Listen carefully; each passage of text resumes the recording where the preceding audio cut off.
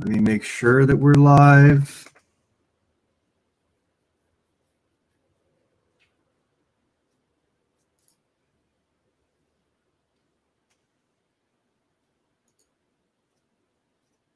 Yep, we are live.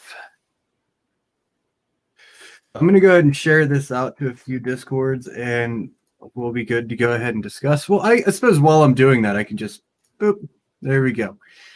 It's the first thing I was planning on discussing. I kind of ordered them in a pretty good way, I think.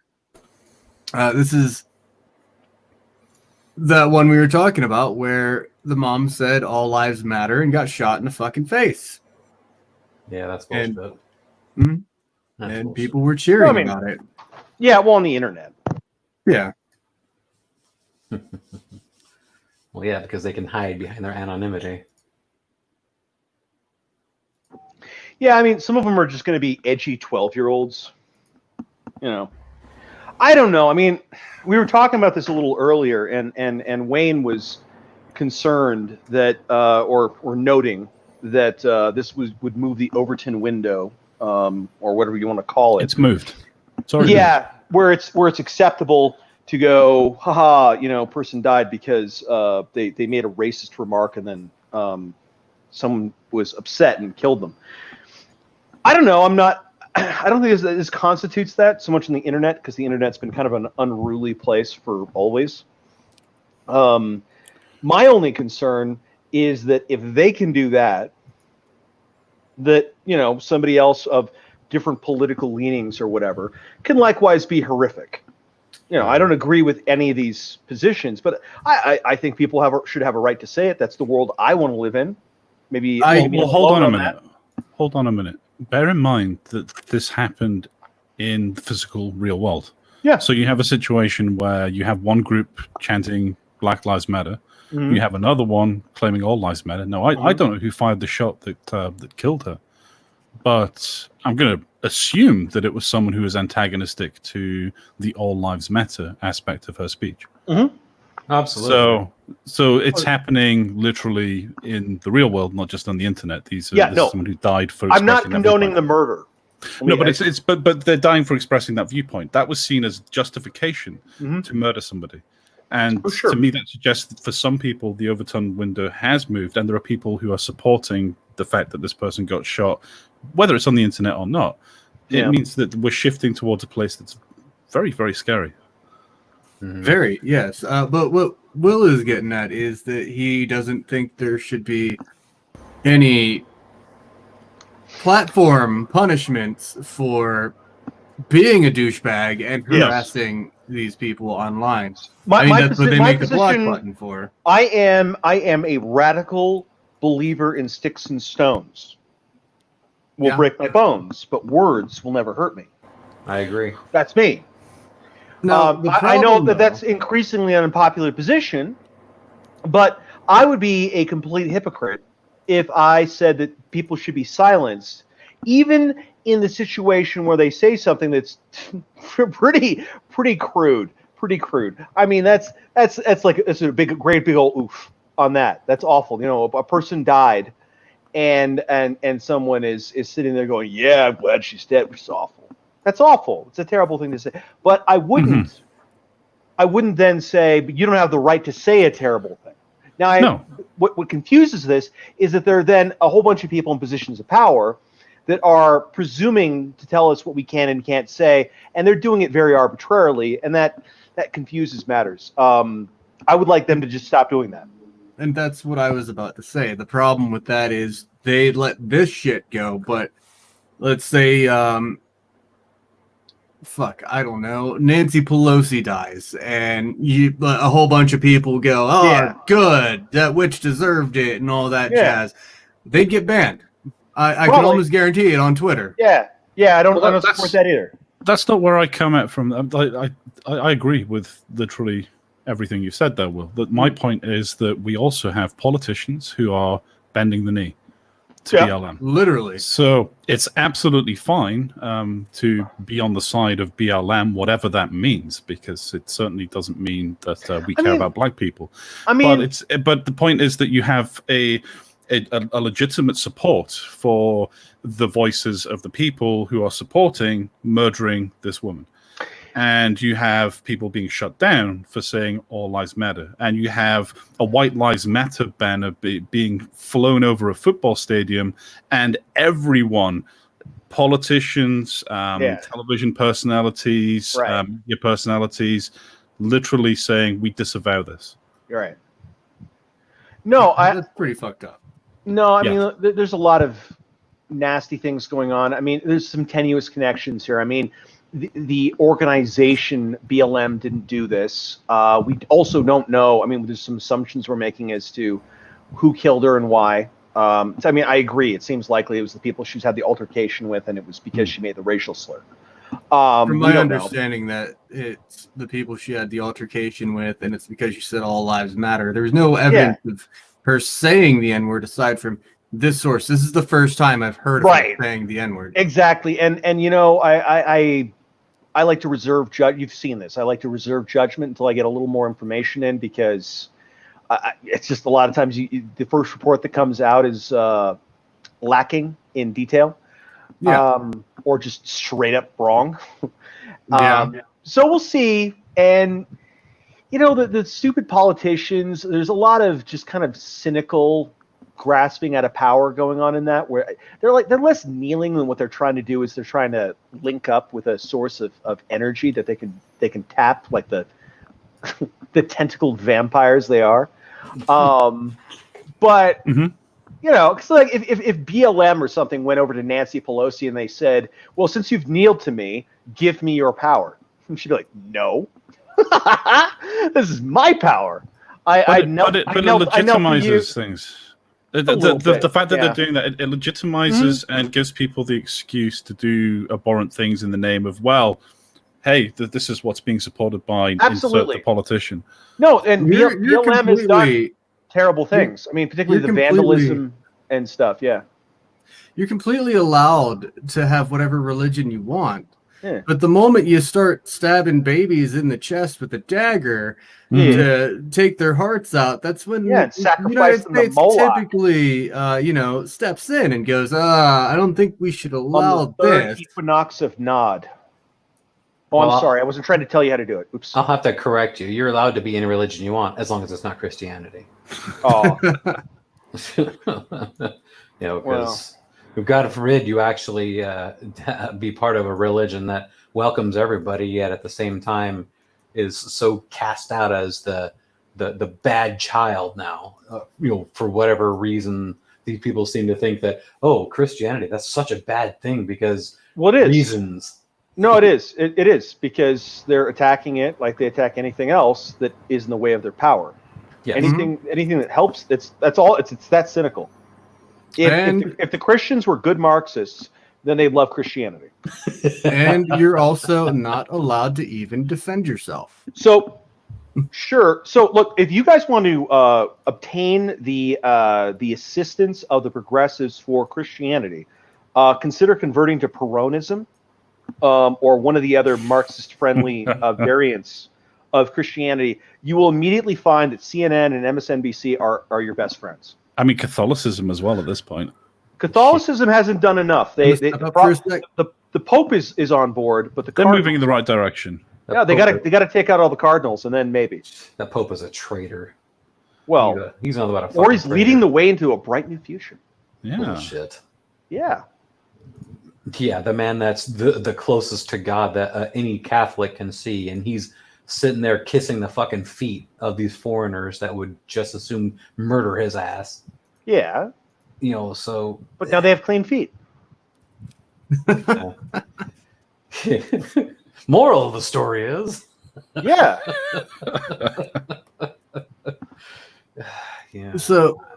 That just disgusted me. This particular source, though, is Ken and Karen. Again, I know we talked about them last time, but the DA is hellbent on attempting to get them charged with 4th-degree assault for standing their ground and protecting their castle.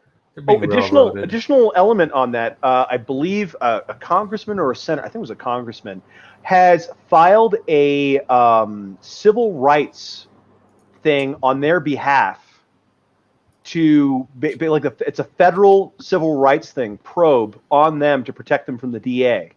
You're actually jumping ahead. Did I? I'm sorry. Will, I'm you're sorry. fired. No, it's fine. It's fine. Shit. But no, that's good. I'm really glad that I'm gonna get my guy, house plant. Josh Hawley, good guy, Senator Josh Hawley. Yeah. I really respect the guy for standing up and for what is right. And this is what's her face? The DA, was it Deborah? Kim Gardner. Should we point out a certain thing as to why it's not a coincidence? What's a coincidence? I don't know what you're talking about. Gee, I don't know. Her demographic, perhaps. Female. Woman. I'm tooth gap. I can't pinpoint it, but I mean, I don't know. She's short or tall. It's her haircut, isn't it? No, I've shared. It's her brown eyes. Oh, she's lesbian. She's got kind of a lesbian you might be haircut. interested in. Might be worth pulling up. It's actually a view of the McCluskey house on Google Maps, and it's quite a good view of the area where it went down. So if you want to pull that up, if you can give me a link, that'd be great. It's there in the chat there. Boom, and there we go. No, I figured it out. It's her eyebrows. That makes sense. Google Maps platform rejected your request for this IP. Ha! Yeah, it didn't Wow, work. that's unfortunate. What? Did it work for you? Let me see if I can pull it up. I mean, there is the one image, two images actually. This is the best I can get. That's pretty good. That's a damn nice house. Yeah, right? Like, I wasn't kidding when I said they were defending their castle. Well, Yeah, so I was able to pull up that link. You can just see at the bottom of both images. There's a pathway there, and if you refer to the video, that's the area where they were standing was on that little raised porchway. The red one? surrounded by white. Yeah, that's where they were stood in the video. And the rioters were roaming through here, right? That's right. So that pathway there, that leads to the front gate, which I'm not able to share this apparently. So never mind. I'll you can share.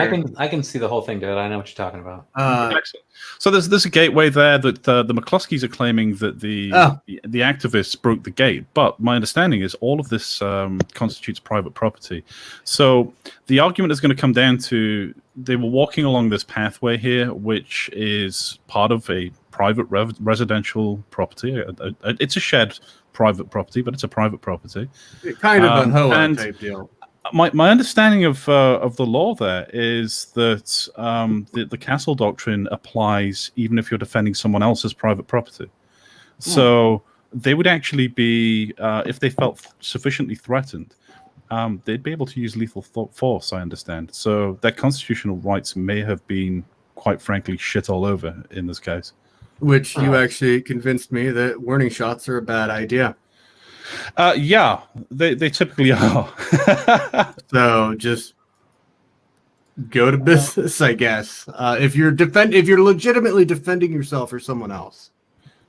Look, okay.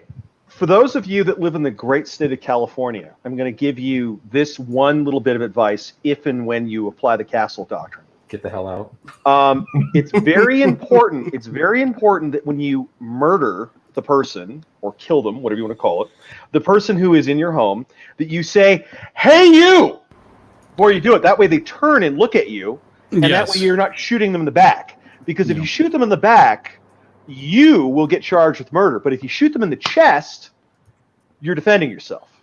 The mistake the McCluskeys made is they didn't grab a phone or a camera and start recording the crowd.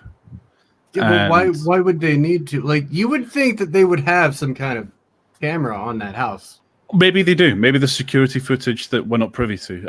The point is, I don't know why they wouldn't bring that forward, though. Like, why wouldn't you I would have that in the public right now. If I have footage of exactly. these guys being threatening and stepping forward, because what we can see for certain, so the narrative was, well, they were just walking past the house. Well, that's not true. You can tell, for starters, there's at least two people filming the whole thing, so they're stationary. And being stationary on private property, staring down somebody who's defending their property is an act of aggression. Now, the reason I said the warning shot, this all comes down to the interpretation of whoever sees this case. I mean, there's a whole bunch of different elements to this, but the key thing is that the act of aggression of the lady of Mrs. McCluskey waving the gun around quite wildly, I think that's what's been inferred to be the fourth degree assault, which under their laws is basically threatening somebody to the point they believe that there's a safety issue for their property or person. Which is exactly why they immediately left the area, as they legally were required to, right? Right, yeah. Right, yeah. And they hadn't been a violent mob that was basically terrorizing not just this neighborhood, not just that city, not just that state, but they were rampaging across the whole fucking country like a bunch of barbarians. Hell, in Provo, they ran up on a vehicle and shot the driver. They kept pushing into Beverly Hills in LA. It was fucking hilarious. Those people were on Twitter like, yeah, Black Lives Matter, burn it all down. Yeah. And then when they come to their neighborhood, they're like, no, get the cops. These savages were at my door. Yeah, like the first time they went in there, they were able to hit Rodeo Drive and rip off a couple of the nice stores, and it wasn't a lot of people though. They went in later to try and do it again, and that time Beverly Hills PD, they had all the toys. They even had like a crazy sound cannon. Yeah, like those things I saw one. Sorry, I didn't mean to interrupt. When I was watching the protest, they actually had that in Portland. I can't remember it. The feds actually brought one of those in. They're like LRAD, I believe they are. Whatever. What exactly do they do? They disperse you by this low frequency resonance that apparently drives your fucking head crazy and gives you like the worst headache ever. And that alone is enough to just make you fuck it, I'm done with what I'm doing. I'm getting the hell out of here. They have videos of people that they use this on. Can I have one of those for these birds that keep pecking at my house? There's a microwave cannon as well that they've been pitching that basically excites water molecules on the surface of your skin. And it basically feels like your skin is on fire. Yes. But it doesn't particularly do any damage from what I've seen. It hurts, and then you run away, and I think maybe you might have like some red skin or something. But yeah, it's not deadly, but not deadly, but it certainly hurts like a bitch. Yeah. That sounds like a whole bunch of cancer cases later on down the line, and a whole bunch of liability for that. It's not cancer. It hasn't been tested. Microwave. You hit me with the microwave laser, I get a melanoma anywhere on my body, I'm going to sue your ass. Yeah. So, another case of someone defending themselves. You guys seen this video? Mm-hmm. Yeah. Of the lady defending herself, like legitimately. Mm-hmm. And these people were such douchebags. Let's go ahead and play the video, if it'll play. Doesn't seem like it wants to. All right, so basically, I'm not even sure if she actually did or not, but apparently she bumped into the 15-year-old girl on accident, leaving, what was it, Chipotle? Yeah. That was her first mistake. Yeah. Never go to Chipotle. No. And then this lady and her daughter kept harassing her to the point that they wouldn't let her in her vehicle. Whenever the husband stepped in the way, he opened the door for her and they finally let her into the vehicle. And as they tried to leave, the mother walked around to the back and smacked the vehicle as they were backing up and claimed that they tried to hit her. Oh, bullshit. Yeah, so you can very clearly in the video see, like, she smacks the back of the vehicle. Right. So she gets out of the vehicle and pulls her pistol, and she's like, back the fuck up. And as you can see, like, she's not even really pointing it at the person, because if you look at her face, she's got her eyes on the person, and the pistol is aiming downward and to the side. But she's got very good trigger discipline. Yeah. She's basically saying, I have force. I will use it to defend myself. But she's not outright threatening. Yeah, I was gonna say she doesn't have the pistol control or the trigger control. It's not in a threatening way. It's more along the lines of just stop what you're doing, or else the relevant thing is that she's being threatened. Yes, that's the relevant thing. The weapon is pointing at the center mass. I think there's another video of it from another angle. I've linked there as well. There's CBS footage, and they show the other angle, whereas it is actually aimed at her chest. It says it's felony assault charges. About 20 seconds in. On video pointing a gun. How far? At a block. Oh yeah, 20 seconds. Get away. She got the gun on me. Held the hand with the car. Call him. I'm telling. Get the DeKelliot Hill says the confrontation broke out after Jillian Wustenberg bumped into her teenage daughter in a parking lot near Detroit. During the dispute, the 32-year-old she's aiming to the side from what it looks like to me. Wustenberg later as she looks over to the side, she says were threatening. She moves it over, but and her husband, for the most part, she's not quite aiming at the lady. After the incident, and from what I'm seeing, handguns, which the Wustenbergs had licenses to carry. I don't see what the big deal is. She was perfectly in her right. Yeah, and with everything going on, with everything going on, like I was saying in Provo, the guy's just driving along. He was a Mormon, just minding his own fucking business. And someone ran to his car, opened the door, and shot him. And he was still, as he was driving himself to the hospital, trying not to run over protesters. Yeah. Oh, I would have bulldozed those fuckers. Like, hey, I'm sorry, but my health was first. That is not how you get into Mormon heaven, sir. Obviously, this is a CBS video, which has been heavily curated. They're not showing the build up to that, where she's hitting the car. Hit piece. It's a media hit piece. That's what they do all the fucking time. But we all know that. I'm pretty sure everyone who watches this knows that. Yeah, I don't think that we have the kind of viewers that would look at that and think, oh my God, that was totally not right. Look at this crazy white girl. Yeah, so this shit has led to the CAREN Act. I believe it's, just in San Francisco, they proposed the CAREN Act. It hasn't passed. No, it hasn't passed. Why would it? It's already illegal. Can I help you understand my people? Yeah. Like 99% of what they do all the time is completely fake. I'm not saying that they won't then, in that 1% of the time do something crazy, but they do something. They pretend to be crazy. It's like you got like 99 people playing Sarcastaball. It's a South Park reference where they play with balloons and then hug instead of contact sports.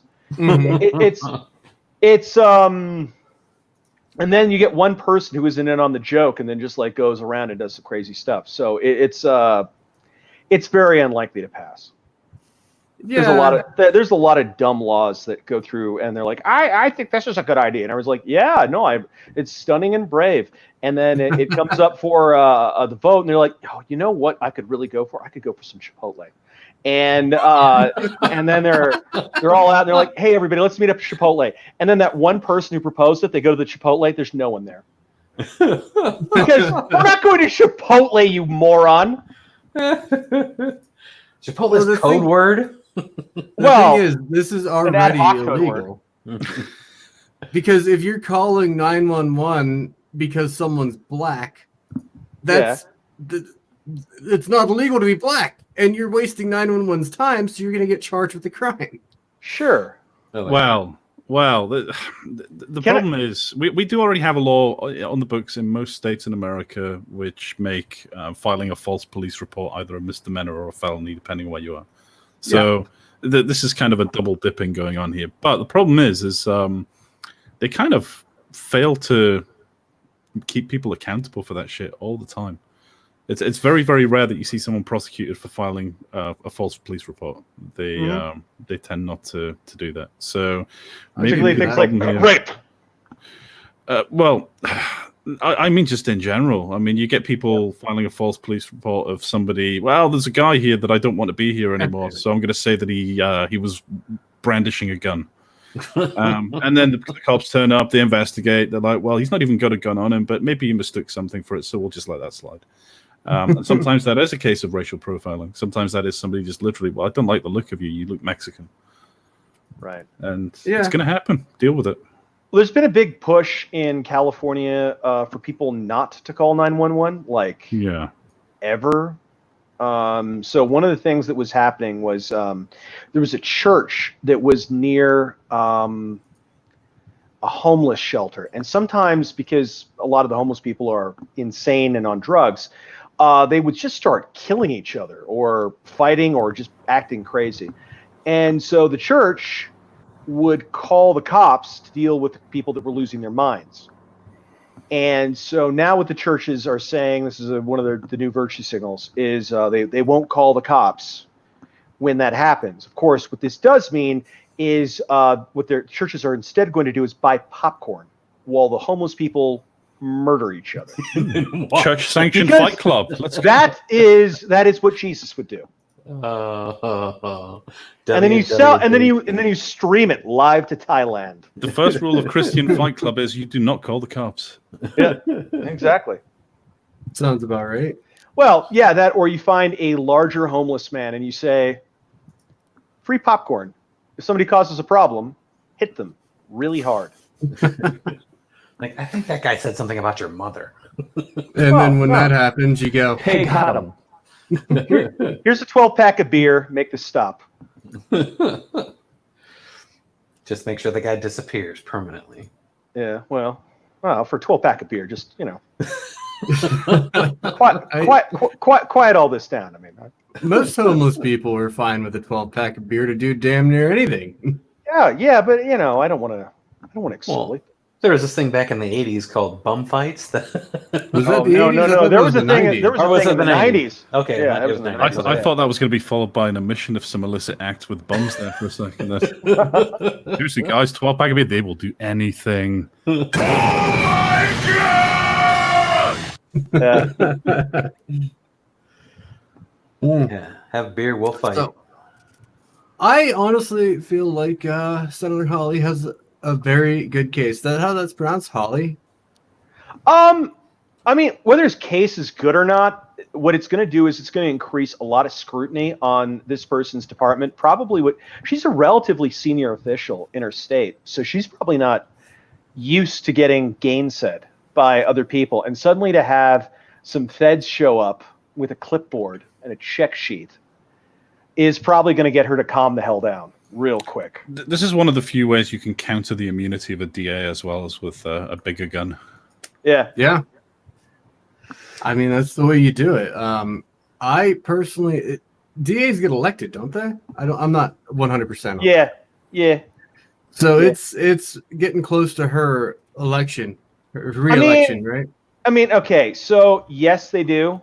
But you know that election campaign you saw for the DA where you live? No. What? No. Your DAs. Do you remember how many candidates there were?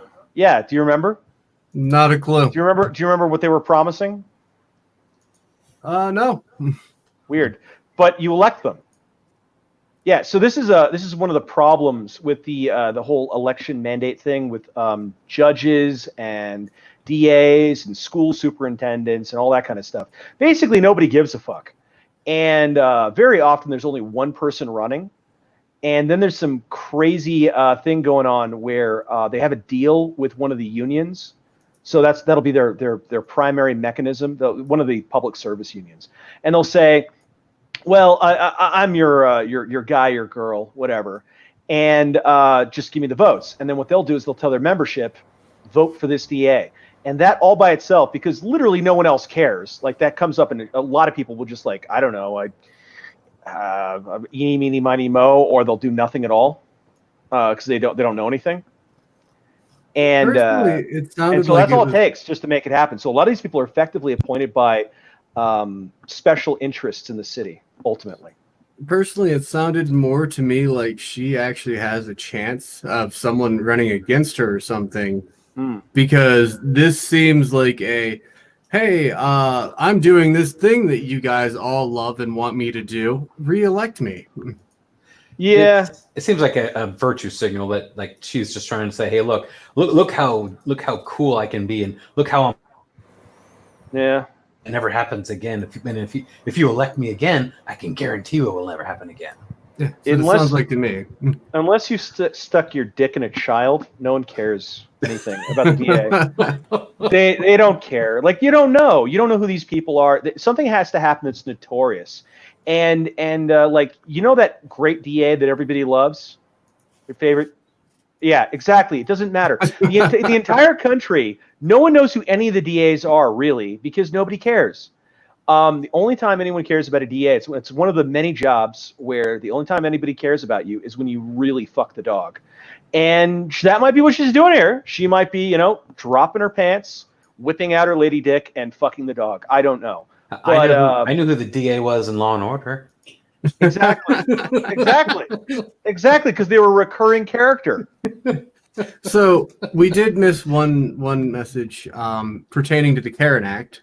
The useless cook, who's also from your state, said Callie likes to waste money on pointless bills. Yes.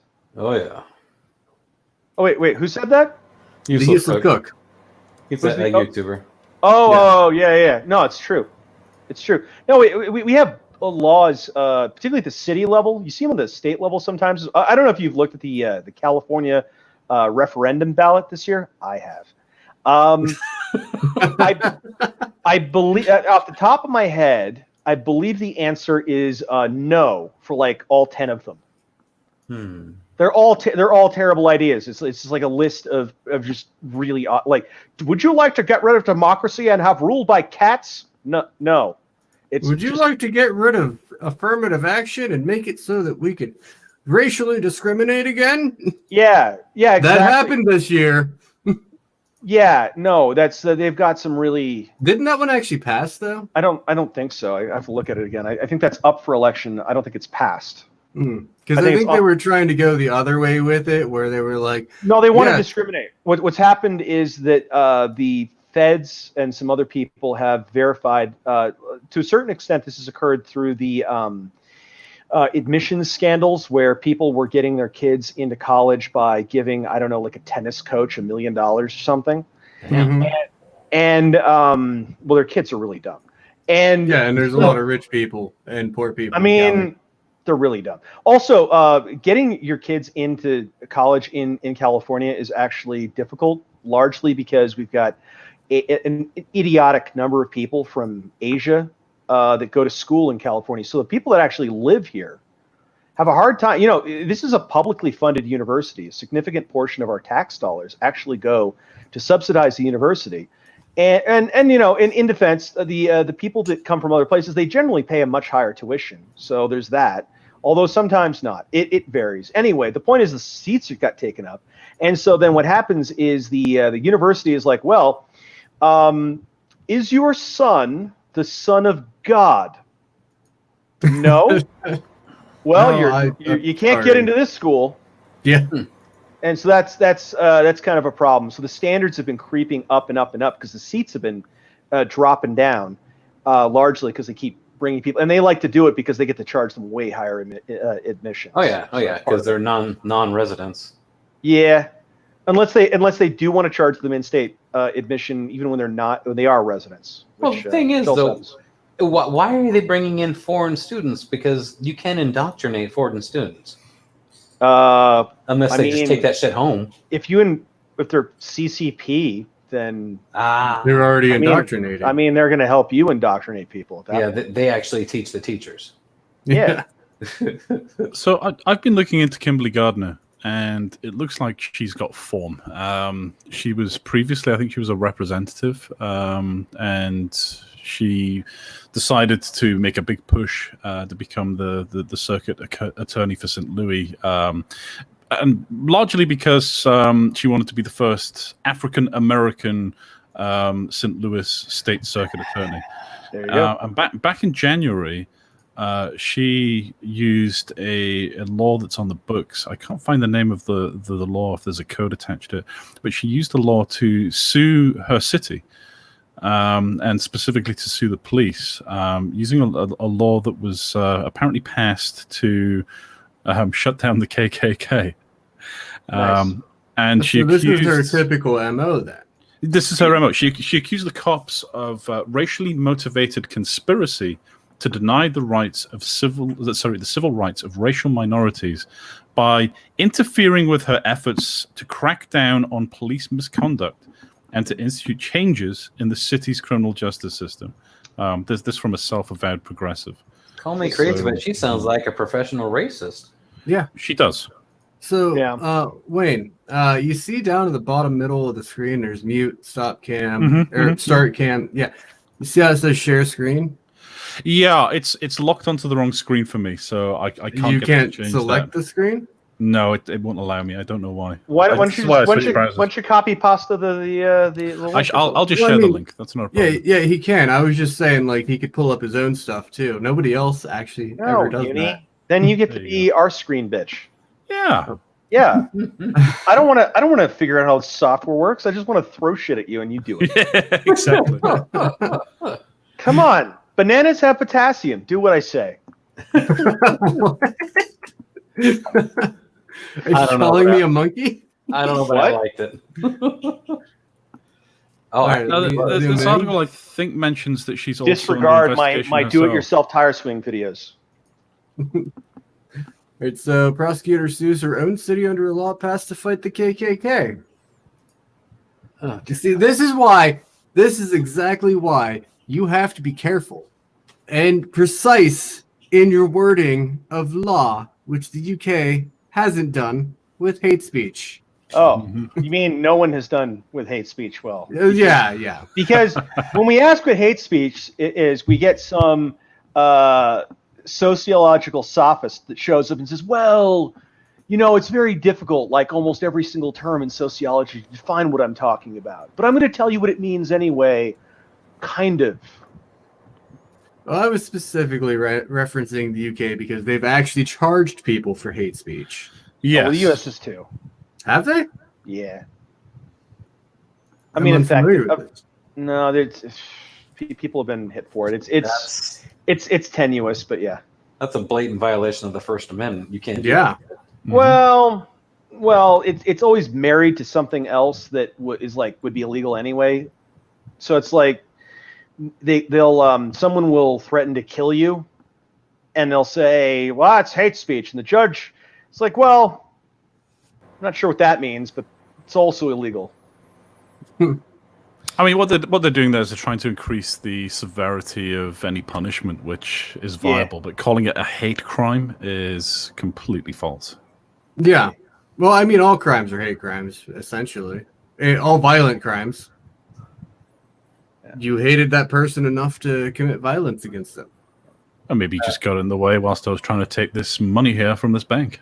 And you hated the fact that they got in the way. If you threaten to kill somebody and you drop a bunch of N-bombs in the middle of it, then they might give you like some extra time. It's mostly what it is. But if you just run around, just sound the sound of music spinning around, the hills are alive while just dropping N-bombs. I think you might go to a nut house, but you're not going to. You're not going to go. They're not going to charge you hate speech, I don't think. All right, so here's the question: You're robbing a bank, and you're like trying to run away, and as you're running away, you're shooting at the police. But it just so happens that the particular police department that is responding has a disproportional amount of black cops. Yeah. Could they get you for hate crimes then? Maybe. Yes. You were obviously aiming at the black guy. If they say that the only reason you're shooting at the police while you're robbing the bank is because you hate black people. Well, you'd have to go into the likelihood of the DA engaging in some criminal conspiracy. And if you go further down that article there, you'll find that's exactly what Miss Gardner's been accused of. Apparently... It looked like she'd do criminal conspiracy. Well, she looks untrustworthy. I'll tell you that. But no, she apparently she had the governor investigated by an FBI agent, and then had from what I understand, the FBI agent, she commanded him to perjure himself. Wow! What? Wow! And was he like, well, of course I will do this illegal thing that you told me to do? Well, what does she have on him? That's what I want to know. Well, I mean, the fact that we know, or that it was reported that he was ordered, suggests that she didn't have enough. Well, it's what the lawyers are claiming. It's what the accusation Oh. is that she told him, that she instructed him. Oh, weird. Yeah. Well, she's made some powerful enemies. Yes. So that's probably not great for her. No, probably not very wise. Gee, here's my sympathy face. Oh, Yeah. It looks like your regular face from what I can see. exactly. Well, no, he's normally a very sympathetic man. What are you talking about? How dare you gender me like that? Okay, dude. How dare you? There we go. I had to pull up a specific window to get that to work. That was so good. What was? Greta's little "How dare you?" Oh yeah, that's like the best screen or sound cap ever. I wish I could get a Nobel Peace Prize for yelling at politicians and skipping school. I'm sorry, but you're not autistic. Sorry, I'm afraid we can't. I mean, I'm pretty sure most people are on the spectrum, so Everybody's just a little bit crazy. I've visited 4chan once or twice. Does that count? Oh, yep. If you're a 4chaner, then yeah, definitely. No, I'm not a 4chaner. I've just visited. I think you'll find that Reddit is the place to go for autism, but that's Oh my god. Reddit has gotten so 4chan's bad. kind of autism adjacent. yeah. I mean, Reddit is actually dying. I was a Redditor back when it first came up, and it was actually a decent platform, and now it's just. Well, yeah. It just got You mean before the founder killed himself? Yeah. Uh-huh. Wait, he legit killed himself? Yeah. Yes. No shit. Yeah, Huh, he was I a wonder why. big proponent of free speech. Was he at all affiliated with the Clintons? He got sad. No. He I don't got think so. sad. He got sad. I keep forgetting to end my stream that way. Just like that one chick who was Epstein's confidant. She'll get sad soon. But I keep thinking I keep thinking it'd be funny to end my stream being like, all right, well, we're gonna go ahead and end stream. By the way, I have some information on Hillary Clinton, and just end stream. Well, then you also say like, yeah, I'm just not feeling very well, but I got all this information on the Clintons and cut. Life has been so horrible for me lately. No, I was interested in Reddit for a minute, and then they started shadow banning people, and I was like, no, that's unethical. Yeah, it was pretty fun for a little while. I like the conspiracy forum. That was awesome, but then it just turned into nothing but deniers. So, it's not about whether you believe it or not. It's whether you have the conversation. Oh yeah, but they start blocking. If you get a bunch of people in the room talking about Bigfoot, does it matter if everyone in the room doesn't believe in Bigfoot if they at least entertain the possibility? Do you ever see the Art Bell show or hear the Art Bell show? Is the I loved the AM Coast to Coast. That was awesome. What a crazy motherfucker that guy was. I know. And the conversations were so great. And yeah, so it was this show, for those who aren't familiar, that would come on the AM radio between midnight and 4 a.m. or something. You'd listen to it if you were driving through the night or pulling an all-nighter for whatever reason. Yeah. And they would talk about big feet, government conspiracies, aliens, ghosts, all kinds of stuff like that. And Art Bell, I don't think he necessarily believed, at the very least, I don't think he believed everything that he was talking about. I don't know how much of it he believed. He's a very strange guy. But he would get these wild people on that would talk about this stuff, and he would always talk about everything as if he believed it. Yes, that's the thing with him. He gave them the time of day. Yeah. So that's all you got to do. You don't have to believe it. You just have to have the conversation. That makes for a good host, though. Yeah. If you let your guests actually speak without interrupting them every fucking 2 seconds, like you see these days. Yeah, well, yeah, because everyone, Larry King. I don't know if again anyone's familiar with his work. He's a venerable old dinosaur who's gone to pasture some time ago, but he had a lot of luck interviewing dictators and stuff. Mm-hmm. And part of the reason why is that he wouldn't really say anything. He just kind of let him on, and he'd say, well, tell me about your country. Tell me about your, what you guys are doing. And you would hear for the first time in your life what the horrible monster that you keep reading about in the newspaper has to say. And you wouldn't be like, oh, well, I agree with him because, he's still like eating people or whatever. But at least you get to hear what he sounds like and the kind of argument it was a lot of like self-serving narcissistic nonsense, but it was still interesting because you weren't getting that anywhere else. You didn't, nowhere else were you going to actually get to hear that guy tell his end of it. Yeah, you got the unique perspective.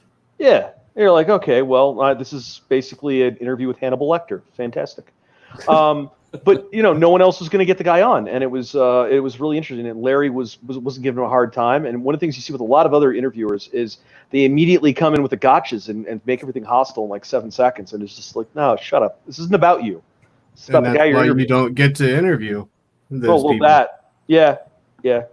So Wayne actually brought some more on Gardner. I've got it pulled up to the quote that he was referencing.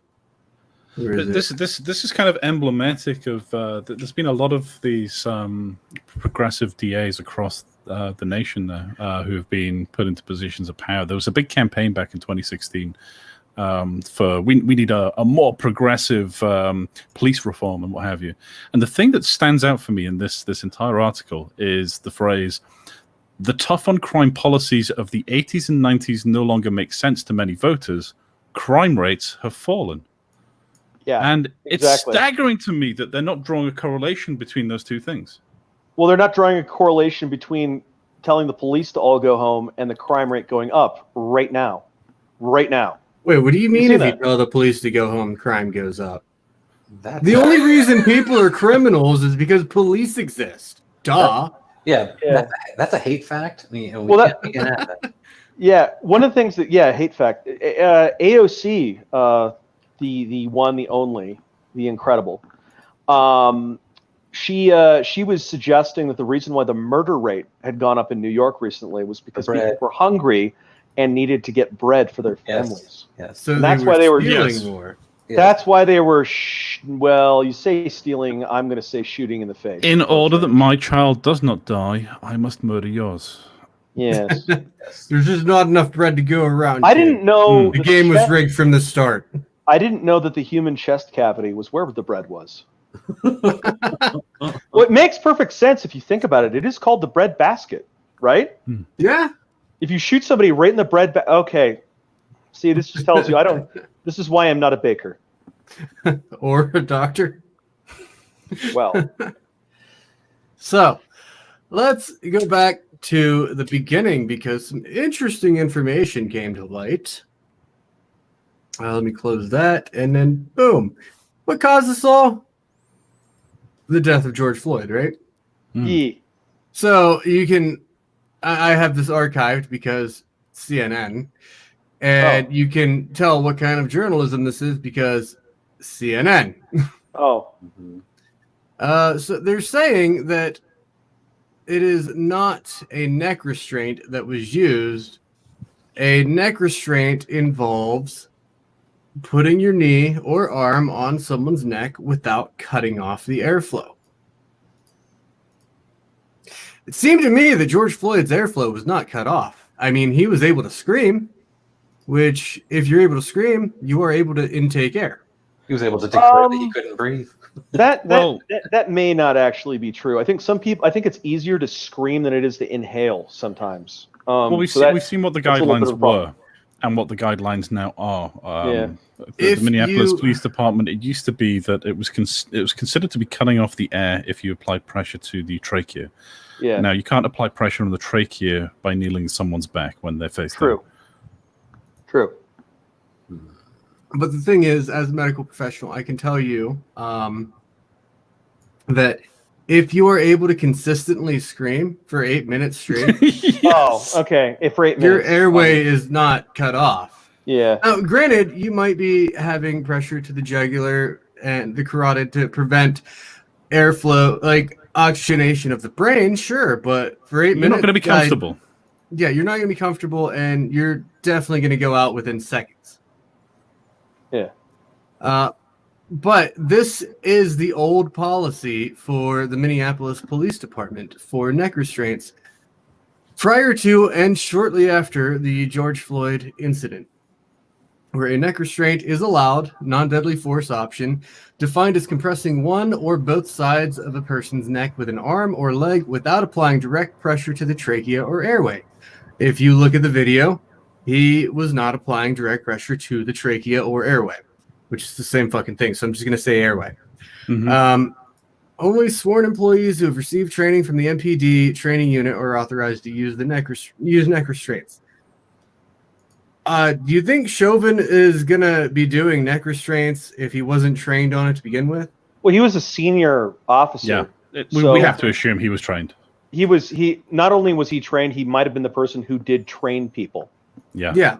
So you train a guy to do this archaic thing, because I have a friend who is was a police officer in Florida, and they did away with neck restraints like this 10 years ago because of the possibility of injury and death.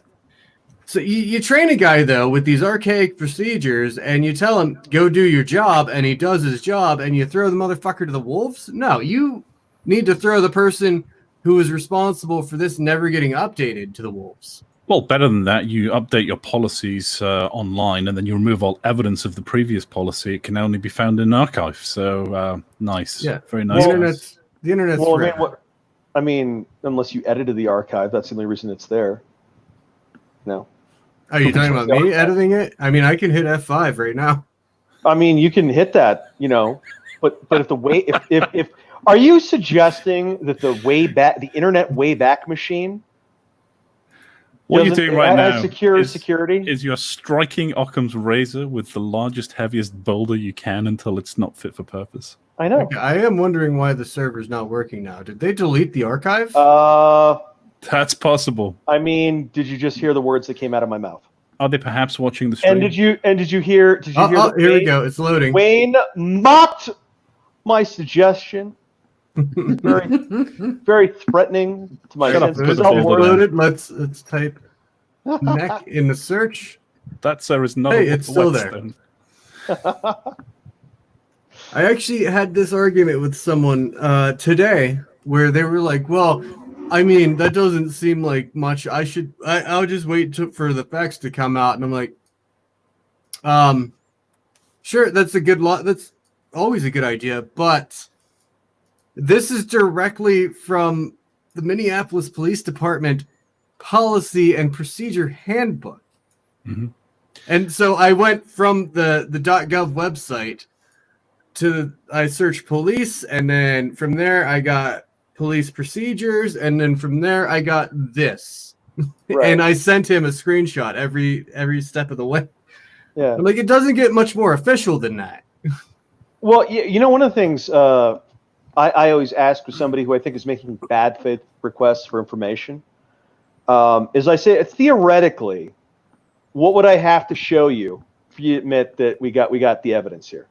Oh, that's a great idea. I should start doing that. And what I love about that is that when I'm dealing with somebody who I'm pretty sure is just jerking me around, is it like, well, and then I'm like, okay, well, there's no point doing anything with you. I could get God showing up and saying, yeah, no, that's right, and you'd be like, no, I don't know.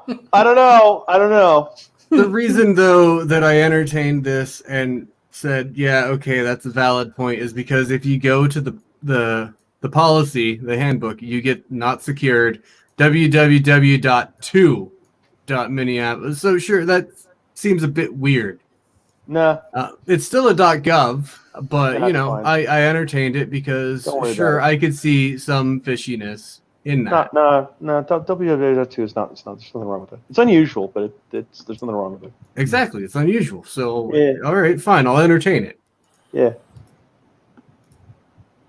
It's like a pink police car, Yeah, you don't expect it, but I mean, the point of this is, look, if that's what the policy previously was, it doesn't exist just on this website, and there'll be documentation, and I'm sure that the officers will have access to that documentation, and the existence of that rule in those documents and the teaching that they have received is absolutely 100% zero justification for removing that man's qualified immunity because he's acting in accordance charging him with his murder. directives. Yeah, you can't charge that man. It's impossible to charge that man if you follow the facts. Well, they'll probably do it locally just to in the hopes that it'll keep crazy people from burning their buildings down. That's what it looks like. It looks like, and then it's going to go to appeal, and probably the feds will say, "This is stupid. Go away." And you know what's going to happen, right? You know damn well what's going to happen. More riots. Yep.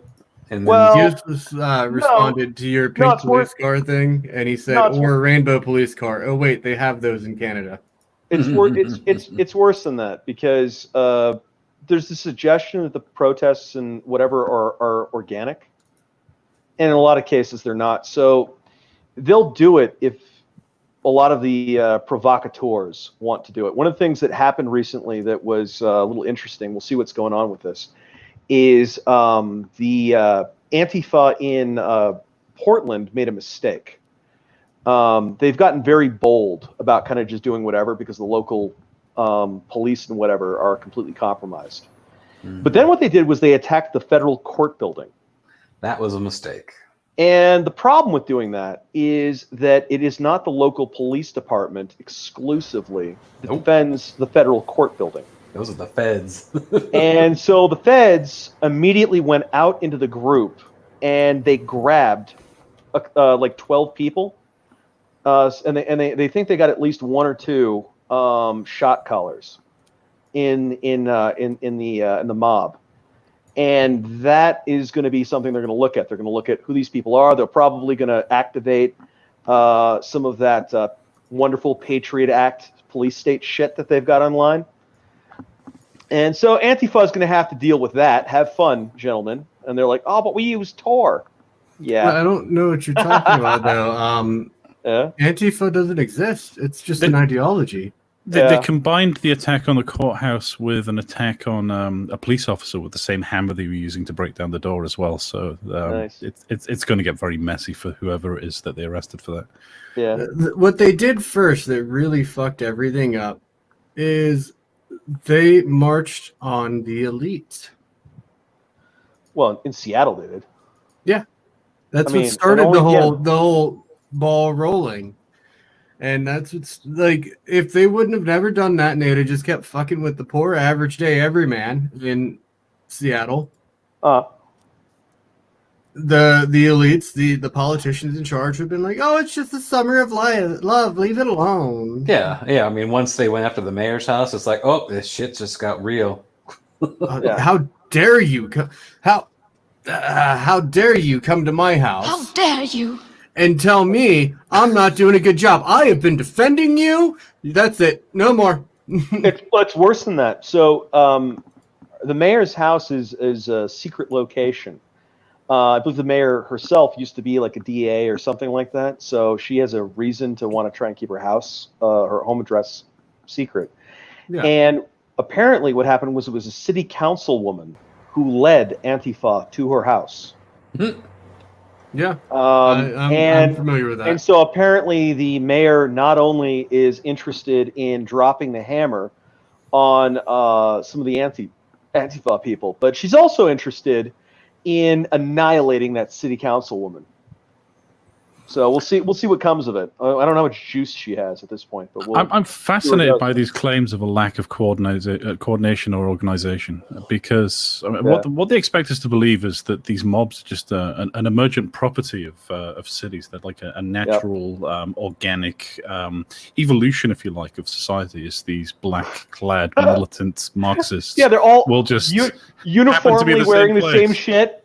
Yeah, chanting the same chants and attacking the same targets. You know, this is that's just what happens when you put Hitler in charge. Yeah, right. And it gets worse because then they'll say there's no hierarchy, and then you have evidence that they've got recruiting. You can't recruit somebody if there isn't a hierarchy. Like, if there's no hierarchy, I don't need to be recruited. I'm just part of Antifa when I say I'm, right? Well, done. Not to mention the fact that the leader of Antifa is a trained Marxist. Well, that's the financial person for Black Lives Matter, but yeah. I mean, my bad. No, everybody. Potato. Well, Black Lives Matter is used to recruit Antifa, though.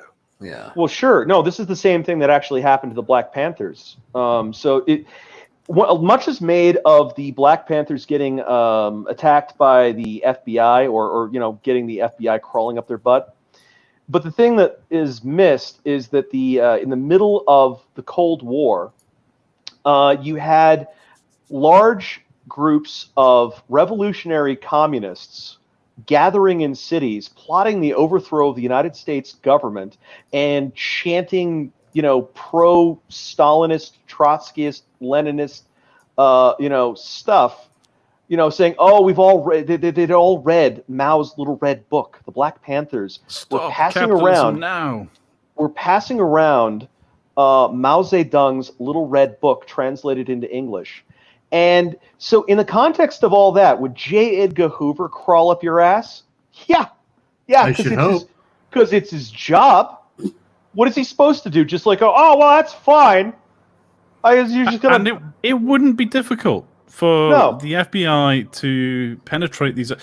Literally, Not Gay Jared of Steven Crowder's podcast managed to infiltrate Antifa. Yeah, if Steven Crowder can infiltrate you. You say penetrate? Yes. Penetrated, yeah. Giggity. Yes. Penetrated them. Yeah. Yeah, so wait, not Gay Jared got in? And they gave him weapons. Nice. And then they asked for the weapons back after they got caught. That's my favorite part. They're like, I can't believe you betrayed me. Give me my knife back. I'm afraid I'm going to need those back. Watch them sue him for not giving the guns back after they got arrested. We didn't get arrested. Actually, I think he was just given a knife, but they gave him a knife. Well, I mean, it's worse than that because when Veritas went in there, they were listening to these guys talk about how to do eye gouges, and they were talking about basically popping people's eyeballs out because that was a permanent injury you could do very quickly to somebody. Because a lot of people don't see that coming. They think there's a little tussle, and the other person is, they're going to punch, they're going to flail at you a little bit. They're going to maybe punch you, whatever, but they don't think like this guy's just going to tear my left eyeball out of my head. I did the joke thing because you said they don't see it coming. If you explain it, it's not funny, for God's sake. I'm explaining it, damn it, deal with it. Joke explaining. Giggity. Well, weren't they also talking about, we have plans to get some automatic weapons too? They're talking like AKs and shit. Yeah. No, and they demonstrably set up their structure the same way that a terrorist cell does. So they have very limited contact with the higher echelons. They have isolation of foot soldiers so that they can be captured and interrogated and they don't know anything. They have secret meeting locations and where they talk about what they can and cannot. Or what is and is not easily prosecuted. So they're like, well, this is the kind of illegal thing you can probably get away with. And this is the illegal thing which you'll probably get convicted for. So just do the thing where you're going to get away with it. That way we can just do it every day. Yeah. Death by 1,000 cuts. Literally organized crime. Yeah, it is. No, I mean, our RICO has to open up on that thing. It does. And I don't know. We'll see what's happening with Barr. There's much. Really, that's one of the things that's going to make this coming election such a kind of an inflection point in American history. More so, really, even than the last Trump election, because he's been getting slowed down on a bunch of bureaucratic shit for 4 years and made up scandals like, oh, your collusion with Russia. No. You got collusion with Ukraine. Yeah, and his the attorney general that he had initially was Sessions, who basically just jerked off the entire time he was there. It was pretty bad. I love that we're hearing the same projection that we had from the Democrats before the previous election, where, when Trump loses the election, his supporters are going to go loco and smash everything to pieces. Right. And they're saying the same thing now. It's like, well, hang on. Remember when the Republicans did that in the history of the United States? Ever, yeah. I remember they're making the same claims now, but I think it doesn't really matter which way this election goes. I think if Trump wins, which I suspect he will, you're going to just get a continuance of this craziness from these progressives. Well, and if the progressives get their win through Biden, then what I suspect we're going to see is a greater pushing down on civil liberties across the country. They're going to say, we found the solution, guys. This is our path. This is what Joe Biden is now the indication that we are on the correct path, and now we're going to enact our Marxist utopia. Yeah. That, and I'm pretty sure Antifa is going to think that they can act with impunity and start gulagging people. Well, this is why I recommend everybody to have a rose bush, because that is the solution to all of your home intruder problems. No body, no crime. And I don't know if you know the appropriate fertilizer for roses, but it's blood meal and bone meal. Yeah, go down to your nursery. So you see a man with a well tended rose bush. Just saying, maybe don't fuck with him. Maybe just don't fuck with him. So now you were talking about the litmus test, and I think this is a very, very good litmus test of I guess segue into it of things to come. Goya food sales have skyrocketed after the CEO refused to bend to cancel culture.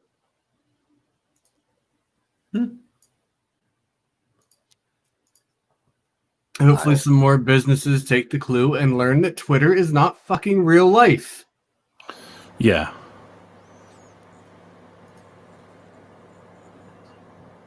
I don't know. Those blue check marks are pretty darn convincing. I think we're seeing the silent majority getting finally to the end of its tether regarding all of the nonsense. You know, when you start seeing large mobs burning shit down in your city, that's normally a good indicator it's time to stop sitting on the fence. Yeah, and that's the thing. You know, you can only take so much. You know, this shit's been going on for how many weeks now? There comes a time when it's like, okay, going kids, on 2 months now. Yeah, it's like, okay, kids, just put down the cams or the swords and shields. Stop LARPing and go get a job. You know, I think it's time we spank those kids and we give them some punishment and teach them there are consequences to your actions. What's your point, Will? Huh? Oh, I'm sorry. I thought I had my audio issues. We could also solve the disparity in the number of black people versus the number of white people in prisons by rounding up all the white Antifa. Yeah, that's true. That's a great idea, and they are breaking no more structural the law, racism. So... well, okay. So I mean, one thing that's making me crazy with all this stuff is the lockdown is to a large extent, I think, what is causing the social unrest. Really, they say it's about Black Lives Matter and all that kind of stuff. It's mostly just a bunch of out of work, bored, angry people that are frustrated and depressed and all kinds of stuff. And there's a release. There's a catharsis. You get out on the streets. You get a big screen TV. That's also nice. And you just do all that stuff. And the lockdown has to stop. I don't know what we got to do with Fauci. I mean, maybe we just got to come up behind him with some piano wire, make this happen. But it needs to stop because he and all the media and all these guys, they're saying, well, we're just going to do lockdowns forever. This entire damn country is going to go DayZ if they don't stop this.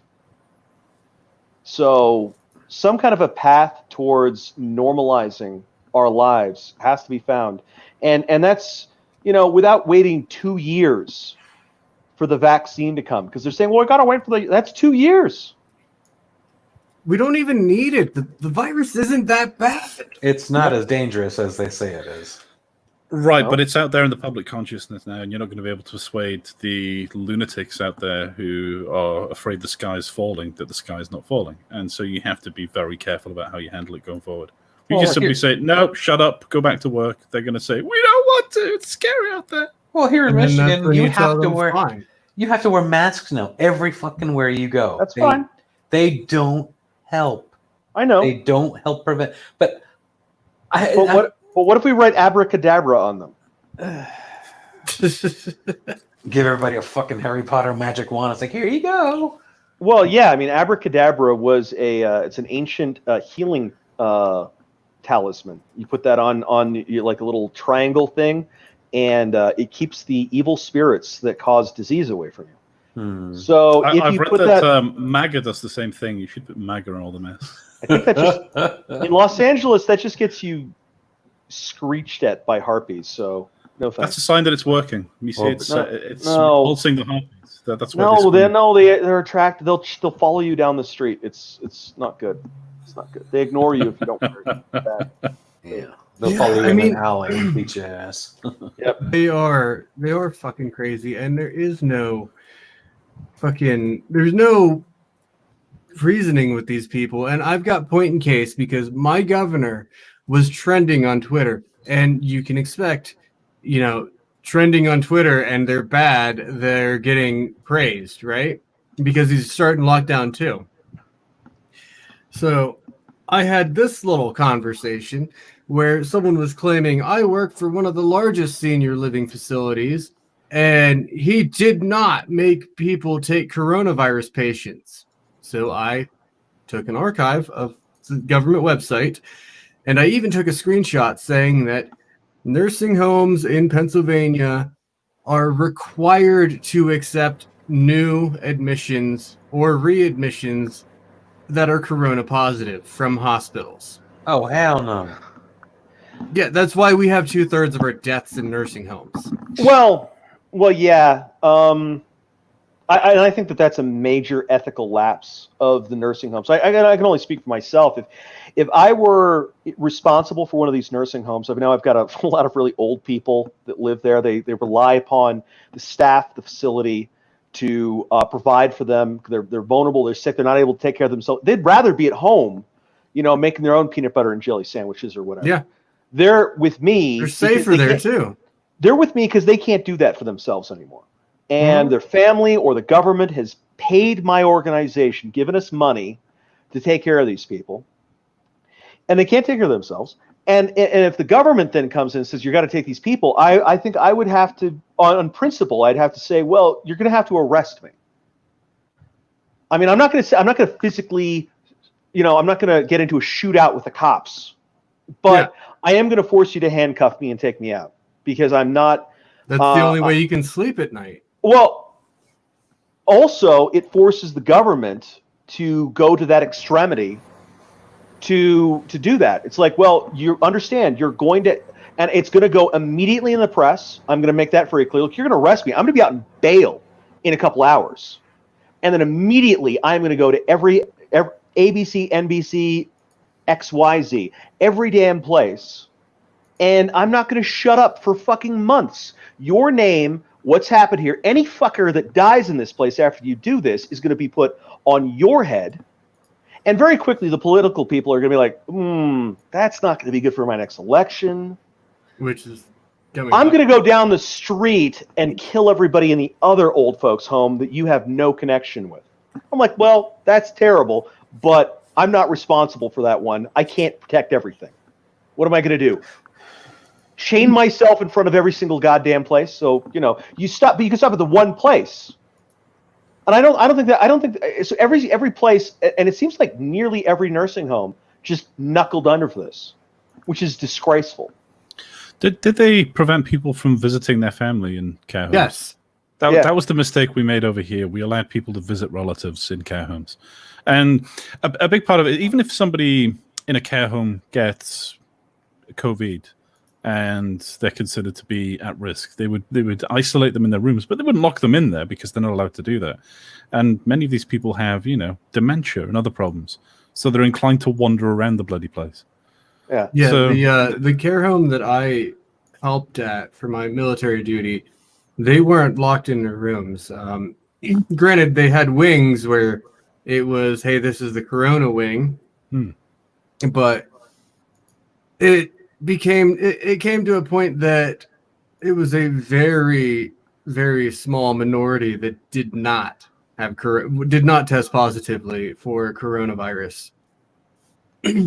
And it disgusts me because like the mental gymnastics that these people go through defending this guy, though, like I point out, hey, you are forcing nursing homes to accept people with coronavirus, and nursing homes are the most vulnerable people. And this person's like, yeah, of course we're going to take our residents back. I'm like, no, that's not what I'm saying. I'm saying you're forcing them to take new residents that are corona positive, because if they've already lived there, that's their life. That's that's the lot they put in for.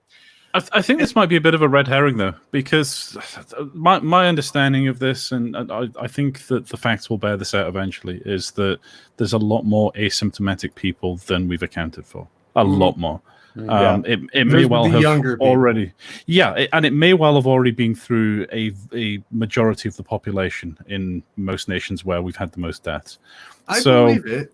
I think it's likely, and one of the reasons I think it's likely is just looking at the pattern of spread. They're supposedly, shutting down people who have symptoms. If it's obvious you've got it or we suspect you have it, we're going to prevent you from going and traveling around, and you need to isolate at home. But I think it was already too late by that point. I think it's already kind of cut through the population, and a bunch of healthy young people were asymptomatic, and then it gets into a population. One member of staff in a nursing home, that's all it takes, and they're leaving germs around the entire place. They're spreading for you know how bacteria spreads in a closed environment, and that's it. The cat is out of the bag, as it were. It's already too late to close Pandora's box. Well, so these people. We're going to die anyway. Prior to me getting there, they were not given the proper PPE. Whenever we got there, we brought a bunch of PPE with us, and like even with the proper PPE, though, there was at least one guy who went into a room of an old lady who was 100% positive with coronavirus, like puking in the toilet, like positive. And he's grabbing his N95 and he's pulling it away from his face while he's talking to this lady. And I get it's hard to breathe and it's hard to understand. Short of implementing that back in January, February, when we were being told, no, it's not a big deal, we've got it contained in China, then I don't know that it would have made a difference. And I think the fact that we were misinformed by China, that's the bigger problem. The fact that we were not told just how severe this would be for the infirm, for the elderly, for those with pre-existing conditions. We were denied that information. And I think that short of actually getting accurate information out of China, which might have led to people taking the proper precautions way, way earlier, I don't see how it would have been prevented. I think the care homes were doomed one way or the other anyway. Oh, it would have easily been prevented by not forcing care homes to take new coronavirus patients. That's true, but I think they may have already been infected anyways. There's a reason, though, that these states that did that, which I actually have a graphic for, there's a reason that they have half to 2/3 as fucking, here's the graphic, as half of their state's death rate. As you can see, Cuomo. Why did these guys defy federal guidelines, put coronavirus patients into ill-equipped nursing homes? Cuomo, 24K total deaths, 12K from long-term care. Murphy, wait a minute. Do we have also though the demographics for how many people are in care compared to the entire population in those states? I do not have that because that's a missing essential piece of information. So how many care homes are there? How many people in care are there in each of these cities? I can tell you that there are millions. These are states. These are states. Well, I'm pretty sure Cuomo's a mayor, isn't he? No. Oh, the governor. Yeah, it's right there. It says governor. It's the cities where this is happening, though. I mean, that's where most of the care homes are. Yeah. So she's governor of Michigan. I hate her. The New York State population. You know what? California. Oh, look at his smile. Well, people are saying like Governor Whitmer's a tranny. I'm like, what? Well, with him, he kind of reminds me of Harvey Dent. He does.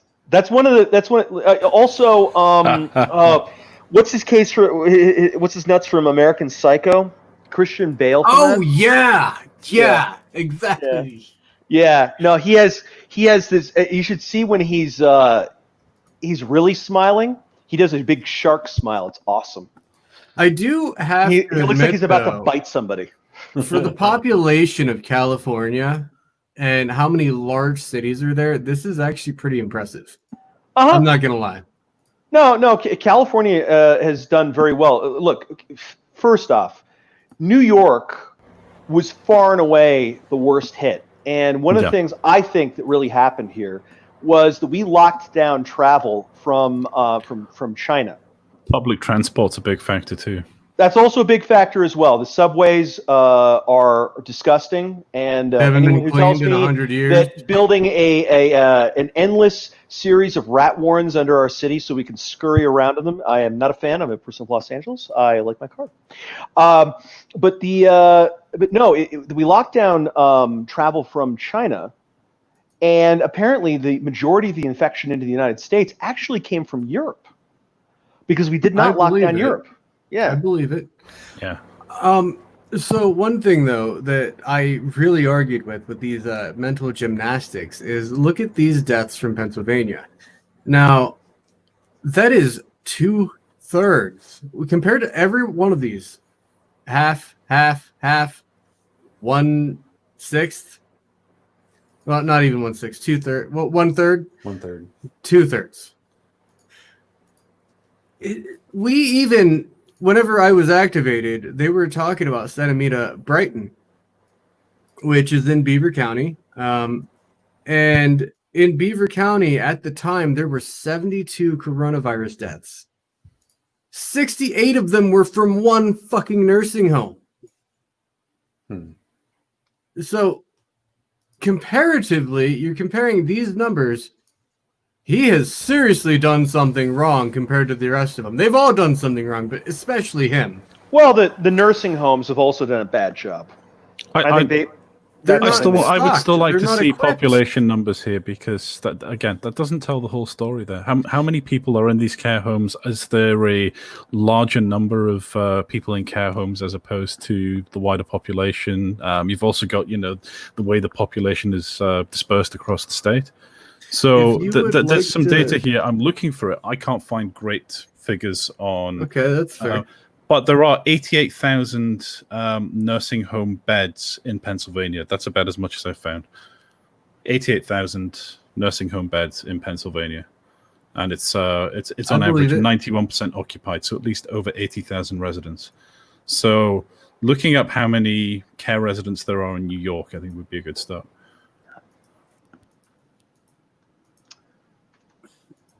Now, I am saying though that you were saying that it's not that good of a fuck. What were you saying? It's that it may not be very preventable in the nursing homes, but when you're forcing them to take patients, especially new patients that have, I agree.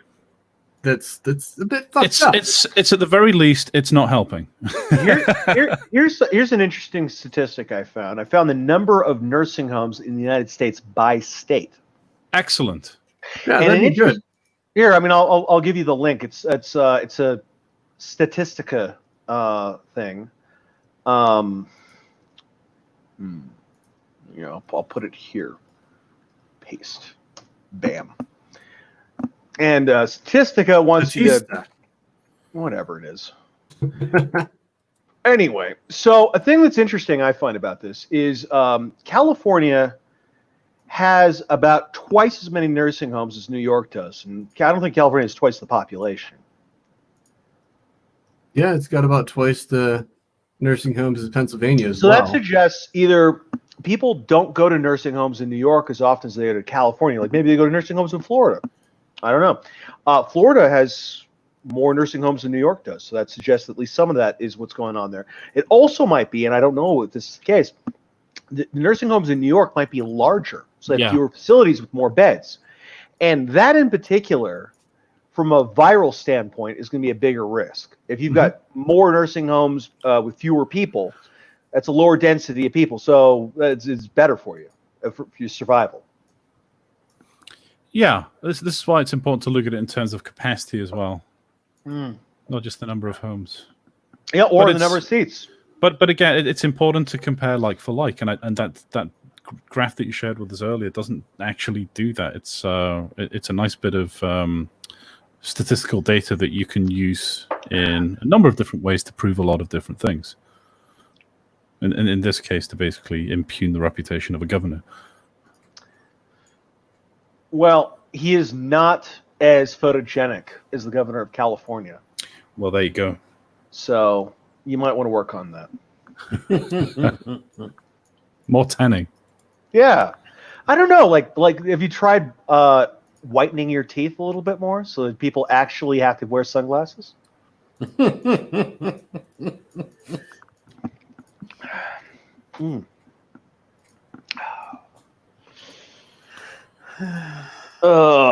But yeah, no, that's one of the things that's fun with the data. If you obsess on one of these things, you get enough different little bits of proxy data together. You can fucking prove something is true.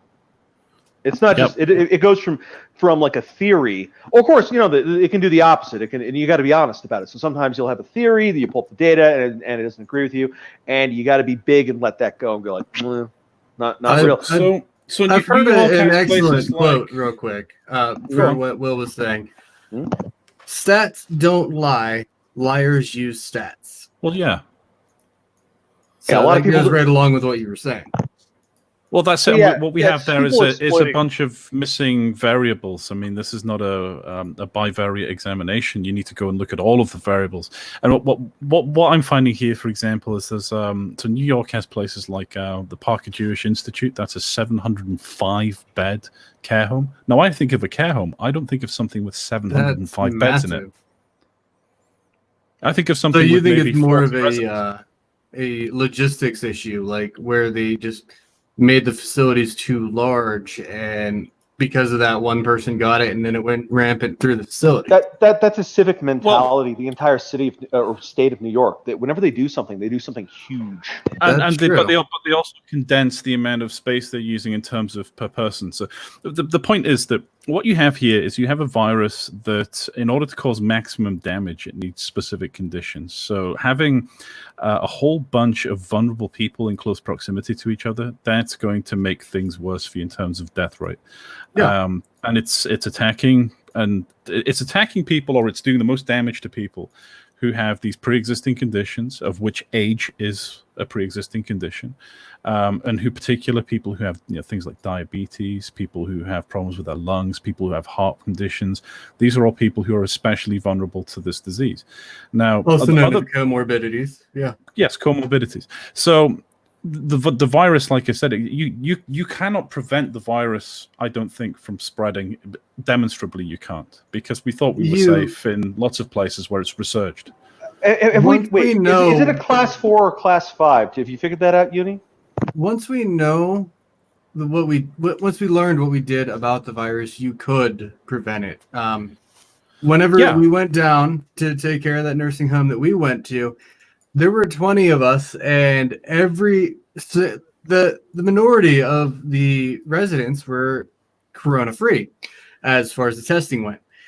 Every single one of us came back, and none of us were infected because we did the proper precautions. So you could prevent it, but no, like starting early on, it's pretty hard to know what you're doing. What were the procedures you used? Well, this speaks to wider strategy, though, right? So what should have happened in the first instance is the minute that this was found to be especially dangerous to older, vulnerable, infirm people, to people with conditions, that's the point where the lockdown should have been happening. Not across the general population, but okay, we've got a bunch of people here who are vulnerable. Shut the bloody place down. Nobody comes in, nobody comes out, apart from essentials and personnel. That's it. Unless you have proper PPE. With PPE included as part of that. We're not letting guests come and see their relatives. If Granny dies whilst she's in the care home and she's on lockdown, it's terribly sad, but we're doing this to stop 20 grannies from dying. So one thing, though, that I actually saw at least one of the residents do, that she was still getting visits from her relative. They weren't in the facility. They went to the window. Sure. We've also got this thing called Skype that lots of old people know how to use and can be set up for them. Yeah. You know, I know that it's horrible. that should have been handled better. 100%. There was the thing though is I'm sorry. I know you don't like your governor, Will, but I am honestly pretty impressed by this. Huh? All things considered, I'm pretty impressed by this. No. You have to understand these people. They're not stupid. Okay? They're not. No. If you think they're dumb, then they're gonna be. So he's malicious then. You know, they're calculating. Look, it's either incompetent or malicious with this guy. I can tell you that. With Newsom? With Wolf. Oh no, I don't know if Wolf is stupid. I'm saying Gavin Newsom isn't stupid. I'm not saying you should vote for him or he's a nice guy or that he's going to do nice things for you necessarily, but never think that he doesn't know exactly what's going on. Well, no, I mean, even like looking at all of these together, the total deaths, and California is not a small state. It's probably got more population than any other state in this country. Am I wrong there? Okay, I have another data point for you. So, according to the American Community Survey, there are approximately 88,000 seniors in nursing homes in California. That was in 2018.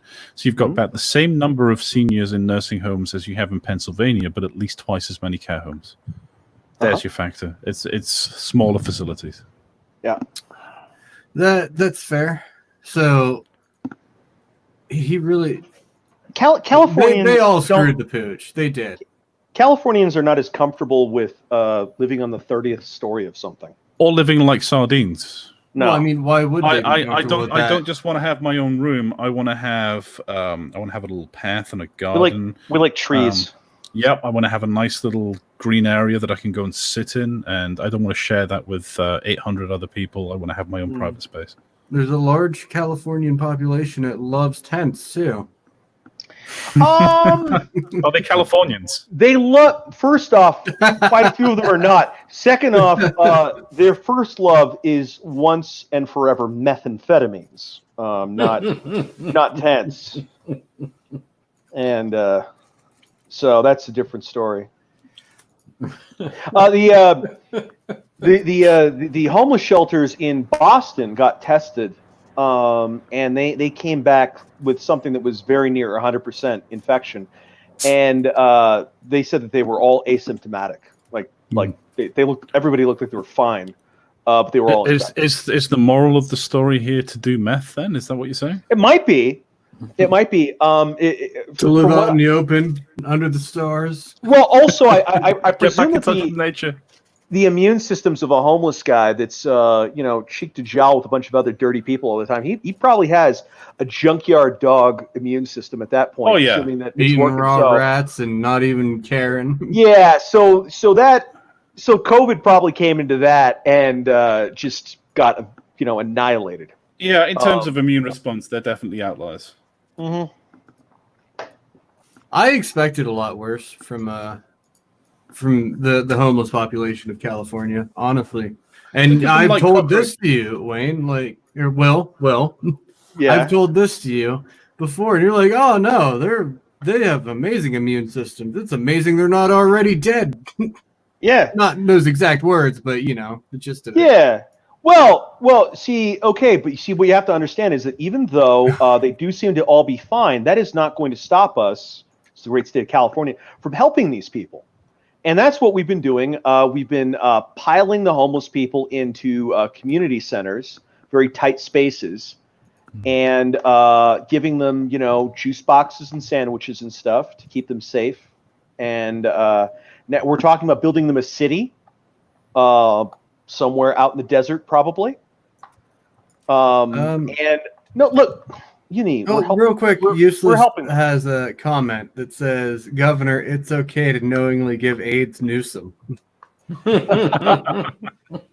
So here's an interesting alternative response for you. The way that Germany approached their residential care homes, right from the offset, they refused to allow anybody into a care home from either a hospital or elsewhere who did not have a negative test for COVID-19 or without having undergone quarantine in what they had these I forget what they called the centers. They basically repurposed a bunch of hotels and they gave them a name, but it slips my mind. And they had to stay there for 14 days before they could go into a care home. Right. Which is sensible. I really think the most sensible option would be to set up Skype. It's very simple, and I have yet to see a nursing home in this day and age that doesn't have technology in it. You know, like everything they do is documented on fucking computer, on touchpads, on this and that. And on top of that, there's several residents that have a form of like phone device or a tablet or something. Yeah, you can you can mail pop a notebook or something. You know, it's not difficult. But the point here is what Germany did was they created a layer of quarantine between patients moving from one form of care to another form of care. So if you're doing that, you're having a 14-day quarantine period, and you're checking all the right boxes there. You're making sure that you're not putting someone who is definitely infected into that environment. That's where this policy went wrong. So. Where all of these policies went wrong. He just got lucky with the fact that they're very spread out. That's what it looks like, yeah. I don't know what's going on with Michigan, honestly, though, because compared to the rest of them, those are pretty low long-term care deaths. Madness. That's one thing that Michigan's got going for it is it's isolated. I'm serious. Oh, these people are acting. I'm here. I know. But these people are acting like we're like in the middle of fucking New York, and they're in the mad. It's crazy. No, that's what we're doing too. But that's because it's an election year. You got people landing in LaGuardia from all over the world, and then they route from there elsewhere. And it's a very dense city, and we did not have lockdowns from Europe. And you've got the subways and all that kind of stuff. And people are just living cheek to jowl in New York. The interior of the country in general has relatively low numbers. The big numbers are mostly in the eastern seaboard, where the planes from Europe are landing. Let's just look at these real quick. I mean, I think at one point half the COVID deaths were literally in New York. I don't know if that's still the case. It was half of them. About 1/5 of them are just from the long-term care homes from these 5 governors. Yeah. No, but I mean, half the deaths total were from New York at one point. So yeah, it was the epicenter. You can expect that. Yeah, New York got whacked hard, and it was so crazy at one point. Remember that Rhode Island, I think it was Rhode Island, was saying that the New Yorkers that are deciding to go down to their summer homes or whatever in Rhode Island, fleeing the pandemic, were obliged to go into quarantine for a certain amount of time before they could go to their summer homes in Rhode Island. The New Yorkers were very upset with that. But it was yeah. I mean, they were threatening to send the National Guard out to look for New Yorkers. Yeah, they were. Yeah. So Michigan has a care capacity of 46,000 residents. Mm-hmm. There you go. Oh yeah, it's pretty low. That is tiny. Even on this scale. Mm-hmm. So that explains it. Well, they used the emergency alert system to pass the fact that Governor Whitmer did that executive action or executive order saying that you have to fucking wear a mask everywhere you go. Mm-hmm. You know, so that was showing what an average of about 100 residents per care home in Michigan, right? Yes. Yeah. Well, with this that number is the of New York norm. So 100 on average 100 residents per care home and 434 care homes. Yeah. So that's 43K residents in Michigan. Yeah. So I think we pretty much beat this topic to death, though. Yes, we have. Sending the TLDR sending coronavirus patients into care homes is a terrible fucking idea. Well, Well, not for the insurance companies. They'd probably love it. Well, not for the care homes either, because they actually got bonuses for having coronavirus patients. I can vouch for that. I saw it on the computer when they were like, yeah, this is why we have so many people documented as coronavirus patients. I think it was either 1,400 a week or 1,400 a month extra on top of everything else. This would be such a good time to be a serial killer. You could get away with literal murder.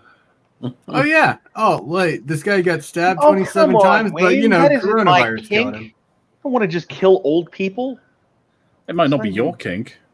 Who has to, why is it got to be old people? You just got to infect the person with coronavirus, and then they're not a murderer. They died from coronavirus. Exactly. Yeah. George Floyd died from coronavirus. The skin wearing. How long before we get an episode of a TV show where that's exactly the plot? They actually had something similar on a show called The Resident. Oh, so it's already happened. They actually had a sort of kind of quarantine in the show, but it just so happened to not. The episode was filmed before the COVID became a big thing, which was kind of ironic. But at the end, they put in a disclaimer saying this show was filmed before the outbreak of this pandemic, and it's purely coincidental. Here says it's the new Dexter season plot. All right, so Will, this is your baby. You want to take the reins on this? I presume you're talking about the what's happening around the world whilst we're all self-obsessed on our on the coronavirus and Donald Trump and all that stuff. I mean, if you're gonna, oh really? Well, one of the things. Can I call foul on the headline? Sure. This claim that Britain is Europe's #1 target for infiltration. I don't think that the Chinese are that discerning. I think that they feel like they've got an in there, but that's just been shut down. So, but I mean, I'll let you get to that. But, well, I do have an argument for that. Like, the big reason this headline is what it is these two letters right here. Well, also, it's the Daily Mail. Yeah. Yeah. I know. But still, what is happening, what is legit here, is that as sort of a cursory thing, a lot of governments around the world have started a sweep looking for improprieties in the connections between public officials and the CCP. And what they've found is what begins is this kind of self-perpetuating fire that then burns through the bureaucracy as they find hit after hit after hit that inspires more and more resources. So in the United States, for example, the FBI is receiving a notice of an impropriety in the United States government once every 10 hours. So that's what's happening in the United States. So it's about 850 or whatever a year is what the rate is of it is at this point. That's what that works out to. But but you're seeing this go through. So Australia is doing a sweep, and they're being quite vigorous about it. They're hauling away public officials in handcuffs. They're showing up at their homes, and they're being taken away because they've found that they've received hundreds of thousands of dollars and other associated perks for providing influence for Chinese interests or providing information. By other perks, you mean increased Chinese social credit score, right? I mean, discount ladies of negotiable affection. I love that term. That's gonna be my next job. Yeah. Don't tell me I can't be. I can identify as what I want. I mean, you're gonna have to deal with the what do they call that? The cotton ceiling. Have fun with that. Wait. But, there you go. No, that's you haven't heard that? No. I like it. I'm not making that up. That's what transsexuals call it when non-transsexuals won't have sex with them. They call it the cotton ceiling. I thought they just called it transphobia. That too, but they call it the cotton ceiling in hopes that people will take it as seriously as people took the glass ceiling. And listen, if you don't suck this lady dick, you're transphobic. Yeah, well, exactly. Wasn't this specifically aimed at lesbians? This was trans women who wanted to sleep with lesbians. And it wasn't the lesbians are saying, "I'm not attracted to men." It wasn't specifically aimed at them, but that was a large portion of it, from what I remember. Yeah. So, they find all these politicians that are in bed with China. Yeah. Figuratively and literally. And then that's pretty much the gist of these headlines. Well, what's okay? So before the eyes of our country, and I think most other countries, turned inward and started self-obsessing. What was happening in the world was we had the trade war. And as we've turned inward, we have stopped paying attention to what's happening outside. And what is happening is that China is getting their shit pushed in. There is at this point, a global sweep for Chinese infiltration happening throughout the world.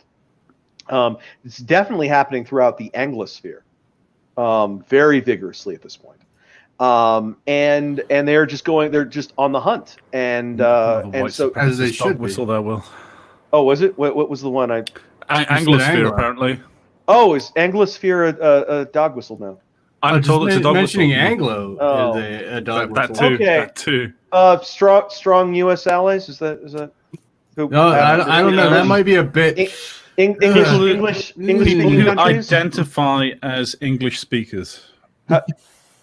Right. That deserves one of these. I identify as an English speaker. The English language abled.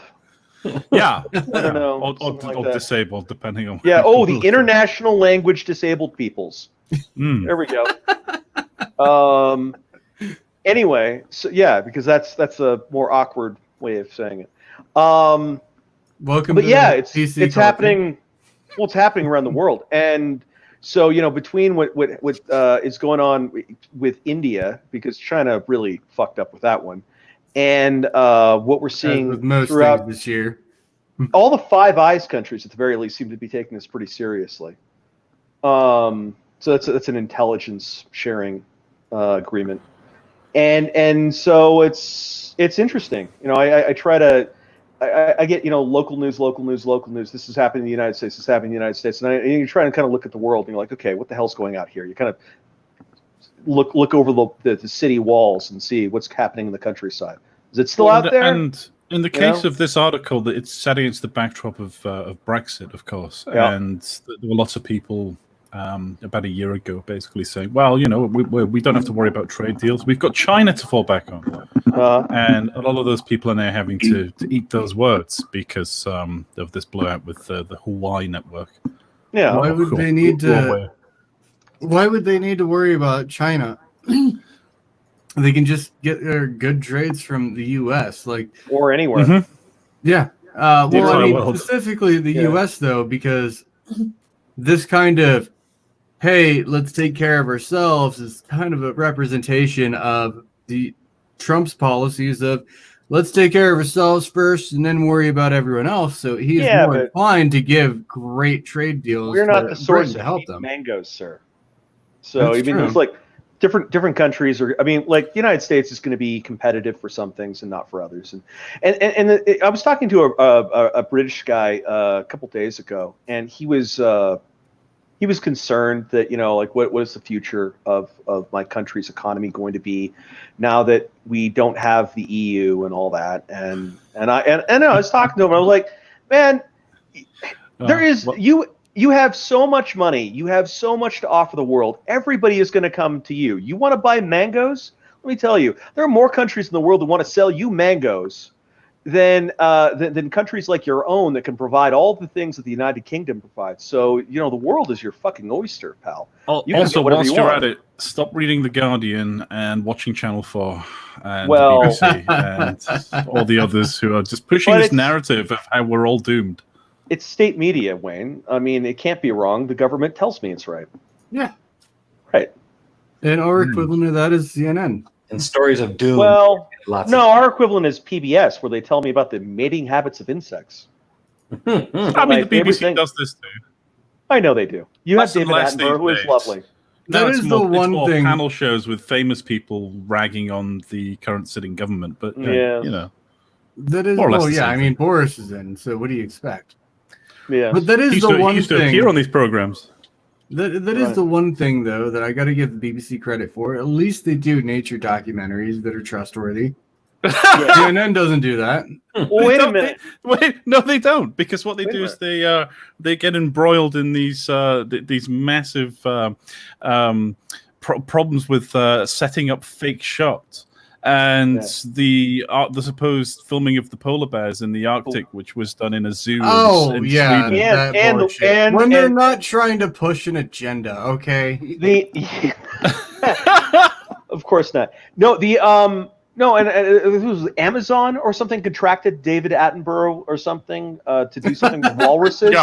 Yeah. And then the camera crew either deliberately or idiotically persuaded the walruses to all throw themselves off these cliffs and then go shattering their bodies. It was like bean bags full of meat, just like Jesus fuck. flying off there, and they went just like everywhere. And everyone's like, "Oh, it's so sad." And it's like you don't see the off shot. There's like a cameraman that's like, it's not known scaring why the damn things off the cliff. walruses throw themselves to their deaths in such a dramatic fashion, but yeah, it was appalling. And they blamed it on climate change. It was All pretty funny. right, I take my statement back. If Sir I David, retract my statement. if Sir David Attenborough does it, it must be true. Like, come on. I'm talking Well, about where they do the actual documentaries where they're actually going on the life cycles of the animals and actually teaching about the animals and not pushing climate change. No, they've turned their backs on that approach, and now what they're doing is they're pushing for diversity quotas, which basically means no white people. So I'm more used to old school nature documentaries. But what's happened is, Will and I have discussed this many, many times, and he distrusts the BBC just by the nature of what they are, and I think that's reasonable. Yeah. But my understanding, my notion of this is that the BBC used to play a lot more down the middle of the line. They wouldn't really skirt too far in either direction. They'd try and stay on any issue. About a lot of not talking organizations. necessarily left and right here, or conservative and Labour or whatever. But they used to try and remain fairly neutral whilst relaying the facts, and that included, showing some sense of morality and decency and ethical legitimacy when filming their nature documentaries. They used to be informative, and they used to be something which was a kind of a staple of a Saturday evening. Here's another nature show, Now their charter doesn't represent anything that. That's what I was used to, and I haven't watched any in years, so that's where my information was coming from. I contend that they have steadily got worse over the last couple of decades or so, and it's because they've been infected with the word for it, Marxism. No, Marxism. I mean, what's the difference? True. One is the direct result of the other, I believe. Yeah, it's sad how much Marxism is pushed, and that's actually one of my favorite things to bring up whenever when people are like, "Oh, they're just getting rid of Confederate statues." I'm like, yeah. Totally stopped there, guys. Totally stopped there. Remember the slippery slope claims that were made? This is just a slippery slope argument, guys. This is a conspiracy theory. Okay, so explain, please. I actually used that argument with a face mask debate, and I was like, It's slippery slope. This is a compliance cloth. That's all it is. That's why you see people with cut up T-shirts that they're hanging over their faces, and hey, that's good enough to stop Corona. It's a slippery slope. Just like when they said, "Oh, we're just going to do Confederate statues," and the next thing you know, they rip down fucking Frederick Douglass. Yep. Yeah. Although, in fairness, I think that's just idiocy, because one of the things you realize almost immediately when you talk to these people, idiocy coupled with opportunism. They know nothing about history. They know nothing. They're amongst the most ignorant people you're going to talk to. You will talk to some guy with like a T-shirt and a 40 and a paper bag, with his hat on backwards and his pants hanging around his ankles. You ask him about the world, and he's going to know more.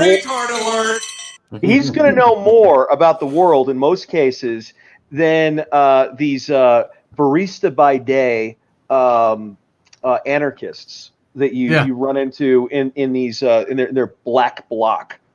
You ask them about stuff, and it's just pejoratives and Listen, insults. That's all it is. There is a big difference between being ignorant and tearing down what is obviously a statue of a black man. Yeah, you saw the Frederick Douglass statue. Well, he looks like a black man at night through the hoodie. Okay. With the cultists dancing around you and all the screaming and the meth haze. And, the meth haze. And but either way, it brings up an excellent point about it's not fighting or combating white supremacy. It is fighting Western civilization. And that is their goal. That is all they are concerned about through the guise of fighting racism and white supremacy. Well, yeah, because that became evident when you bring up the naughty words that Karl Marx threw out way back whenever, 1864. No. Karl Marx is fine. He was just the product of his time. Right, exactly.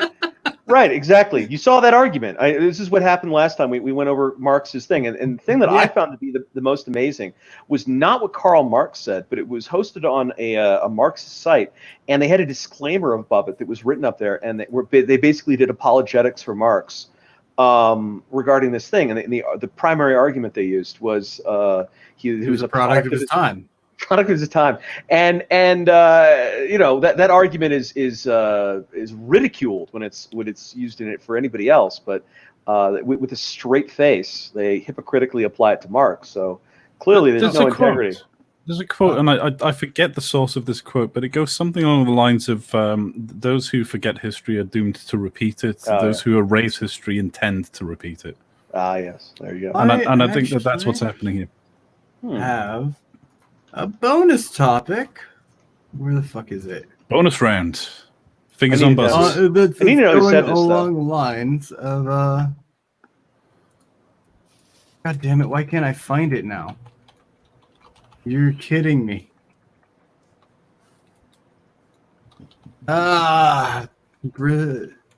It's from Bristol. It was so bonus he lost it. Yeah. There you go. I don't know what the source says. Okay. Yeah. This was the Colston statue that got taken down, and the plinth that was remaining. I think it was the girl's family. So this girl was one of the prominent protesters that was present at some point during all the shenanigans over here. Yeah. And her mother, I believe, had a statue commissioned. They put it up. They did the unveiling, and the council then turned around and said, "We did not approve this. We're taking your statue down." Within 24 hours. Yeah, and I think that's under 24 hours. And I think that's fair and reasonable. The other thing to remember about the Colston statue, they've actually had a bunch of local referenda about this issue, and I think the most recent one was it was like 56% in favor of keeping the statue. So they are wary of pissing off the local residents because they're aware that there was some support for the statue to remain to begin with. He's part of their history, and also whatever is past misdemeanors, a product of his time, though. Yeah, well, whatever his past misdemeanors were, whatever his crimes were, he also contributed a shitload of money to developing Bristol. So he's a prominent figure there. That's exactly what I was telling people. Was he did a lot to help the community, a fuck ton to help the schools, but he was from a time when slavery was commonplace, and he did assist in that. I believe. I may not be correct on all of those statements, but no, that's largely accurate. Yeah, so like they wanted to get rid of him because of the slavery thing, but it's like you can't just remove everything good someone did because he did something bad that everyone else at the time was doing. Yeah. Well, it's a difficult thing because if you look back in time, there's always going to be people in the past that have morals that are distinct from your own, and one of the conceits of the sort of the prophecy that comes out of the progressives is that they are on a linear progression from now into the future into higher and higher moralities, and so they don't appreciate how arbitrary it all is. So a lot of what they consider to be moral, or that they see as the peak of their morality, so they look at their ideology and they think, well, we'll have these things in the future and that'll be morality.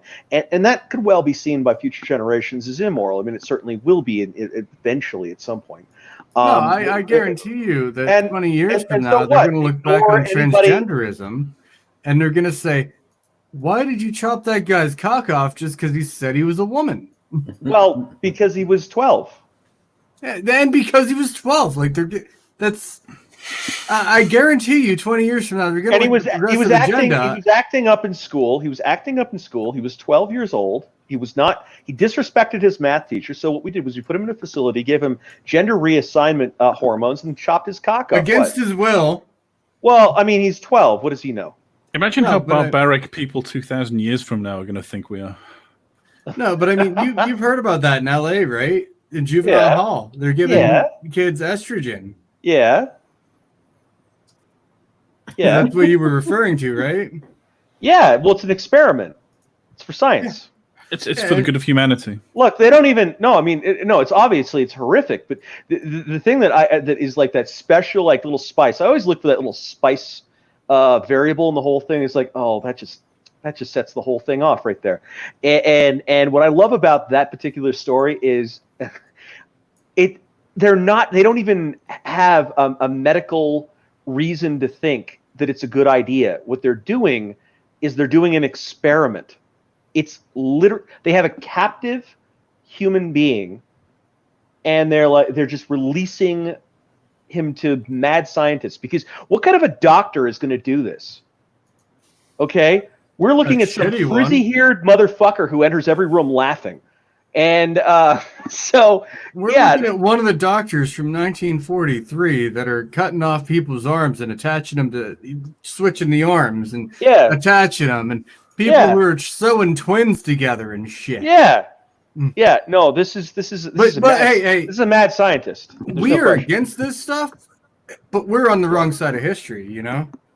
Well, sure, and the thing is that none of us have a crystal ball. This is one of the things that is a tip-off when you're dealing with these people, that it's not an ideology, it's a religion, and one of the metaphysical things that they've fallen into is prophecy.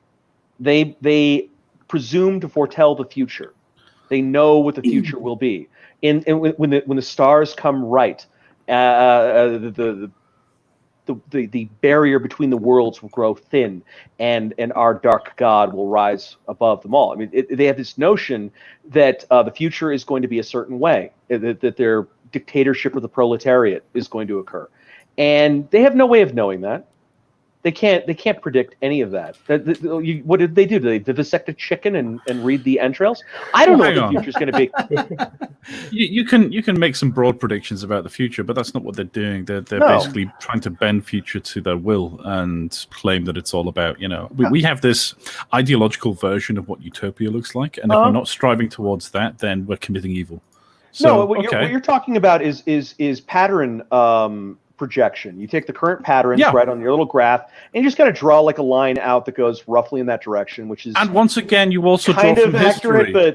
You draw from the past and you look at the examples of this is something else that they obviously excel at, as we know. They're great historians. Well, this is where, what I think Wayne's talking about here is the history of communism, where they go, we are going to make this the right side of history. Well, regardless of what atrocities we need to do along the way. So that was one of Marx's weird things. Do you guys ever read the Isaac Asimov book series, The Foundation, which they're making into, I think, a television show? Yes, I'm excited about. I hope that's good. I've never read it. They've also done Brave New World, by the way. I saw that. Yeah, I'm excited. I think they've deviated a little from the original. They've modernized it somewhat. I'm not sure. Well, so long as they get the core themes right, I'll be fine. Yeah, that's it. I mean, you can expect modernization, but that's fine. Again, core things are the most important part. As long as the ideas are there. But anyway, the thing with Foundation, the core premise of it was that there was this thing called psychohistory in it, where this guy figured out how to predict the future or something by analyzing data and big fucking computers and stuff. And the notion was the more people you were analyzing, in this case there was 1 million planets or something, the more predictable everybody became. That was a science fiction story, and Karl Marx came up with this thing called historical materialism, and it's basically psychohistory. Only it doesn't have a science fiction novel's plot armor to just make it work. Well, nor does it have mathematical statistics, which was a big core part of psychohistory. That's a good point. Yeah, if you try to key historical materialism into a computer, it would laugh at you. What would you even do? It's these are not variables. Yeah. That's a key difference right there. Yeah. There's no scientific vigor here when it comes to. It's what is the computer to do? Beep boop. There's no calculation.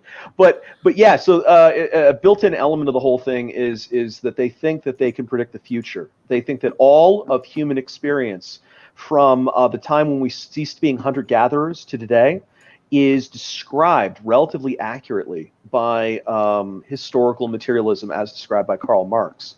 And so by that whole thing, they believe that they know the future, because the past in their own mind, they ignore all the places where it doesn't work. And it's super vague. That's just because they didn't do it right. Well, no, because it's mostly it's religion, it's belief. It's it's just a bunch of vague weaselly shit going on, where no, listen, you can always make it work. Right. It doesn't matter. That's the problem. They didn't do it right, and you can see when they start failing is when things start getting better, when they add capitalism in. That's where they fail and fuck up. Oh, I had a great brief sidebar. I guess I don't know. I'm Mr. Sidebar. I apologize. Go for it. I was talking with some Marxists earlier who were telling me, how little I knew about these things, and they were telling me about the falling rate of capital, which is always one of their little favorite things that 404s people that aren't familiar with it, and so falling rate of capital is basically a ratio of revenue to there's a couple little economic things on this, and so the point is that the capital has increased in value relative to the revenue over time. And on that basis, they're saying, well, you're making less money, and this is a trend. This is a ticking time clock down to your destruction. And that the reason why that's supposed to be happening is because Marx had this whole thing called the organic capital composition, which is a very confusing variable, because the less organic it is, the higher the variable is. So you'd think that the because it says organic, you'd think that it would, as the organic feature decreased, it would go down. But anyway, so that's a ratio of what you pay in labor every year to mostly your fixed capital assets. So your buildings, factory equipment, that kind of stuff, and land. Anyway, so the notion is that because the workers are becoming less relevant in production, companies are making less money. That's basically how it works out. Yeah, that makes sense. The problem with it is they never actually run the calculation, ever. Well, it's impossible to falsify this. Well, no. Here's a fun thing. So I did a. They made me mad, which is a mistake because that makes my autism immediately go Super Saiyan. Autism went DEFCON 1. Yeah, and so when that happened, what I did was I calculated the organic capital composition in the United States from 1900 to 2010, I think, at 10-year intervals, and then I need to throw a little sidebar in here real quick. Yeah, sorry. Good night, Moon. Good night, guys. Yeah, I gotta get going. My head's not. It's let me finish with the god. I know. Look, I know. Well, gobbledygook. No, let me finish, you son of a bitch. Okay, you. Okay, I'll finish. Thank you. You'll finish. Go ahead. Yes, yeah. Don't you fucking rob me of this by putting the headphones down and taking a piss, you piece of shit. No. I need to leave. I'm almost done. I swear. Okay. So here's the deal: is that the organic capital composition of the United States, after running all these fucking calculations, which they never do, has not changed remarkably in the United States since 1950. Which means, according to Marx's idiot fucking theories, the falling rate of profit shouldn't have changed in the United States since the 1950s. All they factor on is they look at this thing, and keep in mind, the only reason why the ratio of it's mostly just land, because it's one of the things they include that. So like property increases in value. It's like, how am I replacing you with fucking machines if what's actually increasing in value isn't machines? See, the machines get cheaper too. You know, that's like the Marxists don't understand that. Like all the fucking crap we make is cheaper, including the big fuck off machines in the factory. But so if you're just factoring things in terms of money, it doesn't make any sense. It's stupid. But anyway, the organic capital composition in the United States remained constant. So the rate of profit of corporations in the United States shouldn't have changed by Marx's own fucking stupid theories since 1950. So when they sit there and they tell me, oh, well, you see, it's a ticking time clock, and you can see that the United States is dying, and capitalism will fail. Well, okay, if that happens, it will be a surprise to Karl Marx, because the organic capital composition isn't increasing, which means decreasing, but increasing in the little thing there. So anyway, that's all I had to say, Moon. They don't run their own fucking calculations. And when they make me mad, then I will sit there and I will just process the entire thing in just kind of a seething, focused rage. Well, they can't run the calculations because all of this references other aspects of Marxist theory itself. Hold on a moment. Good night, Moon. Good night, Moon. Next time, why don't we talk about why the fuck we have so many stupid goddamn people that are trying to embrace this ideal that has killed millions and has never succeeded? Because they're indoctrinated and stupid. Because Islam is the religion of peace and Allah is his prophet. That's why. You think I know great about women. People, it's a religion. That's it. It's just a religion. It's spreading, and we're teaching this religion in fucking high schools and colleges. If you think about it, it's really Christianity's fault for not remaining prominent and dominant. Correct. Well, and also creating Hegel, who taught Marx how to create a religion. What an asshole. Yeah. I'm going to dig up some articles, and then we can talk about those next week. Yes. Cool. All right, take care, guys. Whoop. Okay, so we got to catch up with the chat a little bit. Let's see. Where was I last mentioning something? Useless Cook said, as AOC said, I'm living in the world as it is now, which was quite an old comment. So he was talking about back then. Fire said castration works though when we were talking about the forced gender reassignment. Right. Just ask Alan Turing. Does anyone know anything about Alan Turing? I don't know. Was Alan Turing castrated? Yeah, he was. Yes. Ooh. Oh, so he was technically a eunuch. Yeah. He was chemically castrated. Oh. And he then committed suicide. Oh. He accepted the chemical castration. It was offered to him as an alternative to going to prison.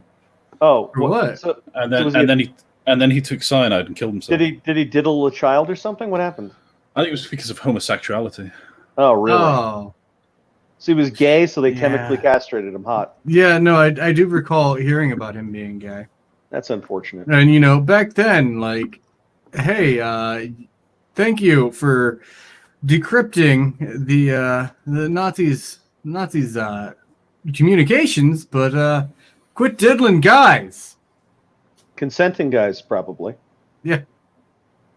I don't know. Did normally when you run into these things, there's no excuse, but there's usually like extenuating circumstances where like people decide to get into some dumb argument that gets a little too public, and then they just keep going without realizing there's a hazard. In the Turing case, from what I recall, his house was burgled, and then he claimed to be an acquaintance of the burglar.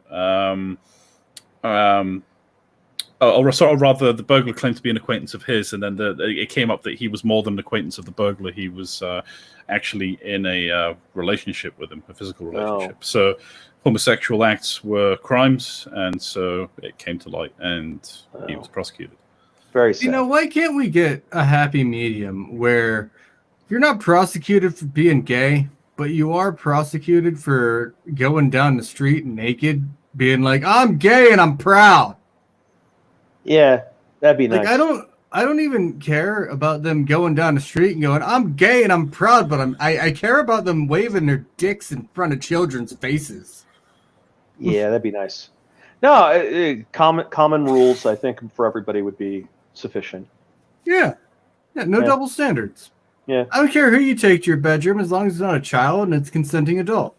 Yeah, or inanimate object. As long as it's not a dead corpse or something like that. You know what I mean. You know what I'm getting at.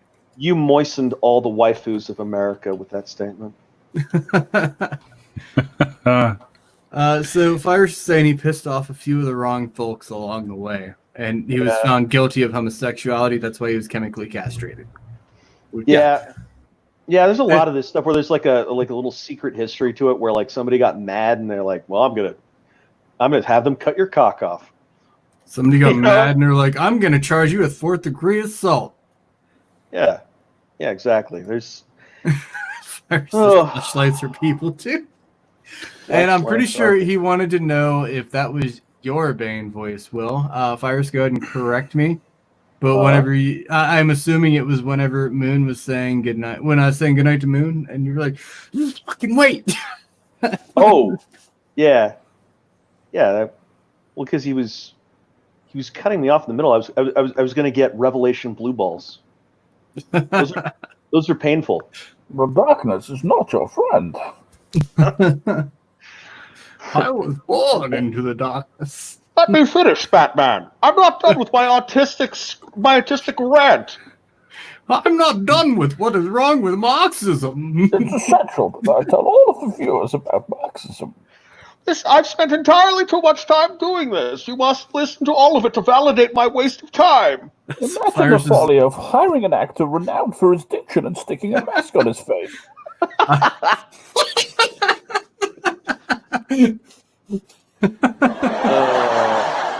So he was talking about when you were talking about the downfall of the economy.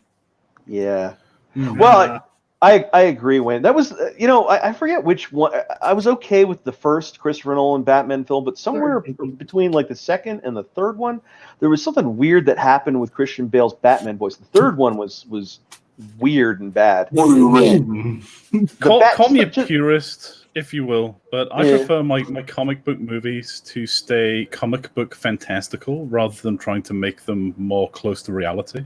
Right. And I think that's part of why I didn't really like that trilogy at all.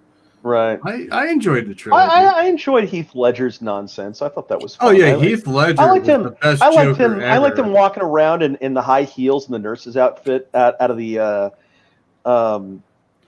hospital and then blowing it up. I think that actually makes you a transphobe by today's standards. Does it? I also really that whole like thing about we don't have trans representation in media except as comedic relief. Oh, right. You have to be whatever you're portraying. You have to be that's how acting. That's the how Joker being a to wear nurse high was heels as a insensitive. man. I get it. Yeah. You know, you're not allowed to normalize it. The trannies have to normalize it. Well, yeah, as an actor, it's hurting people if you pretend to be things you literally are not. So That's how it works. You can't be a That's why soldier. I stopped being Cleveland Brown. So, you know what this means that actors get to portray in movies now? Themselves. Only actors. No, themselves. Yeah. Literally themselves. They can't. Right. You can't portray another actor. Not even other people. Right? Exactly. Yeah. Brad Pitt can only be Brad Pitt in the movies. Biopics. So only. the next Let's go time with they make a Revenant, they need to have an actual bear there. Right. Yep. That actually rips Leonardo DiCaprio apart. No, because Leonardo DiCaprio has to actually in real life be a fur trapper. Yes, they need to get a fur trapper. And I don't know where bear. those are, but you need one of those. Otherwise, you're misrepresenting the fur trapping community. Exactly. No, it's just crazy. It's crazy. You're sarcastic about it. I'm sarcastic about it, and you're just kind of like watching this madness. And you just, when are you going to stop? And you talk to most people about it, and they're like, "Oh, well, that's pretty stupid." And then we kind of watch it happen, and you see these big institutions cave to it, and I know some of these people. They are soulless reptile people. They don't give a fuck about progressive anything. They don't care. They just want money. Well, and they think that's where it's going to come from. They also get threatened by people sometimes, Yeah. and they look at they kind of in a Machiavellian sort of way. They kind of look at the lay of the land, and they look at where the headsman is, and they say, I'm going to sell these guys out. Just the presence of it. Yeah. Just the presence of it can be an existential threat. Somebody knocks on your window and of your little bureaucratic booth and makes the problem yours. Then the focus of the problem is on you, even if you don't give a shit either way. Yeah. So that's when the little defense mechanisms. They're like, it's like the McCloskeys. The message that they put out. One of the things I disagreed with them about was they voiced their support of BLM. Yeah. We support BLM. Well, they literally just were on your doorstep threatening you. In their defense, they were being threatened, and they probably felt that was the only recourse they could have without getting their house burned down. It could be a fear response. Hang on. They also refer to a bunch of work that they've done pro bono for people who are from these minority groups. Yes, exactly. Yeah. Hey, I support the message of Black Lives Matter. Here's my my proof. Here's my evidence. I have black friends. Please don't burn my house down. Yeah. Well, so one of the things that's kind of a consistent theme on this is for all the craziness out of the NAACP, they're distancing themselves from this because they've been cut out of the loop as part of it. They think, well, are we not the Black Civil Rights Organization? Aren't we? But no, yes, that's the problem. Well, because we need to steal that from you. As we're the Marxists, we've come to misrepresent ourselves as you, because you have social capital that we. If you could just lie down for just a few moments whilst we skin you and then wear you, it's all good. We're just gonna make a coat out of your skin. That'd be great. This is just a coat. This is Mark. This is Karen. They will be playing you tomorrow. They'll be wearing your suit. And, I know. They're white, but it's okay. They're only white on the outside, which is why we need your skin. To solve this problem. So, yeah, it's pretty nuts. So I one of the things continually is an issue with all this is if you actually asked the people in any of these places whether they wanted to, defund their police or what have you, they'd say no. They'd say no. No, $150 million of the LAPD budget going to BLM. If you ask the people of Los Angeles, hey, would you like to give $150 million of the city budget to this organization that's not particularly going to do anything for even black people in your city? Like, God knows where the hell it's going. Perhaps can we start calling BLM what it is? Marxist blackface. Yeah, that's reasonable. Marxist blackface. There we go. Well, it doesn't match BLM though. You need to. I don't want to give them BLM. I want to call them Marxist blackface. Call them Marxist blackface. It's fine, but it'd be even better if it matched the acronym. Black Marxist LARPers. Or black-faced Marxist LARPers. Black-faced Marxist LARPers. I like that. There you go. That's better. I'm gonna have LARPing Marxists, I should say. Yeah. Black-faced LARPing Marxists. We've got it. No, I can't see the chat. Do we have a link to the stream? Yeah, not here. It's terrible that I don't click on that. I got you, fam. I am a bad person, and for one, it involves clicking on more things. For one, there's the comments, and for two, I can actually send you the link itself. It would count you as a viewer. Oh, right. I just thank you for pointing that out.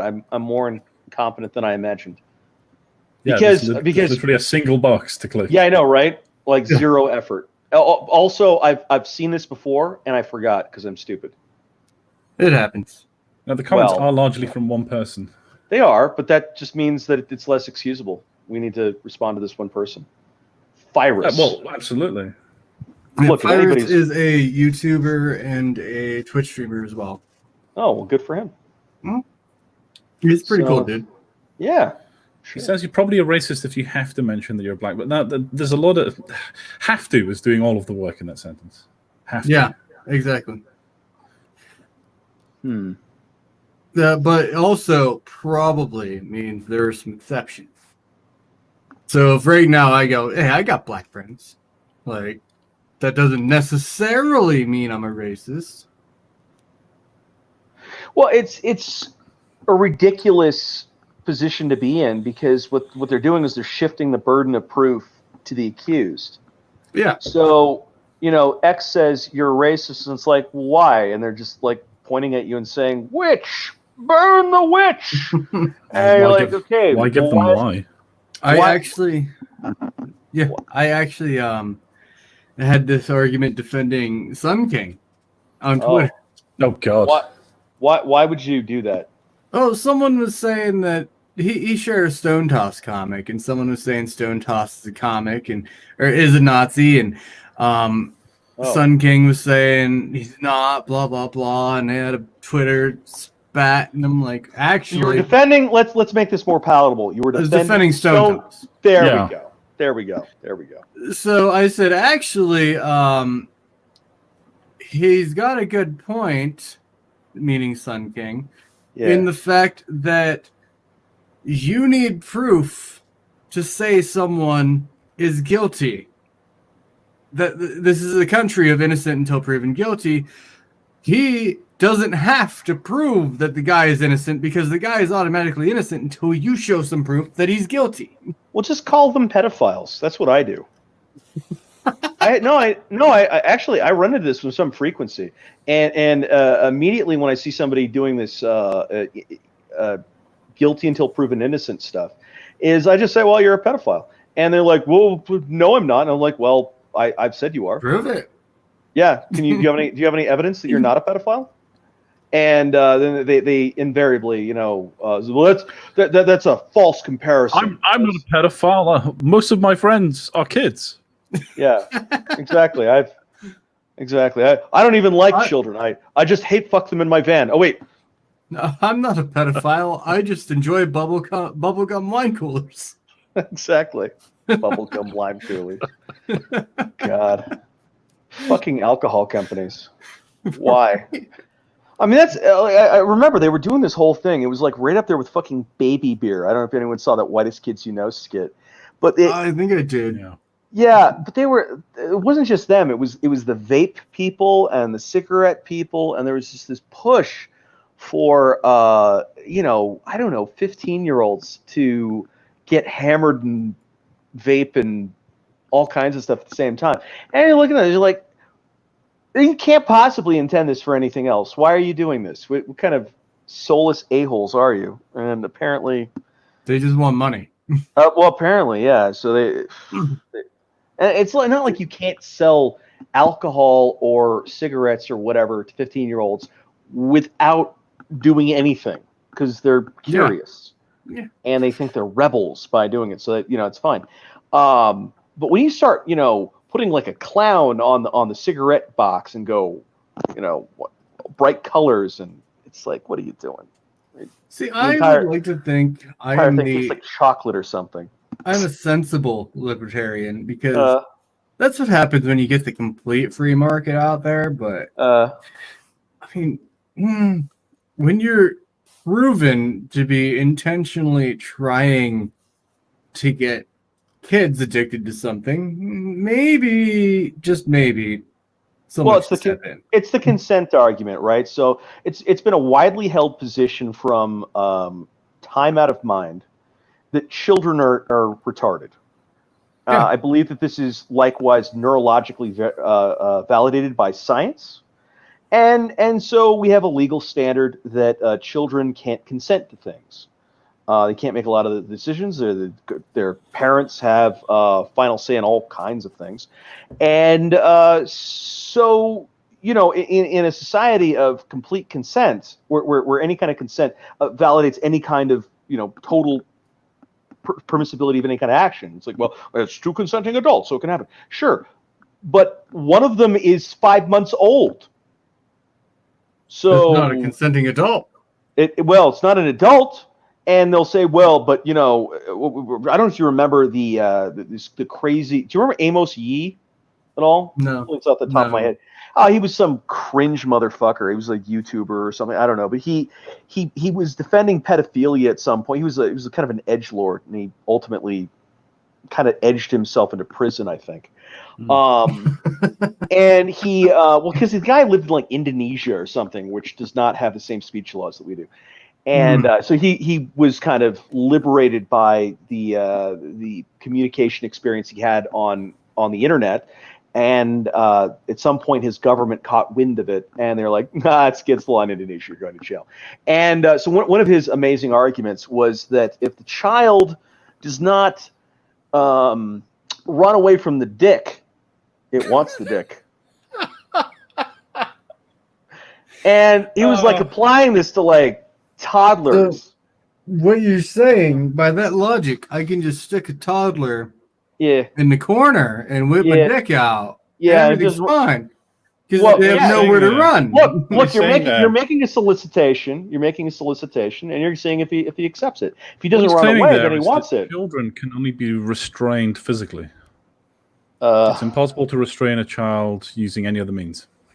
That would be an element of Amos Yee's argument, that they wouldn't be deer in the headlighted by your cock suddenly coming out out of nowhere. Because I'll tell you what, I'm a grown man, and that might deer in the headlight me if you just did that randomly. I'd be like, well, this is happening, and I'm nonplussed. I don't know what to say. I imagine "What are you doing?" would be the first phrase that came from your lips. Maybe. Yeah. What the fuck are you doing, man? Yeah. Or maybe it's like the deer in the headlight, where you're just so shocked that your brain stops. Well, no, the point is that this is, we're talking about kids here, and it's very easy to coerce children. Yeah. I can click my fingers and have my child come to me. Yeah. It's and it's. Well, if I could do that with my cat, I would think you could do that with a child. But yeah, right, exactly. No different to an animal that has been trained. That's what kids are. They're trained to behave the way that you deem to be appropriate in your house. Yeah. So that's what's happening. And can we not train kids to be more pliant when it comes to making them not run away from the dick, as you put it? Well, I mean, people are more trainable than cats, I would think. Children, right. They're better able to understand the ramifications of non-compliance. Certainly. And yeah, they've the larger brain capacity to appreciate that you're communicating with them. Because that's the biggest hurdle when you're communicating with an animal. It doesn't know you're communicating with it. It doesn't understand. It takes a while for it to even this noise you're making eye contact with me. What does that mean? That the animal initially is a little confused about that. Eventually, the animal through reward, generally, the animal starts to pay attention to certain sounds because it starts to associate that with the treat or the cuddles or something. It's much the same with kids until they pass a certain threshold of understanding, to be honest. Yeah. So Fire says, wait, you can call your cat and it comes? Why does my cat just look at me with constant disdain? Are you leaving food out for it rather than making it come to you for food? Do you have a cat flap? All I did was give him a little pet. I didn't have to give him anything. I'm talking to Fire. So if the cat is literally zero maintenance, if all you're doing every now and again is putting a bowl of food out, then it doesn't need you for anything. The food is already there.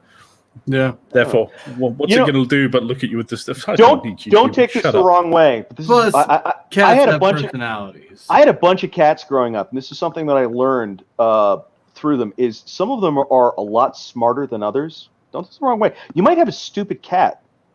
I had one of my cats was dumb, and for one of the things he liked to do was he liked to play in the road. Like he didn't understand. Yeah, well, it eventually didn't work out for him because the cars were in the road. Yeah, but he had a variety of you want to call these personality distinctions that were non-adaptive, and so he wasn't great at the tricks and so on. The other one had a very healthy survival instinct. He wouldn't go the fuck near the road. Didn't go anywhere near fire. Was it a Siamese? No, I had nothing but tabbies. I had a Siamese cat that was very, very smart. The thing though about training kids compared to animals, that's a lot easier, is the animal you have to rub their nose in whatever it is and smack them. Yeah. And the kid you can just say, "Hey, that's really bad." No, you've got to develop to that point. I mean, first you've got to gain the kid's trust by giving it cuddles and feeding it, and then eventually you get to a point where it starts calling you mom or dad, and then you can maybe 9 times out of 10, 9.5 times out of 10 if you're lucky, get it to do what you want it to do. But the rest of the time, it's basically a wild animal.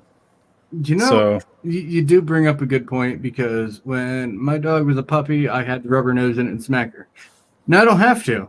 And now I've gotten to the point where if she's starting to get somewhere where she's not supposed to or do something she's not supposed to, all I got to do is raise my voice. And she knows, no, that's bad. I don't want to do that. Yeah, look, you're laying foundations, and then you build upon those foundations, and everything becomes easier depending on the groundwork you put in. Yeah, it's not as different as I thought. Yeah. You've changed my mind. Also, on Cyrus's point that one of his 2 cats is defective, I'm just going to give you one of my positions on cats. They should be able to go outside.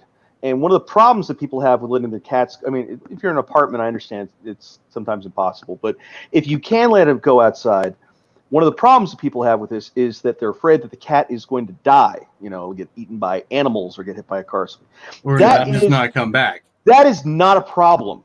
That is a solution, okay? Because the cat that is going to get killed by something is a bad cat.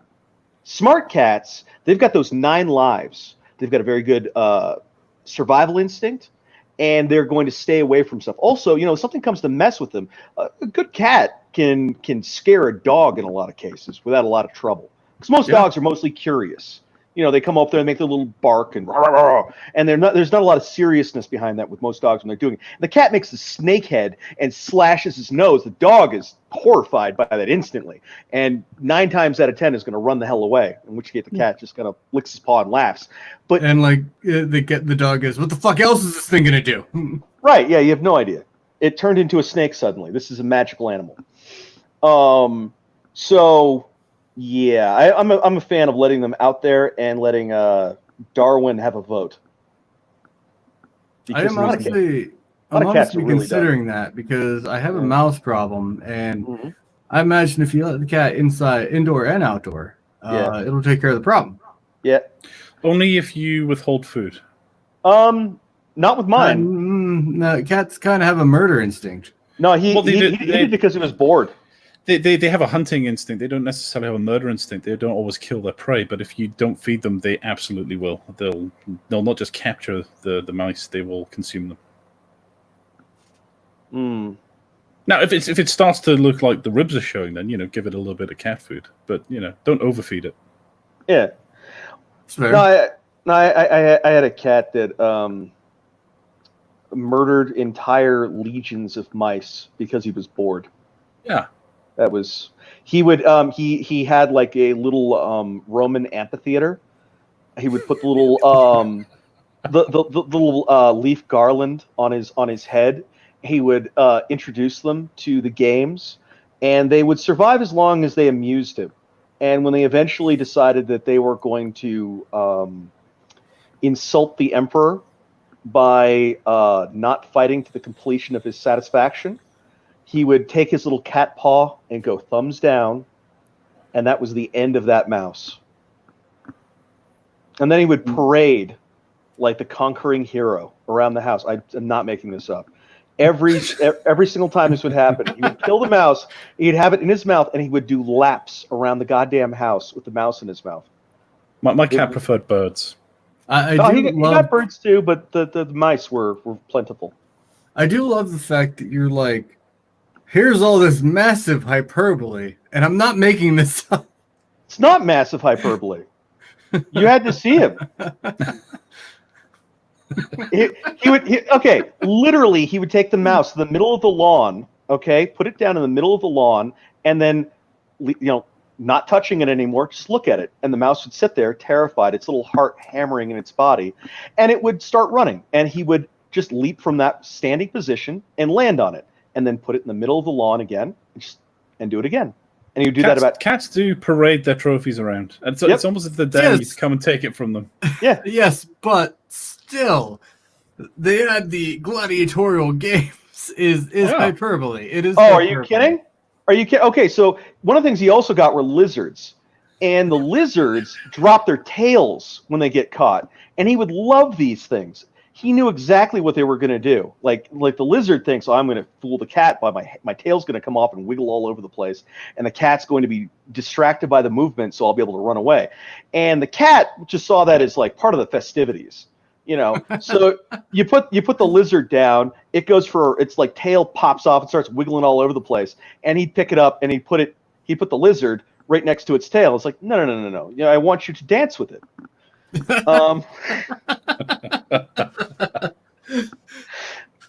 Cats are sadistic assholes. Do something else. That was neat. Does it do any other tricks? What else comes off? I'm not saying I don't like cats, because I'm actually looking into getting one, but cats are sadistic assholes. Well, so Wayne was talking about his cat killing birds. Wayne. Oh no! It would catch the birds and it would bring them indoors, and it would kind of run around with this thing flapping around in its mouth for a while, and then when it got tired of whatever it was getting from this experience, it would just release them in the house. So nice. you'd come into the kitchen and find sparrows and starlings and robins just flying around inside your kitchen. He used to go after seagulls as well. He was never quite. I don't think he was heavy enough to bring them down, so they normally got away from him. But he would stalk the seagulls and then pounce, and you just see a flurry of seagulls flying into the air, scattering. I assume after a couple of these, you got a net, right? Oh no! No. Did he do the bird call? I don't know. I never actually I was never outside watching. I used to watch from the sanctity of my bedroom, so I'd be able to just sit on. I had a seat by the window where I had my computer. I could literally just look out of the window and see him stalking through the rushes in the back garden. Oh, my cat had a completely different strategy. Oh. I don't think it was as successful, but it was interesting. He would sit in a bush and make chirping noises. Well, I'm not making this up. It helped. It helped that we fed the birds. That's not simply a Scottish thing. That kind of helped him there. What's not a Scottish thing? In the garden. That's not simply a no. We don't have yards. We have gardens in the UK. Yeah, I'd only ever heard it from We also have yards, but a yard is normally something which is concreted or paved over.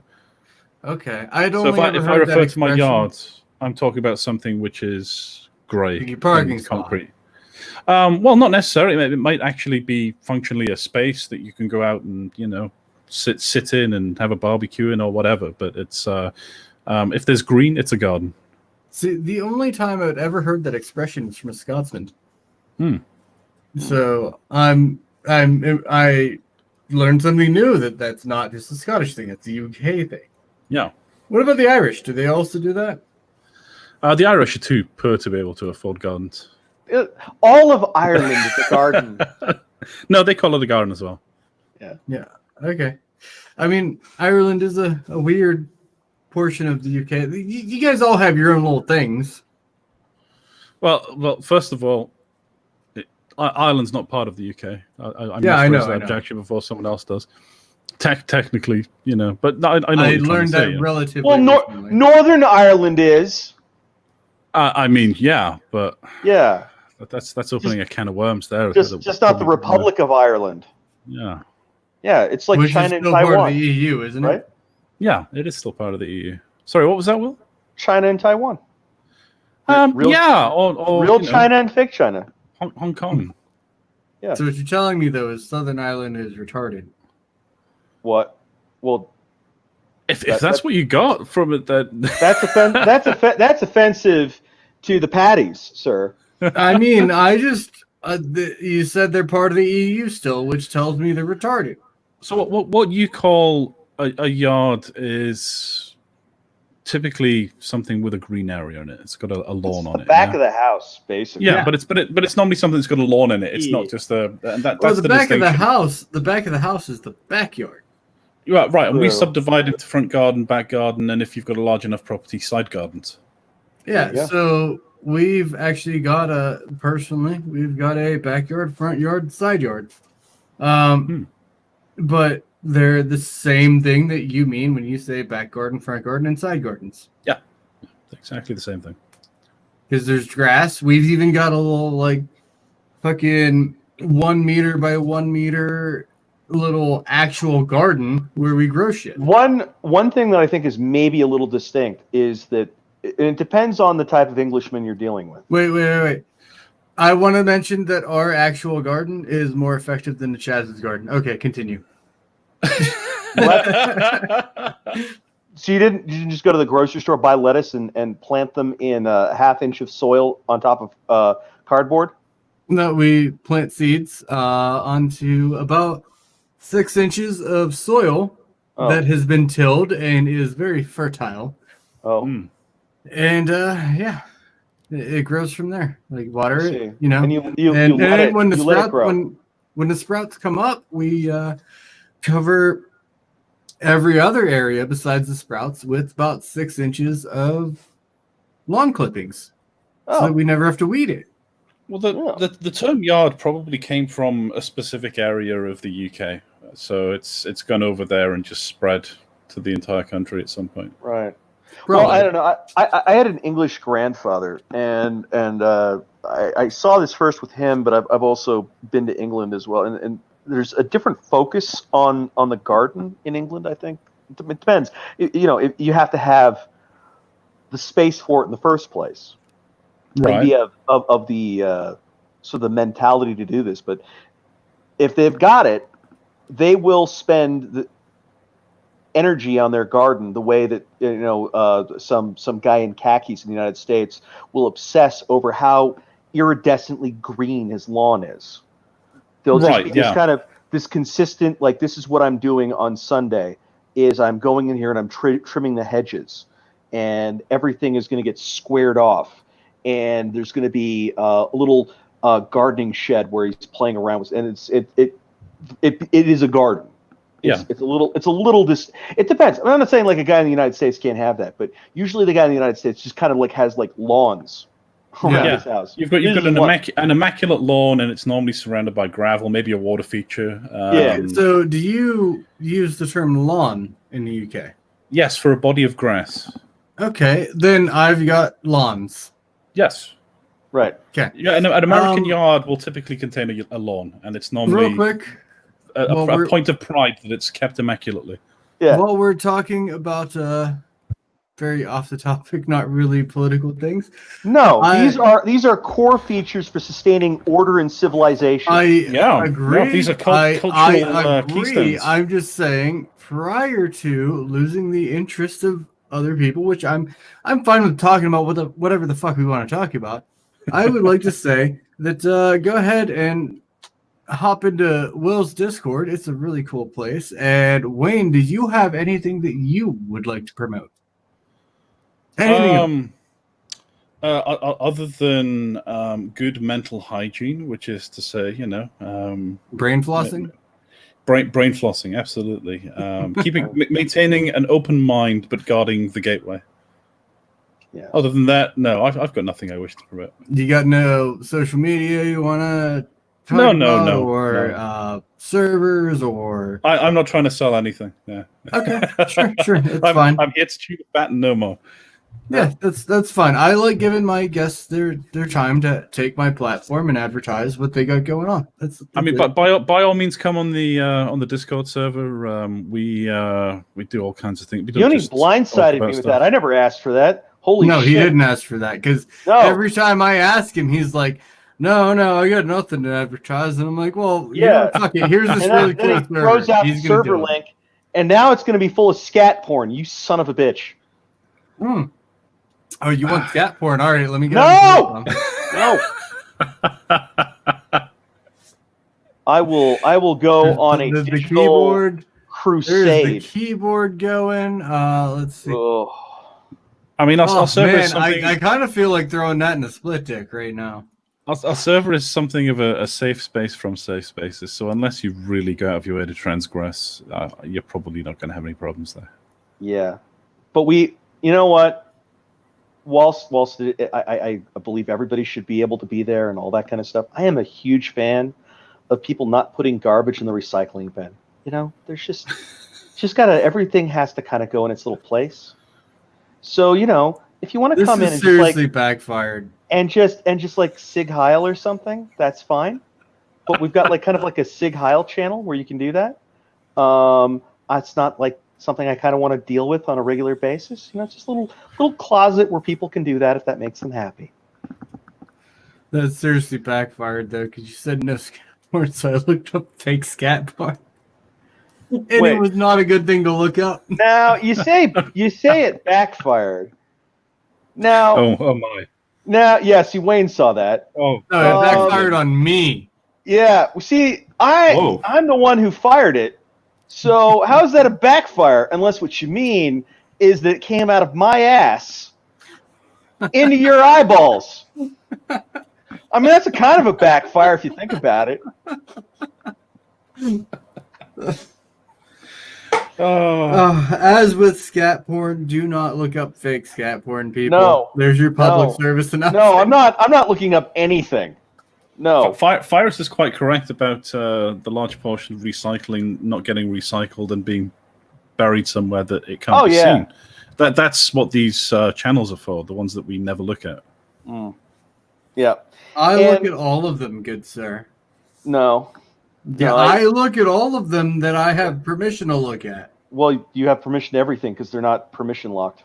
Okay, that's what I assumed. There's no secret channels. I assumed, but then you were like, no, you don't. Wink, wink, nudge, nudge, wink, wink. Well, I mean, that is true. If there were secret channels, I would still say that there are no secret channels. This would be the line, yes. Yeah, because of the first rule. It's actually very strange. Here's a word to wise. This is apparently uncommon knowledge. The secret to keeping a secret is telling people. Keeping the secret. So you don't tell people. You just told people the secret to keeping a secret. So True. But I'd actually like people to know that secret because it's kind of embarrassing that they don't, because it's like on the tin. Read it. It's on the box, man. Read the goddamn ingredients. This is the same generation that needs instructions for how to cook Pop-Tarts. Kyle has just shared a factoid with me on our Discord server, which is something I actually knew about already, but maybe Kyle is a connoisseur of cringe, so I can only imagine. It's hyper important, apparently, that he makes me aware that Henry Cavill missed the first call he received about playing Superman because he was too busy playing World of Warcraft. Oh, wait, where is this at? Oh, this is on on the Twitterverse on our server. Oh, the Twitterverse. And apparently you've said that as an old fact. You already knew that one, apparently. Yeah, it's an old fact. Yeah. I didn't know that was Kyle. He's spoken a lot about how much he likes video games in the past as well, so he brought that up in the Witcher interviews. Oh. I thought it was quite odd that he insisted on calling me a glow for asking him to report a message that I posted on Parler. Oh. That's my only experience with Kyle. Yeah, I don't know. Some people are edgy boys. Kyle's an aspiring edgy boy. Yeah. Speaking of The Witcher, I saw that review by Rageaholic where he pointed out the similarity between The Witcher and Elric of Melnimene? Whatever that fantasy. You know what I'm talking about, Wayne. You're just enjoying watching me fuck it up. Yeah. Never heard of it. Oh, it's super famous. It's also hugely influential on a whole bunch of stuff. And I remember reading it ages ago, and it's pretty good. It's very kind of dreamy and moody, and brooding, and it's you can see Rageaholic pointed out that basically The Witcher is a ripoff of Elric of Melnimene. Melnibone. It's Michael Moorcock. Yeah, you can see why I'm having a hard time with this bullshit. Now, are you talking about the Netflix adaptation or the game? I'm talking about a book. Oh, both. Oh, all three technically. Well, the book, I believe, the Witcher books came out before the games. They did, yes. Yeah, but not before Moorcock's Sword and Sorcery novels. Oh, really? Did the Witcher books come out before or after? Yeah, it's from like the 60s, I think. Yeah, but, I mean, I'm pretty sure that Elric is really old. I do have to say that that's what I mean. Surprisingly happy with how the Netflix adaptation turned out. There were some problems, sure, but all in all, it was pretty good. Yeah. Okay. So the Elric is 1961. Yeah. Okay. Yeah. It's the 60s. So all of the Witcher novels are from the early to mid 90s, I believe. Right. Yeah. So yeah, I'd forgotten about those books, and Rageaholic is kind of fun. He's got kind of a Dennis Miller, but ruder shtick when he's on his rants, and he reminded me of Elric, and so now when I see The Witcher, I can't help but think of Elric. Yeah, and it's actually what I'd like to see. What I'd like to see, actually, given that is, I wonder what the estate of who was the guy who wrote this nonsense, the original thing here. Oh, son of a bitch. So you read Michael Moorcock. Yeah, like go to the estate. I don't know if he's dead or alive. I could look it up, but who has time to wait for me to do that? Yeah, they should go to his estate and do a mini series or something or whatever on Elric. I think that'd be cool. Most people apparently aren't aware of it. It's just stupid because it's good.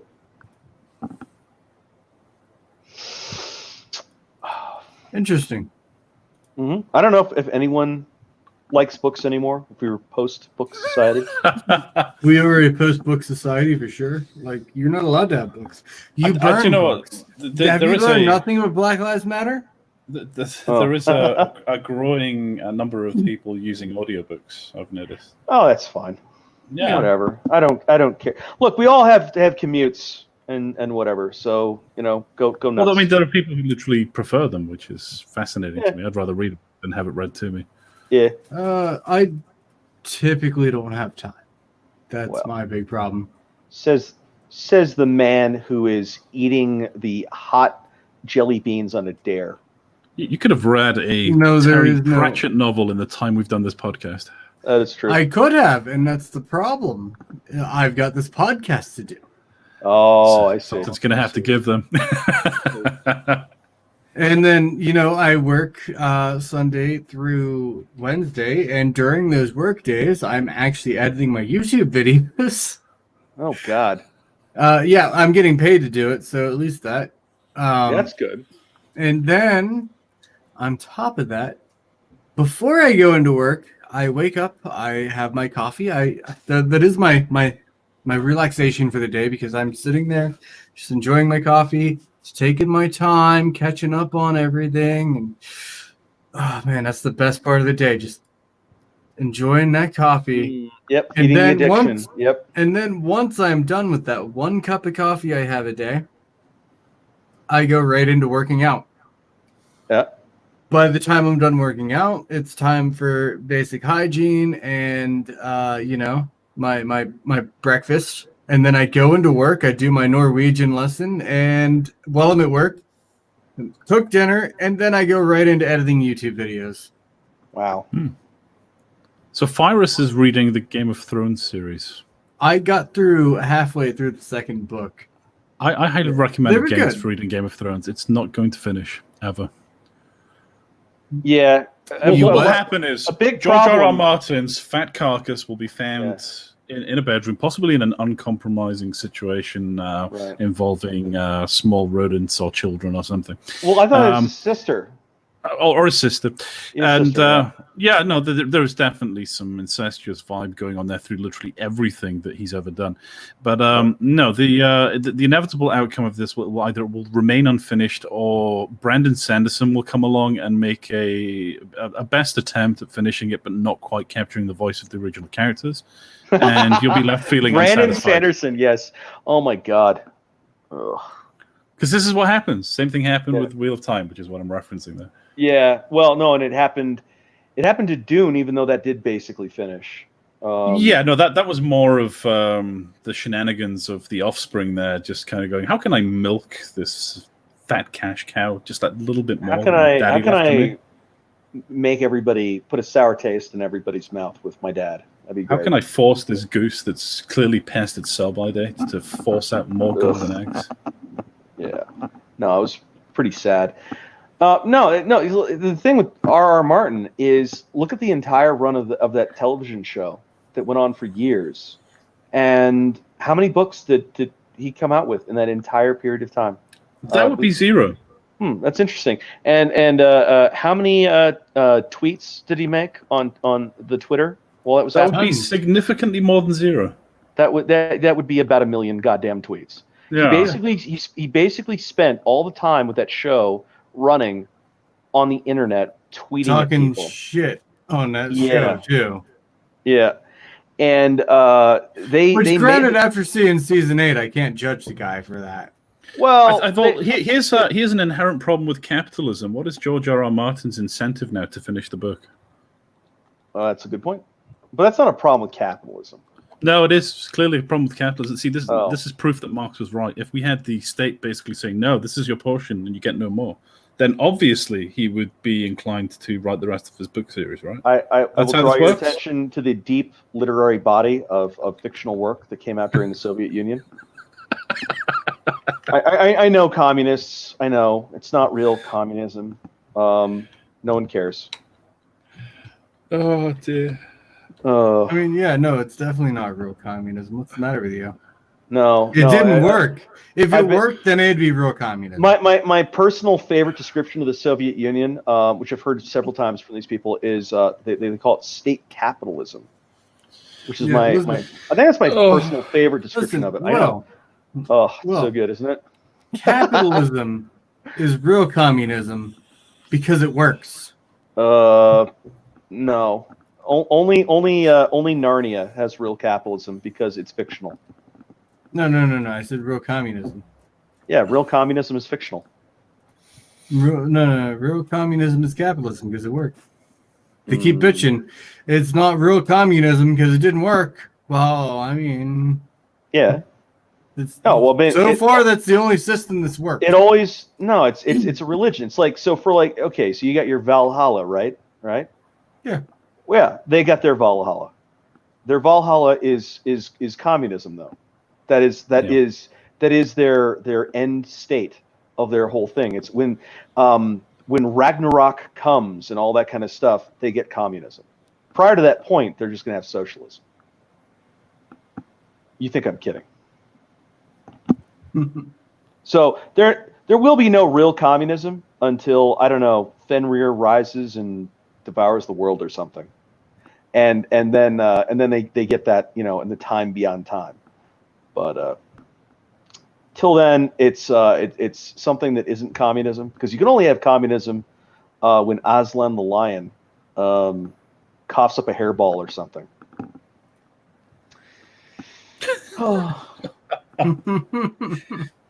Ironically, the books you're talking about were a metaphor for Christianity. I know. Well, no, it's more fictional stories about religions. Yeah. But yeah, so Venezuela isn't socialist because they didn't do socialism the way we will. Yeah, no, exactly. No, the old joke from the Soviet Union was the future is always the same. It's the past that keeps changing. Yeah. Because the future is when everything works out, and they keep erasing all the times when they fucked up and crashed the bus of toddlers into a killed 150 million people. Yeah, and they're like, well, okay, that didn't actually happen though. But what will happen is tomorrow we're gonna have a utopia. Listen, those 150 million people were actually killed by capitalism. Communism had nothing to do with it, and plus that wasn't even the real communism anyway. What 150 million people? Problem is, we don't own the entire world yet. We haven't managed to spread our ideology to every corner of the globe, and until we do, external pressures from those filthy capitalists will undermine anything we try to do here. Well, sure, Wayne. I mean, it's pretty obvious. I don't know why you'd have a problem with this. The problem with their argument is that there are still people that argue against their argument. Right. We are all communing in agreement here. Look. All you have to do to understand the genius of their position is that once you've murdered everybody that disagrees with you, no one disagrees with you. And then everything's right with the world. Well, I mean, the poor people starve to death, which is fine. Wait, who said that? No one. It didn't happen. I'm sorry. Don't gulag me. Good, because there aren't any poor people. I know where you live. Everybody is equal. I know where you live. Yes. What are you talking about, poor people? Bloody hell! Right. But that's capitalist speak. In fact, I'm going to refer you to the authorities. And because I'm a good Hegelian, I've redefined equal. Not Jesus mean Christ, things are equal. Swallow before you make me laugh that hard. You sons of bitches. I've redefined equal as all of you are my bitches, because you see, you're all equal under my yoke. Listen, I'm the smartest one here. I deserve the most apples. Yes. Gulag. But I've defined apples as condescending smiles. So I'm going to give you air quote apples now. May you enjoy them in good health. Well, I'm pretty sure we both agree, though. Yeah. That Wayne has been working too hard, and he's not producing as much as he used to. So we should send him to the glue factory and make a little money. No, we're not going to. No, we're going to send him to a luxury retirement facility. Thank you. Yes, that sounds lovely. Exactly. Yes, over in the place that used to be a glue factory, but isn't, because it's a luxury retirement facility. And he's going to go in for like a steam bath, a little bit of sauna, and get a massage. There's so much more that he's never going to come back too. Well, I mean, why would he? Why would he? He's worked very hard. He needs a rest. And you want him to come back. What you don't understand is, I mean, I miss him. I'm one of the privileged persons who doesn't have to work as hard because I'm valued for my expertise. Right, exactly. And, what looks to the layman, to the rest of you, that I'm not actually doing anything. What is actually happening is the thoughts that I am expressing are vital to the security of the motherland. So I suggest you everybody else goes to the potato fields, but because I've memorized the dogma of the Holy Writ, the new radish economy will naturally not send me to the radish farms. Look not upon my state sponsored vehicle here, because I look not upon it and disdain or be jealous, because this is the fruits of our labor. Exactly. Look how successful we are, comrades. And I know that I live in what you may call a mansion, but I just define that as my office, where remind yourself I also labor for your benefit. This is not my mansion. My service. It is our mansion. I just have the pleasure and privilege of using its facilities on your behalf. I only occupy but one room in this facility where many other people also labor. So Did either of you check out my new method of arguing on Twitter? Oh yes. I think you brought this up, but I don't know. by all means, go over it again.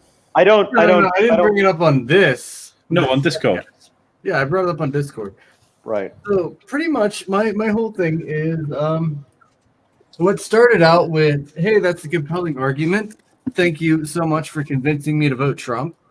Turned into, let me be nice, and I'll pretend like you're just too retarded to know what you're talking about. So you're learning to concern troll.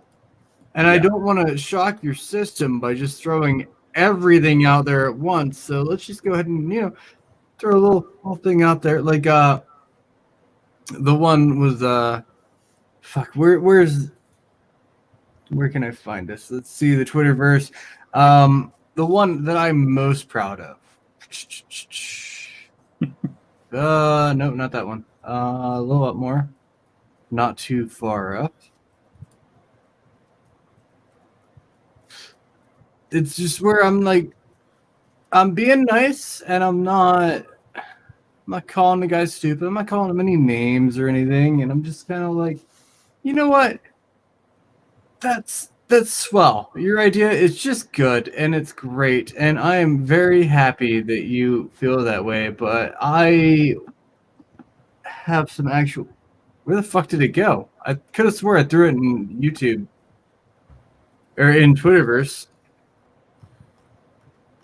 Scrolling.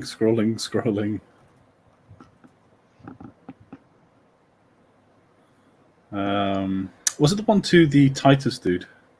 It was the Titus, but it wasn't that little two-liner. Okay.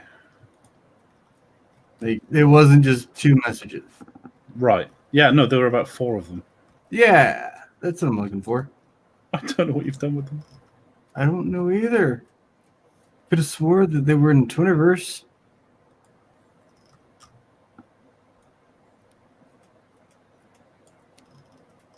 Jesus, it's beyond page 1 when I look up Twitter.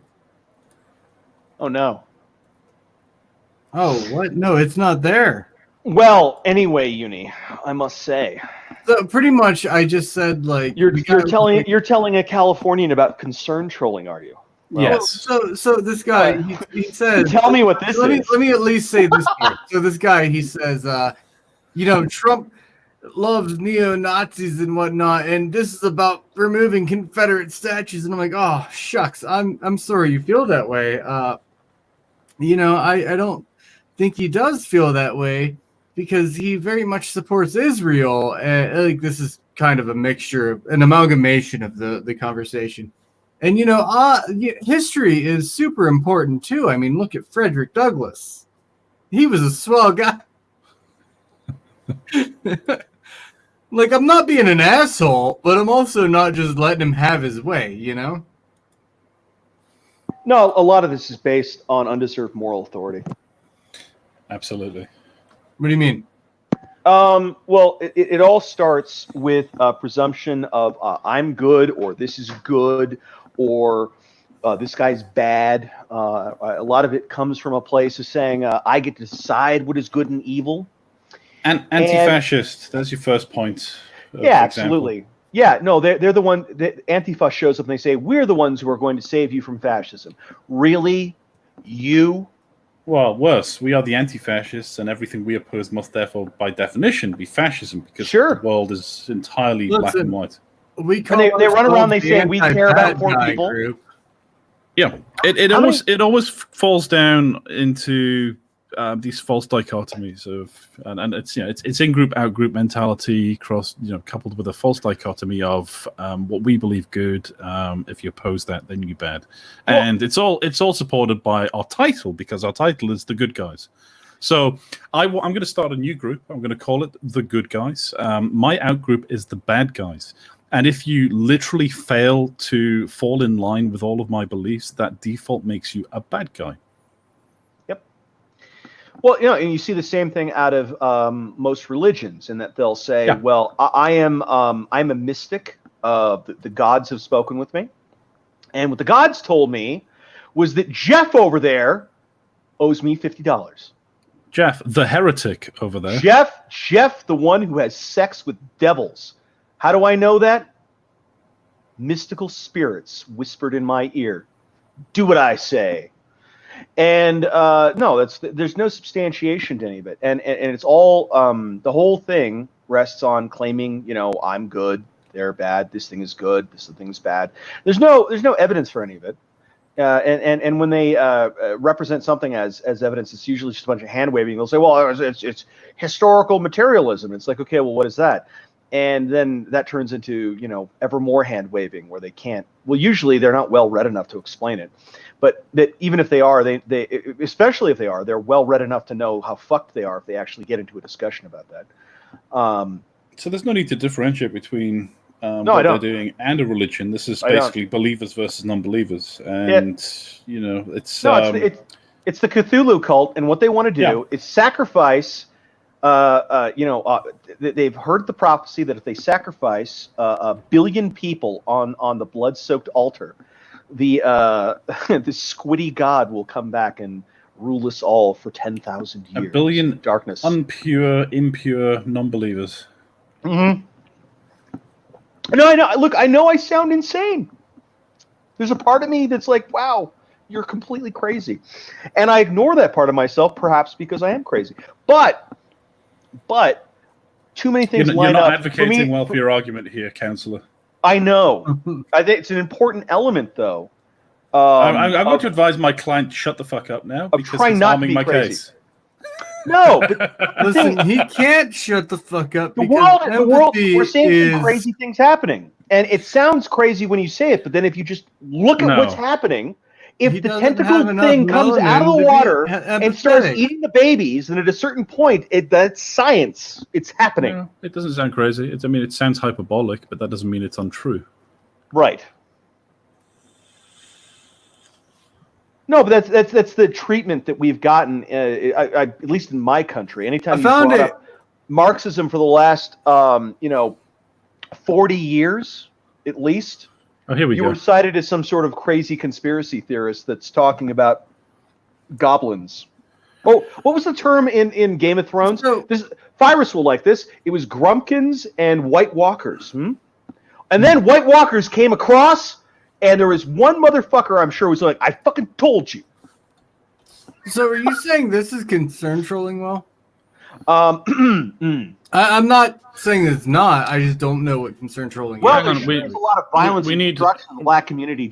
We need a voice for Titus. Okay.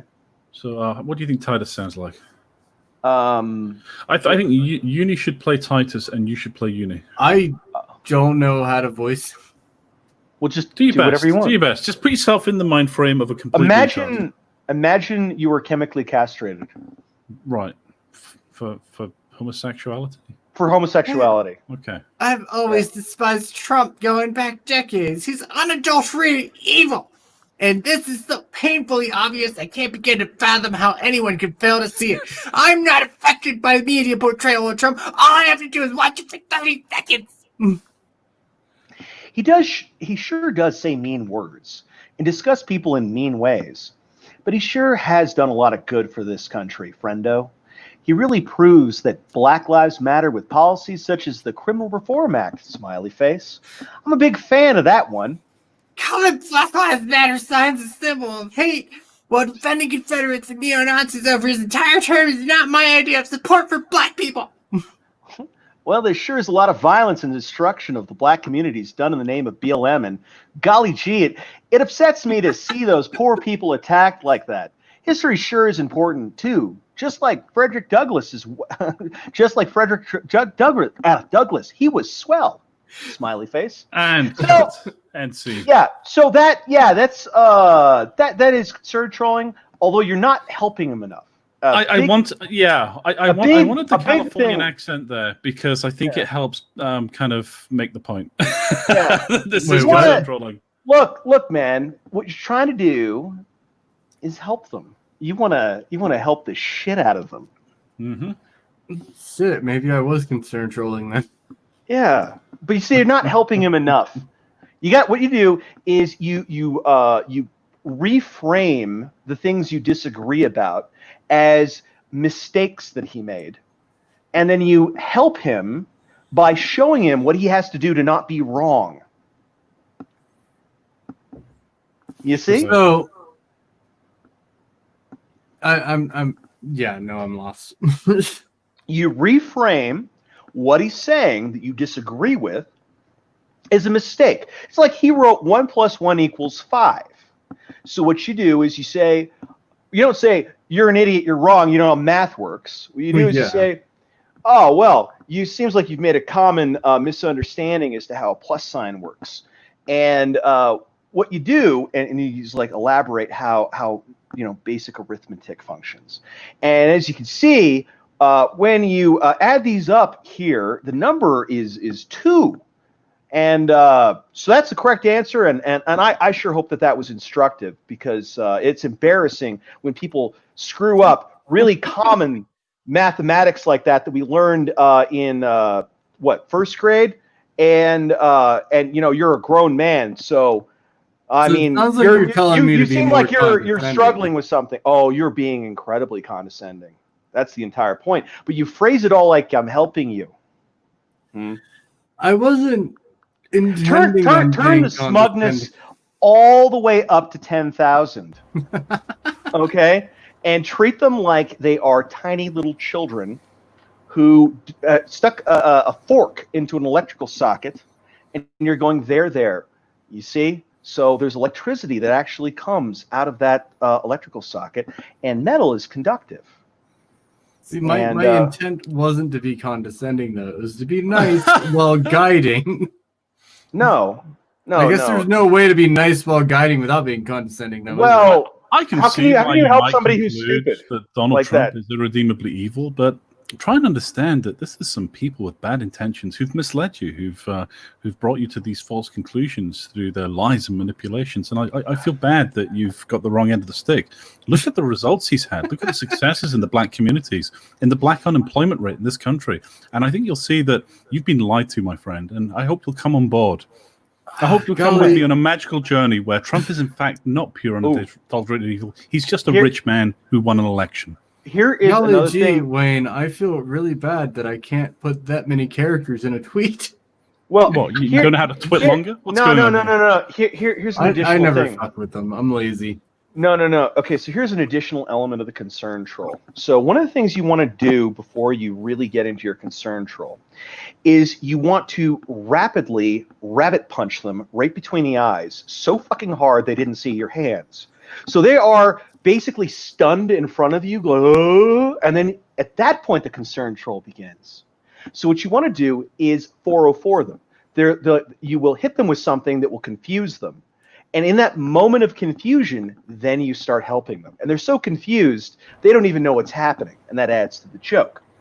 So in the event of this particular thing, what I would suggest you do is talk about, like, well, who can really say what is good and evil? You know, I've always understood that, good and evil is a subjective quality and blah, blah, blah, blah, blah, which is one of their arguments. They like to play that one, so they can't fully reject it because their whole faction has embraced it. So they're trapped between wanting to call Donald Trump evil and admitting that there is such a thing as good and evil. You can go on a massive segue and talk about all the different philosophical ideas of what good and evil are. You could go through Christianity. You could go through Hegel. You could go through all of the philosophers, everyone. This is part of why I'm Mr. Tangent. Okay, it's a lifetime of like, okay, I'm gonna throw sand in this motherfucker's eyes, and then when he can't see it, I'm gonna rabbit punch him in the face, bam, and then he's gonna be dazed, and I'm gonna pat him on the back when he doesn't even know what's going on. I'm like, man, what happened to you? Did you fall down? And I can lead him places, and he's biddable now, and I can squirt move water around. in his eyes. I can, exactly. Yeah, I don't think there's any redeem in this guy, though. Like, if you watch the rest of the point is not to redeem. The point is to control. Changing the guy's mind either. Like, forget about changing people's minds. No. Yeah. If you watch that thread, all he's going on about is like Donald Trump's mafia connections and like how he's an evil man and he has been for decades. And well, his name is the Don. So he's obviously a mafia don, right? There's a similarity in his name. Clearly. I mean, his nickname sounds like the other guy's like titles, so I mean, it's kind of an easy one right there. No, you just look. For me, with these guys, my intention is not so much to change their minds, so much as it is to make them uncomfortable. No, that's actually a common misunderstanding, or at least it's something which I think is being argued in the right context, but the wrong target. So, what I mean by that is that there is a kind of a mistake that some people make where they assume that the other party in a conversation is actually arguing in good faith. And so right, I suppose where I started that right. You might call it the principle of concern charity. drawing, as you call it. You might call it the principle of charity. You're looking at somebody posting something and thinking, you know what, there's a human being behind these words, and maybe that's someone I can reach out to and change their mind on something. You can't change their mind on something because they're not arguing in good faith. They already know, I think, most of the time, at least 90% of what they're saying is complete and utter tosh, with no grounding, with no relevance to reality. Yep. So you cannot possibly change that person's mind because they've already decided to go against the facts. One of the things I want to change my mind. What? I'm racist because I'm white. It's okay to be white. That's what changed my mind. I used to hate Donald Trump. Oh yeah. Mm-hmm.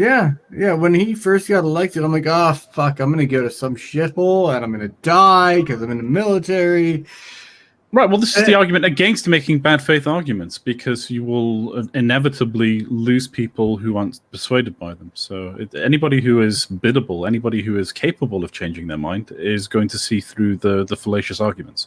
That's why when you see people saying it's not okay to be white and we should criminalize people saying white lives matter, that's a disgusting attack on our diverse nation. So when you read that, you say, well, okay, I'm going to forget about the media narrative here, and I'm going with these guys who posted the banner because I agree.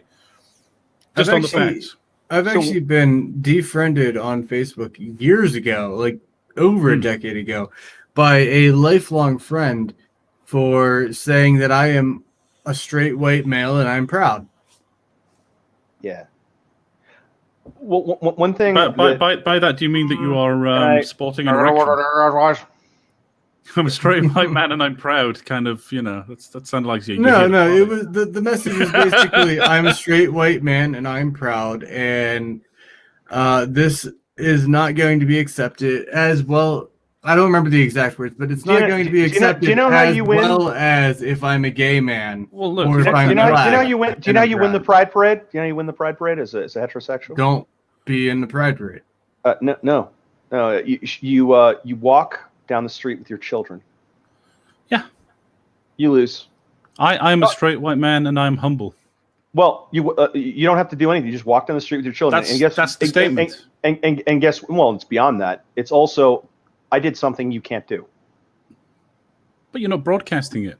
I'm literally walking down the street with them. Yeah, but you're not shouting it from the youth. You're not climbing on your soapbox and proclaiming yourself to be fucking my wife prideful. in the middle of the street. No.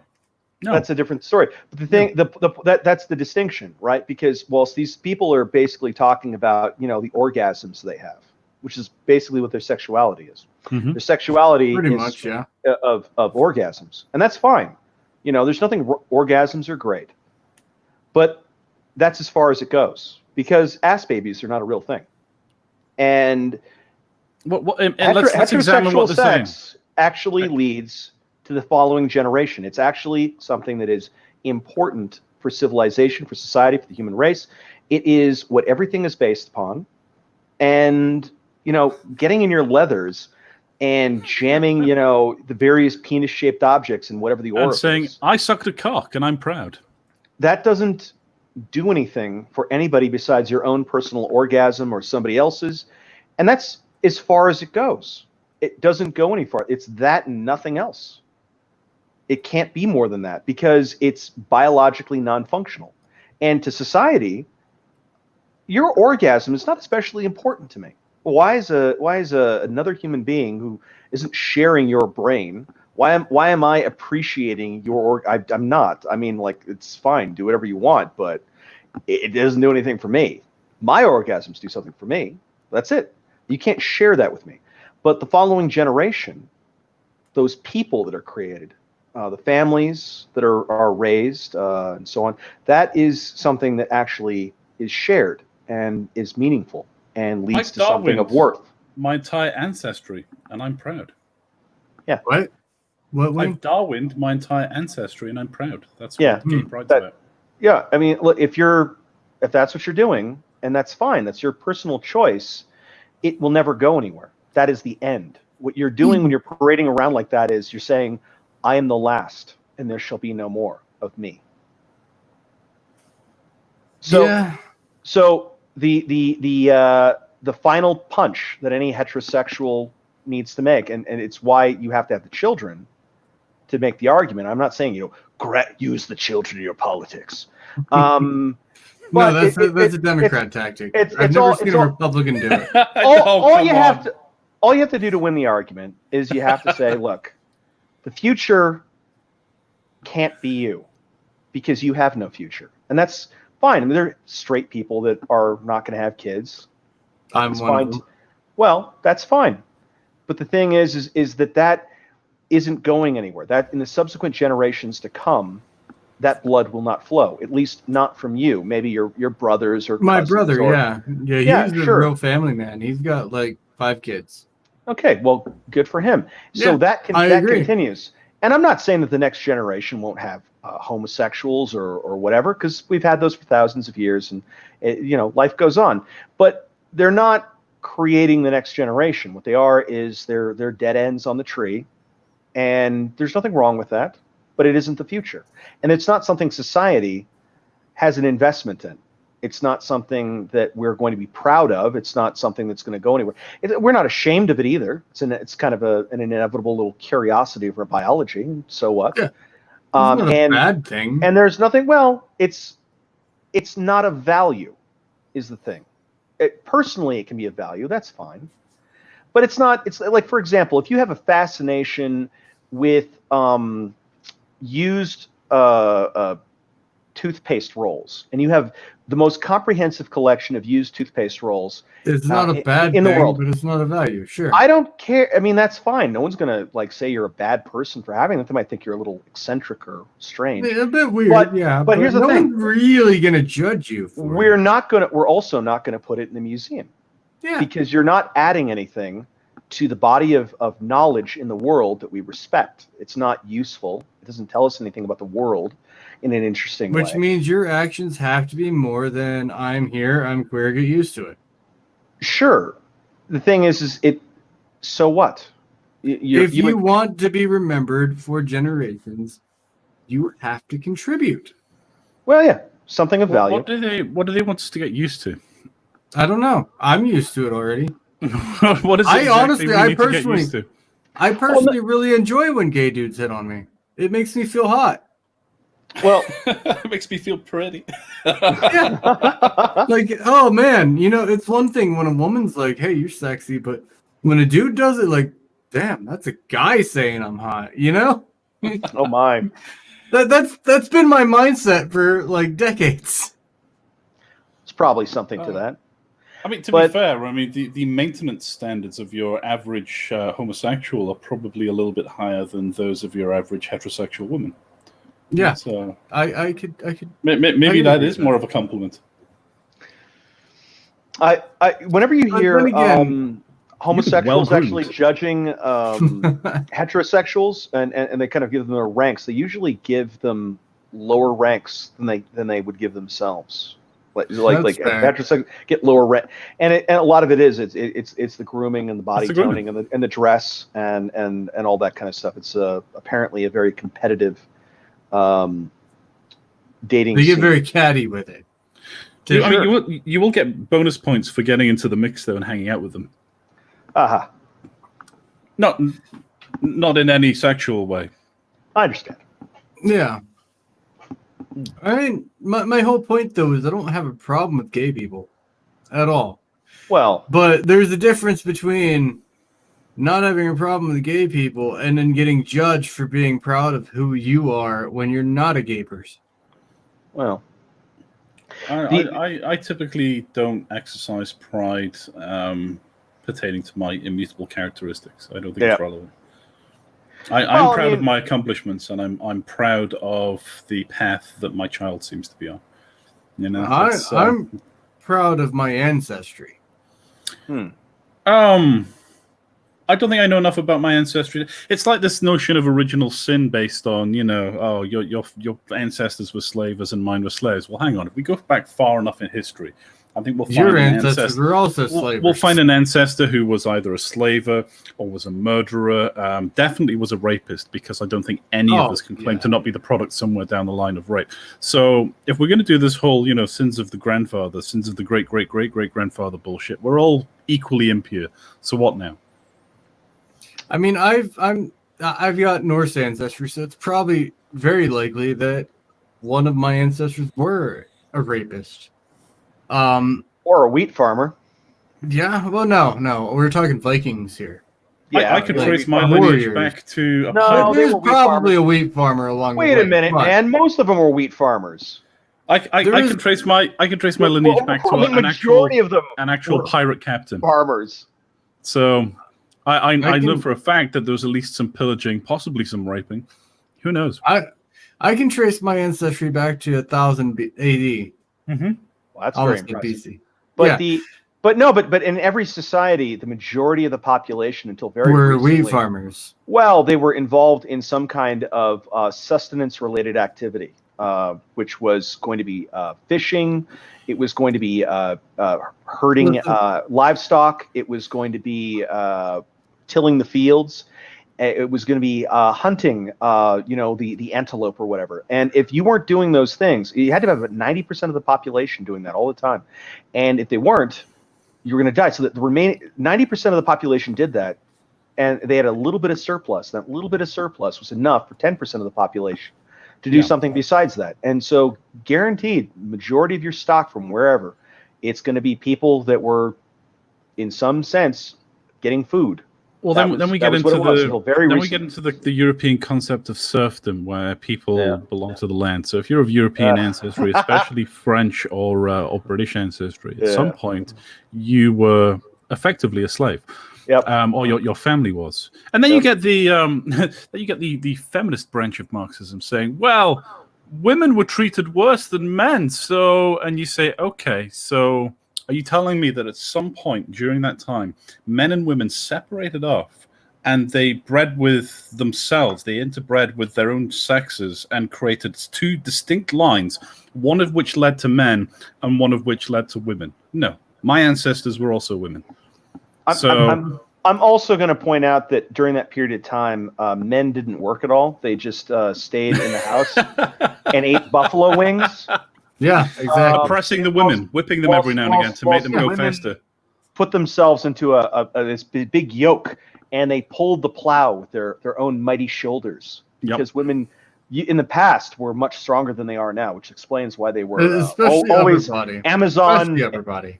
Well, yeah, they were Amazon warriors.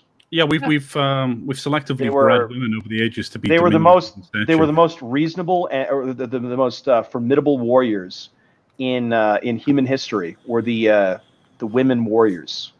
And we know this. We know this for a fact because we found this one painting where the armor had breasts. Right. That proves it. You're giving the fucking Viking argument there. I wholeheartedly believe that certain women did actually go into combat with the Vikings. It was the norm. I don't think so. Last resort, maybe. I don't even think it's a last resort. Just women being like, "Hey, I'm a woman. I'm gonna prove myself," and they fucking did. This would be destructive to your society if it was something you practice on any kind of breadth. If you had a culture of women going to war, then your tribe would fail. They had a culture of women voting, okay? That's different. If you have a culture of women going to war, then your tribe is going to die because you're going to run out of a very important resource, and that is wombs. Well, there's a difference between women going to war and women going raiding. No. Wait a minute. There's an important element here. So this is a big distinction between warfare in this period of time and today. So, like, we don't go to war very often, and when we do, it's this big punctuated deal. Mm-hmm. what was going on in that period of time was they had kind of constant war. A all meat the time. grinder. Yeah. So, for example, the in England during the Bronze Age, I believe it was the Bronze Age, the propensity of a man to die by violence was 70% of the population. Yeah, I believe it. 70% of the population. Now, the propensity of women to die by violence was actually relatively low. Significantly lower, yeah.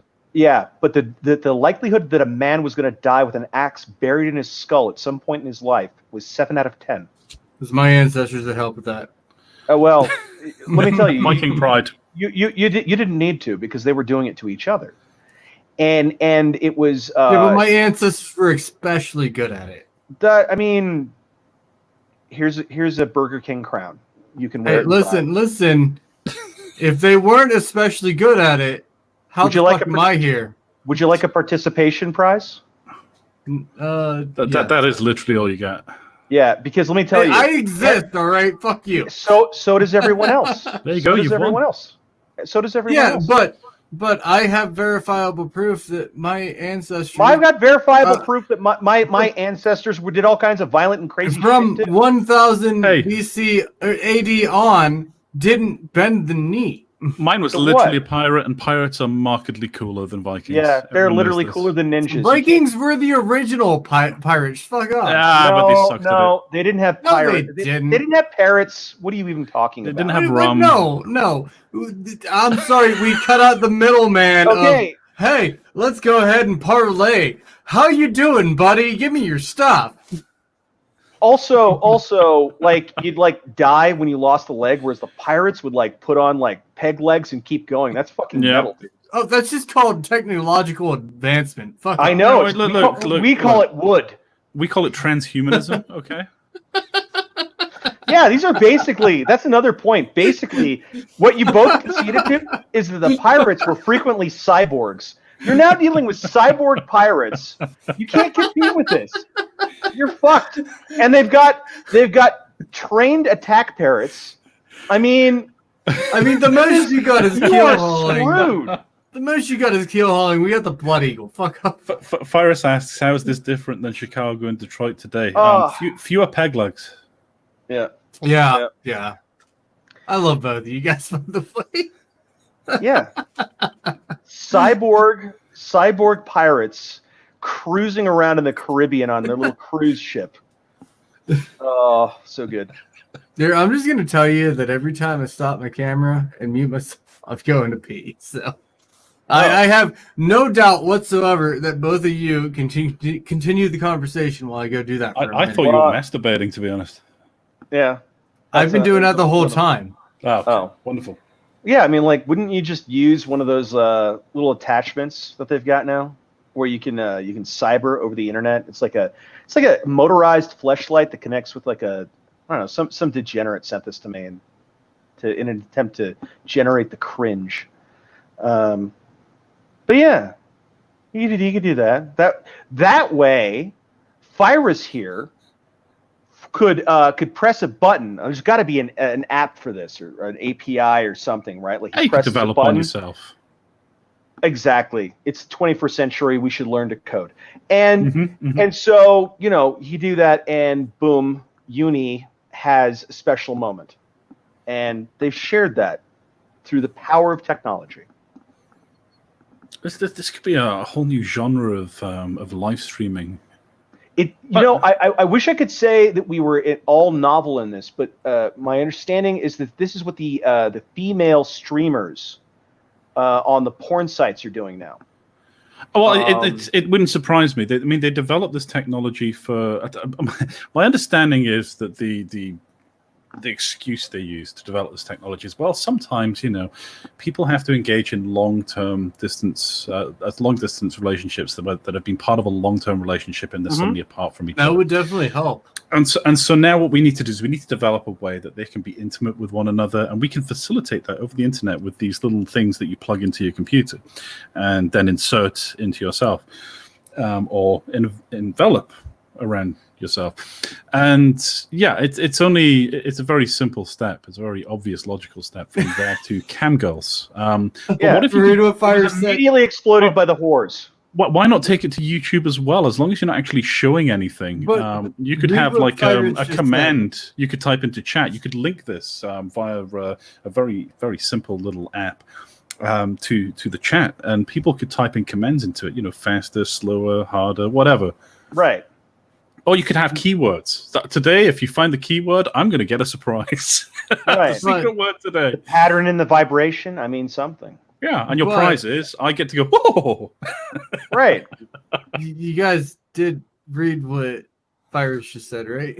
I saw an article where someone developed a butt plug that reacts to events in Animal Crossing for the Switch. That doesn't surprise me. Come visit my island and chill. Animal Crossing, from what I've seen, is a haven of degeneracy.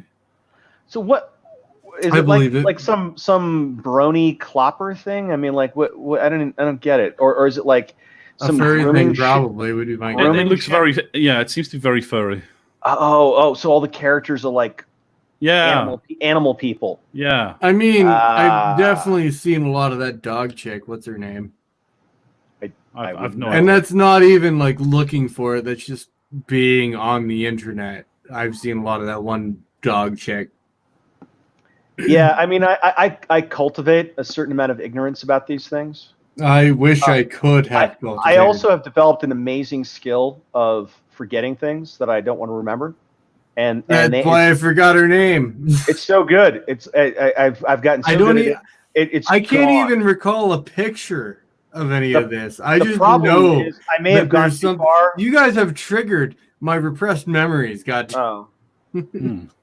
Yeah, my concern is it may have gone too far, and I may just develop early onset Alzheimer's. But we'll see what happens. We'll see what happens. So should I just go? I'm optimistic. On you, Joe. Now, maybe. Who's that? Do you like kids jumping in your lap? Huh? That's the joke. Creepy Uncle Joe. Huh?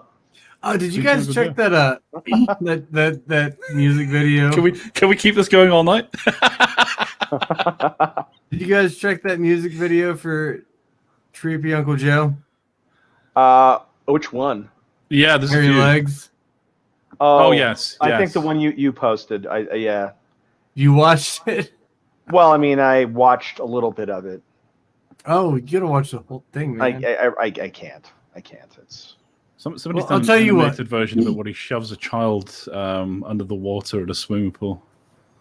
I'll tell you what. I will add it to the stream while it's low volume so we can keep talking over it and have it as background music. Thoughts? It's not what I choose as background music, but hey, whatever floats your boat. This is your car trip here, so I can't touch the radio. You can touch the radio. That's why I'm asking your opinion. I mean, you can jump out of the vehicle whilst it's moving.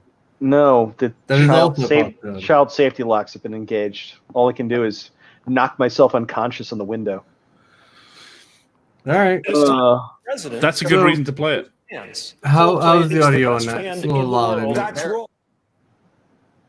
Try to get just a little bit. It's literally off, and I won't hear it.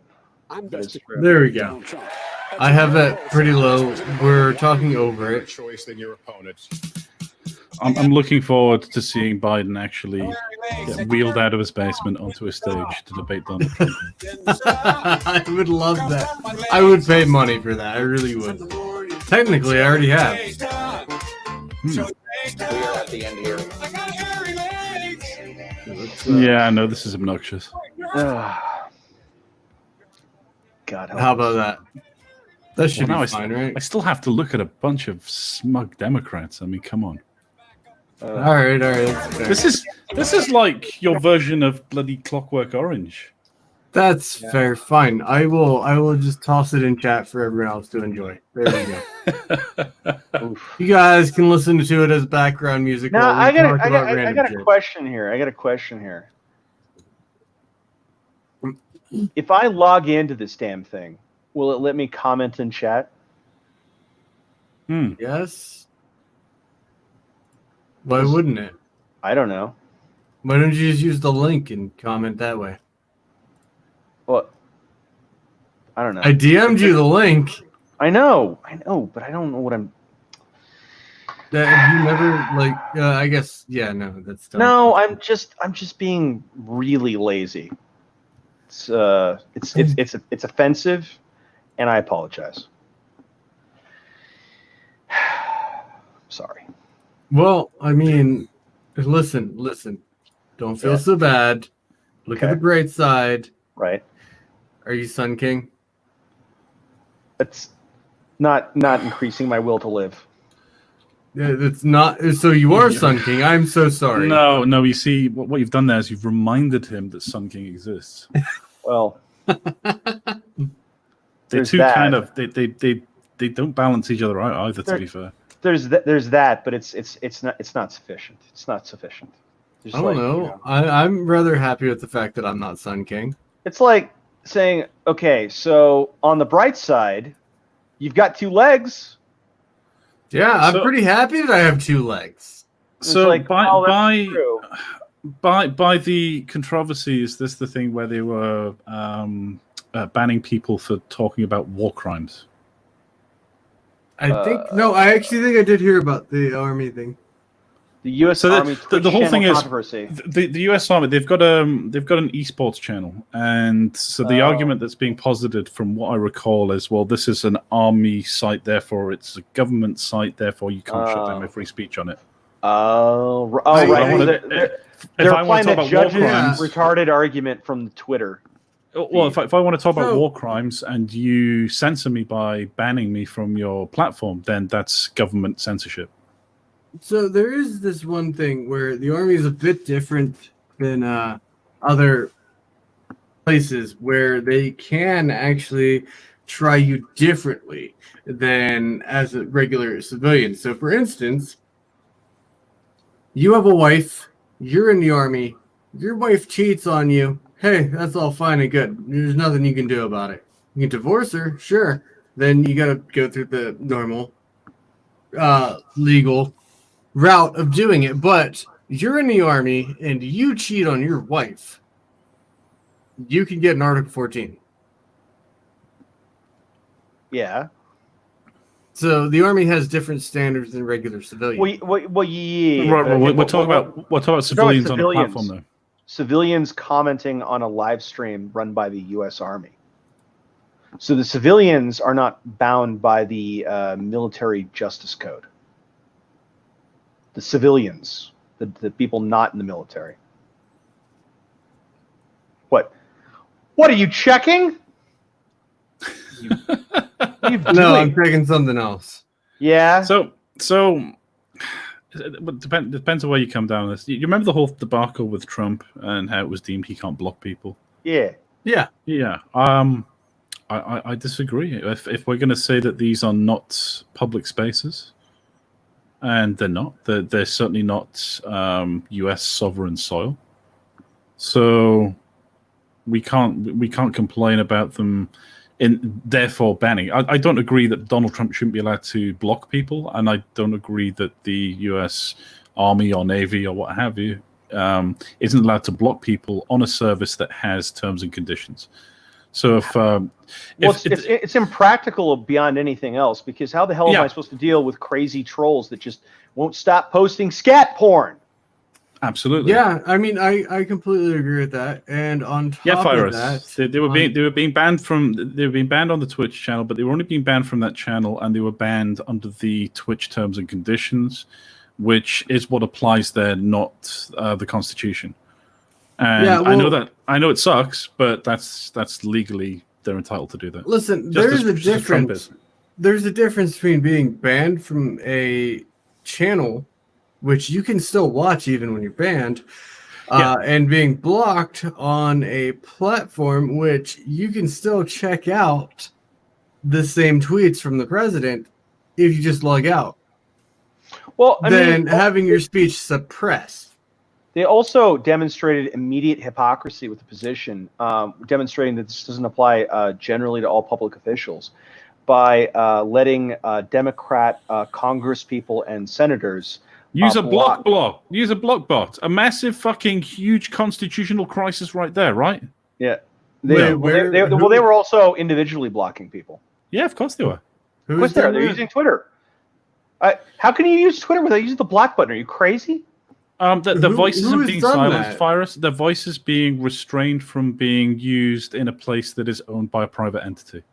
Well, wait a minute. So you don't have a right. Wait a minute. You don't have a right to my platform. No. Let's just get real with this. Okay, so very interesting argument about where First Amendment stops via platform. The commentator on the Twitch channel was getting banned, but their voice is being silenced. He says, give me the link. I'll toss it up. I mean, what I'm trying to understand here is, are we saying that people should be able to speak on and not be blocked at any point? Yeah, you're missing the wider implications here, Will, and that copy is paste. Well, if we allow this, why are you giving me this? So what are you talking to me? I don't have anything. Well, I thought you had a source. I was reading goddamn Virus's goddamn live comments. I can find you. I'm pretty sure it was on GameSpot a couple of days ago. Get it from Wayne. That way I don't have to do anything. Wayne has been Johnny on the goddamn spot with links tonight. It's been actually really nice. Exercising my powers of Googleage. Yes, I know. They dragged protesters out of the primary debates? What are you talking about here? All right. Okay, so let's say we didn't do that, right? Let's say we let the protesters take over a primary debate. Oh, no, I got this. It's also a private venue. Well, yeah, but look, from just a straight-up practical point of view, man, what that does is it lets trolls control everything. What do you mean, like, whatever you... I got this. I'm not worried about the trolls. I am. In fact, it's actually it's in our interest that they continue to exercise the right to ban and censor people on these platforms.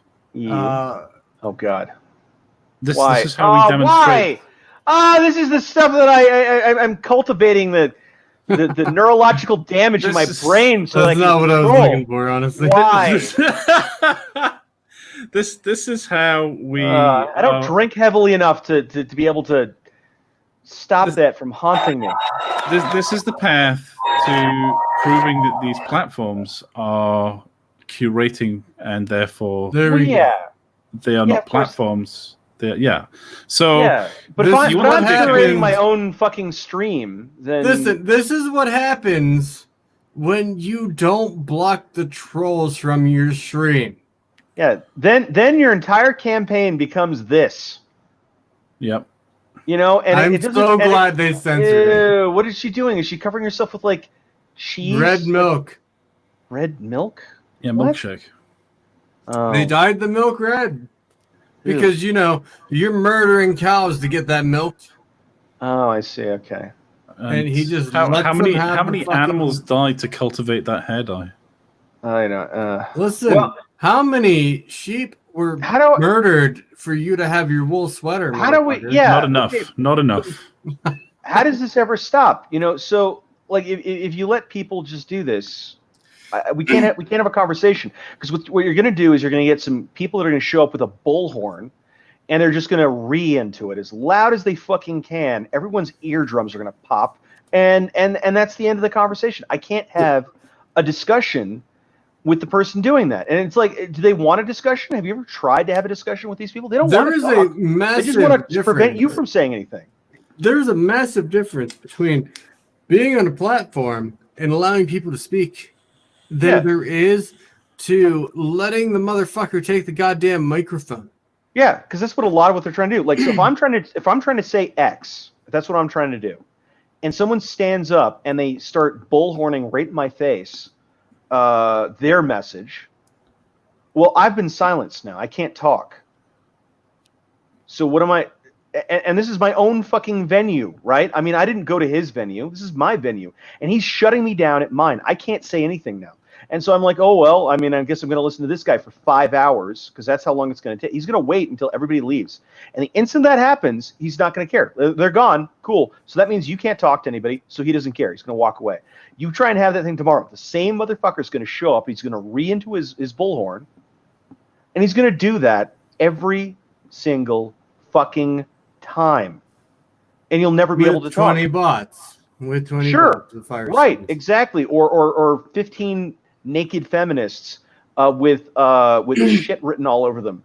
You know, now, and so you want to know what absolutely disgusts me though? Wait a minute. Military? Wait a minute. We are comparing apples to oranges here in a number of different ways. I'm sure we are. Nobody's taking not being the mic sarcastic. No, nobody's taking the mic off anybody. This is people who are basically spam. This is something. If you look at any Twitch stream, frequently they can be best described as invest in Bitcoin. Well, sometimes, but mostly it's just fucking a bunch of meme spam bullshit.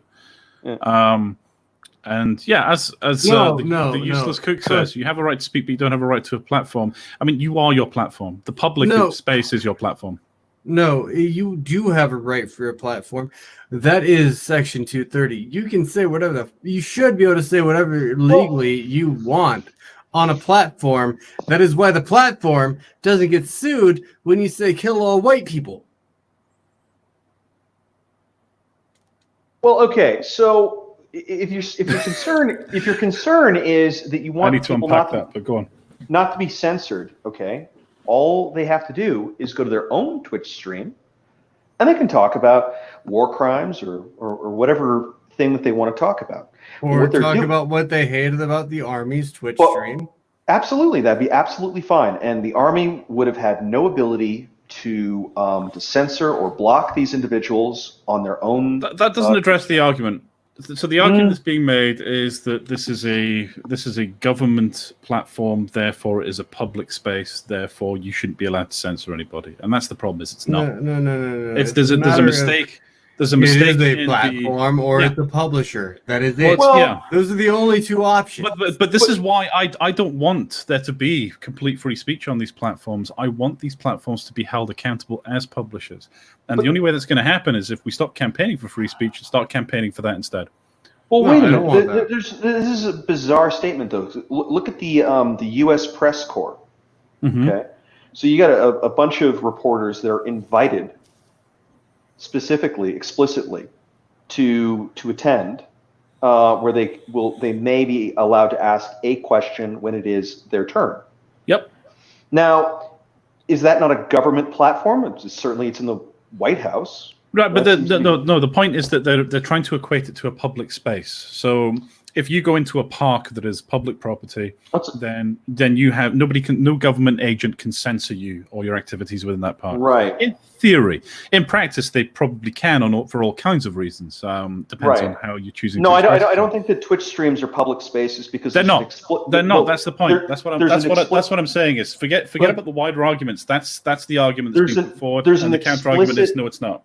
There's an explicit ownership of that space by the Twitch host. By Twitch, yeah. So, well, not just by Twitch, but also by the person who's running the stream. No, by Twitch. It belongs to Twitch. Well, I understand that they own it, but at the same time, the people that are running the chat, they're running the stream, they decide what's on the video. They decide who gets to actually use their microphones. All the other people get to use is the live chat. And it's being paid for by tax dollars and opened up to the public, so now it's a public space. That's why you can't say that it's owned by Twitch. Yeah, it is. It's like a post office. In what sense is that sustained by tax dollars? A post office? No, Twitch. It's the Army.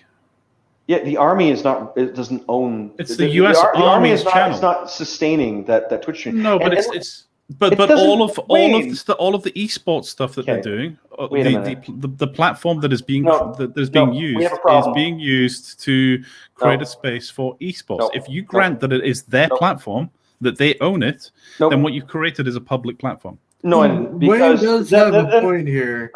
The fact that you can keep tax credit me for making my goddamn point here, but the goddamn White House press corps would then be an open platform by this logic. No. Paid for by the government, is it not? It's not open to the public. Well, neither is a Twitch stream.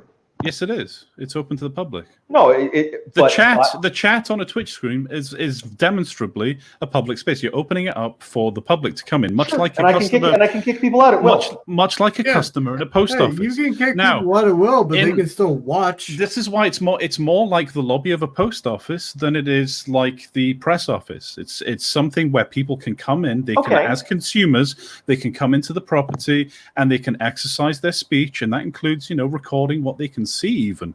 So if you grant that this is owned by the U.S. Army, then it becomes a public space. My contention is that it's not owned by the U.S. Army. They are merely using someone else's platform. Okay. Real quick. Talking to chat.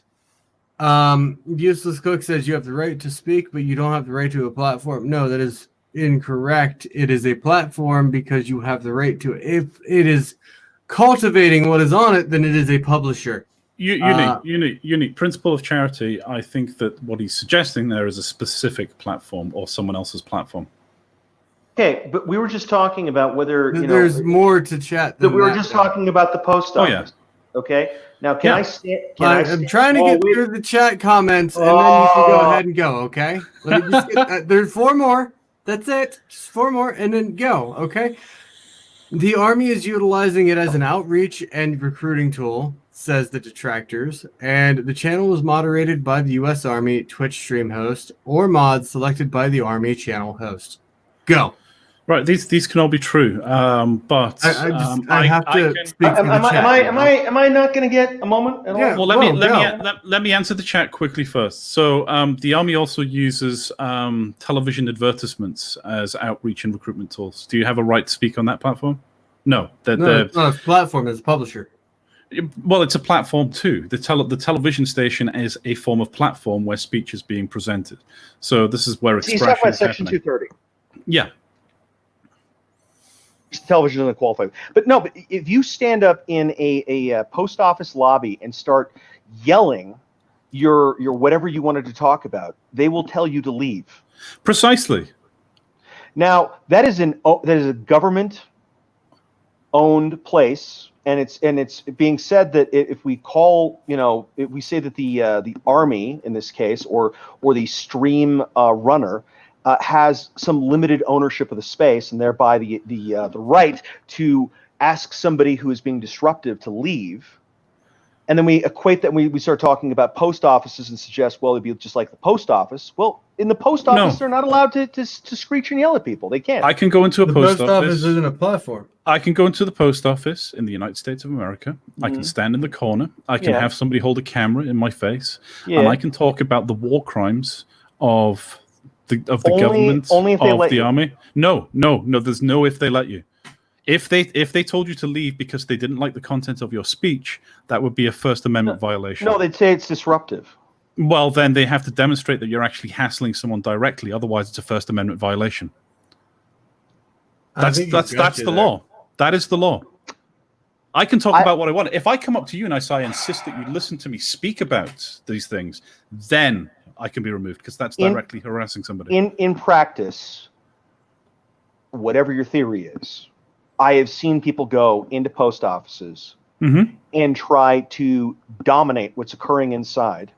Be disruptive. Well, keep in mind what they did in the channel. Okay, they were spamming the channel with discordant comments. Okay, so this is not quietly sitting off in the corner and not bothering anybody. Are you talking about they were doing their own thing and they were disturbing? Well, no, they were disturbing people in the post office, but you're describing it as if they were in a Twitch stream and they were just spamming the channel.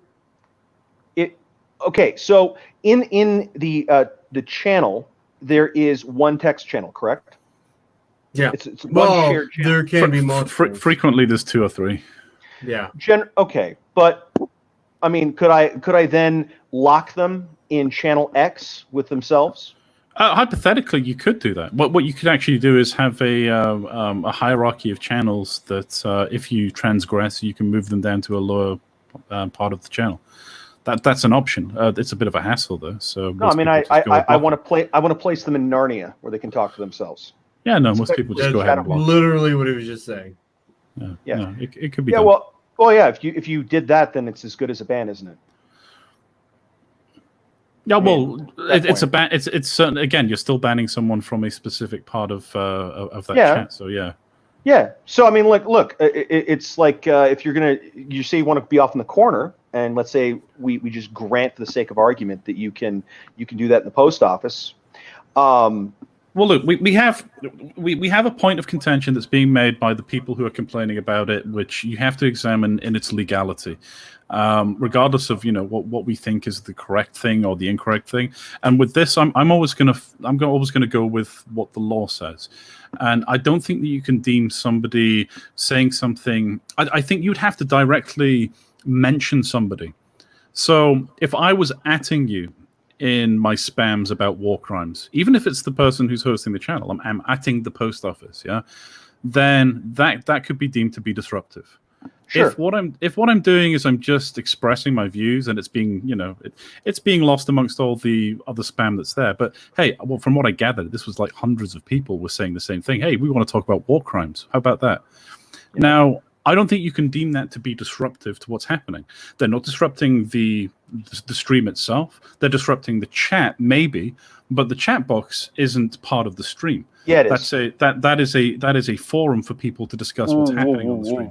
No, because the streamers are Look at what's happening in this channel. Okay, so Virus is bringing up points. And absolutely, I'm not saying there's no interaction. And that interaction is. But there isn't typically with an esports stream. They're not sitting there watching what's going on, and it's distracting them from their performance. I don't know. I mean, I see Uni. It's not stopping them doing their job.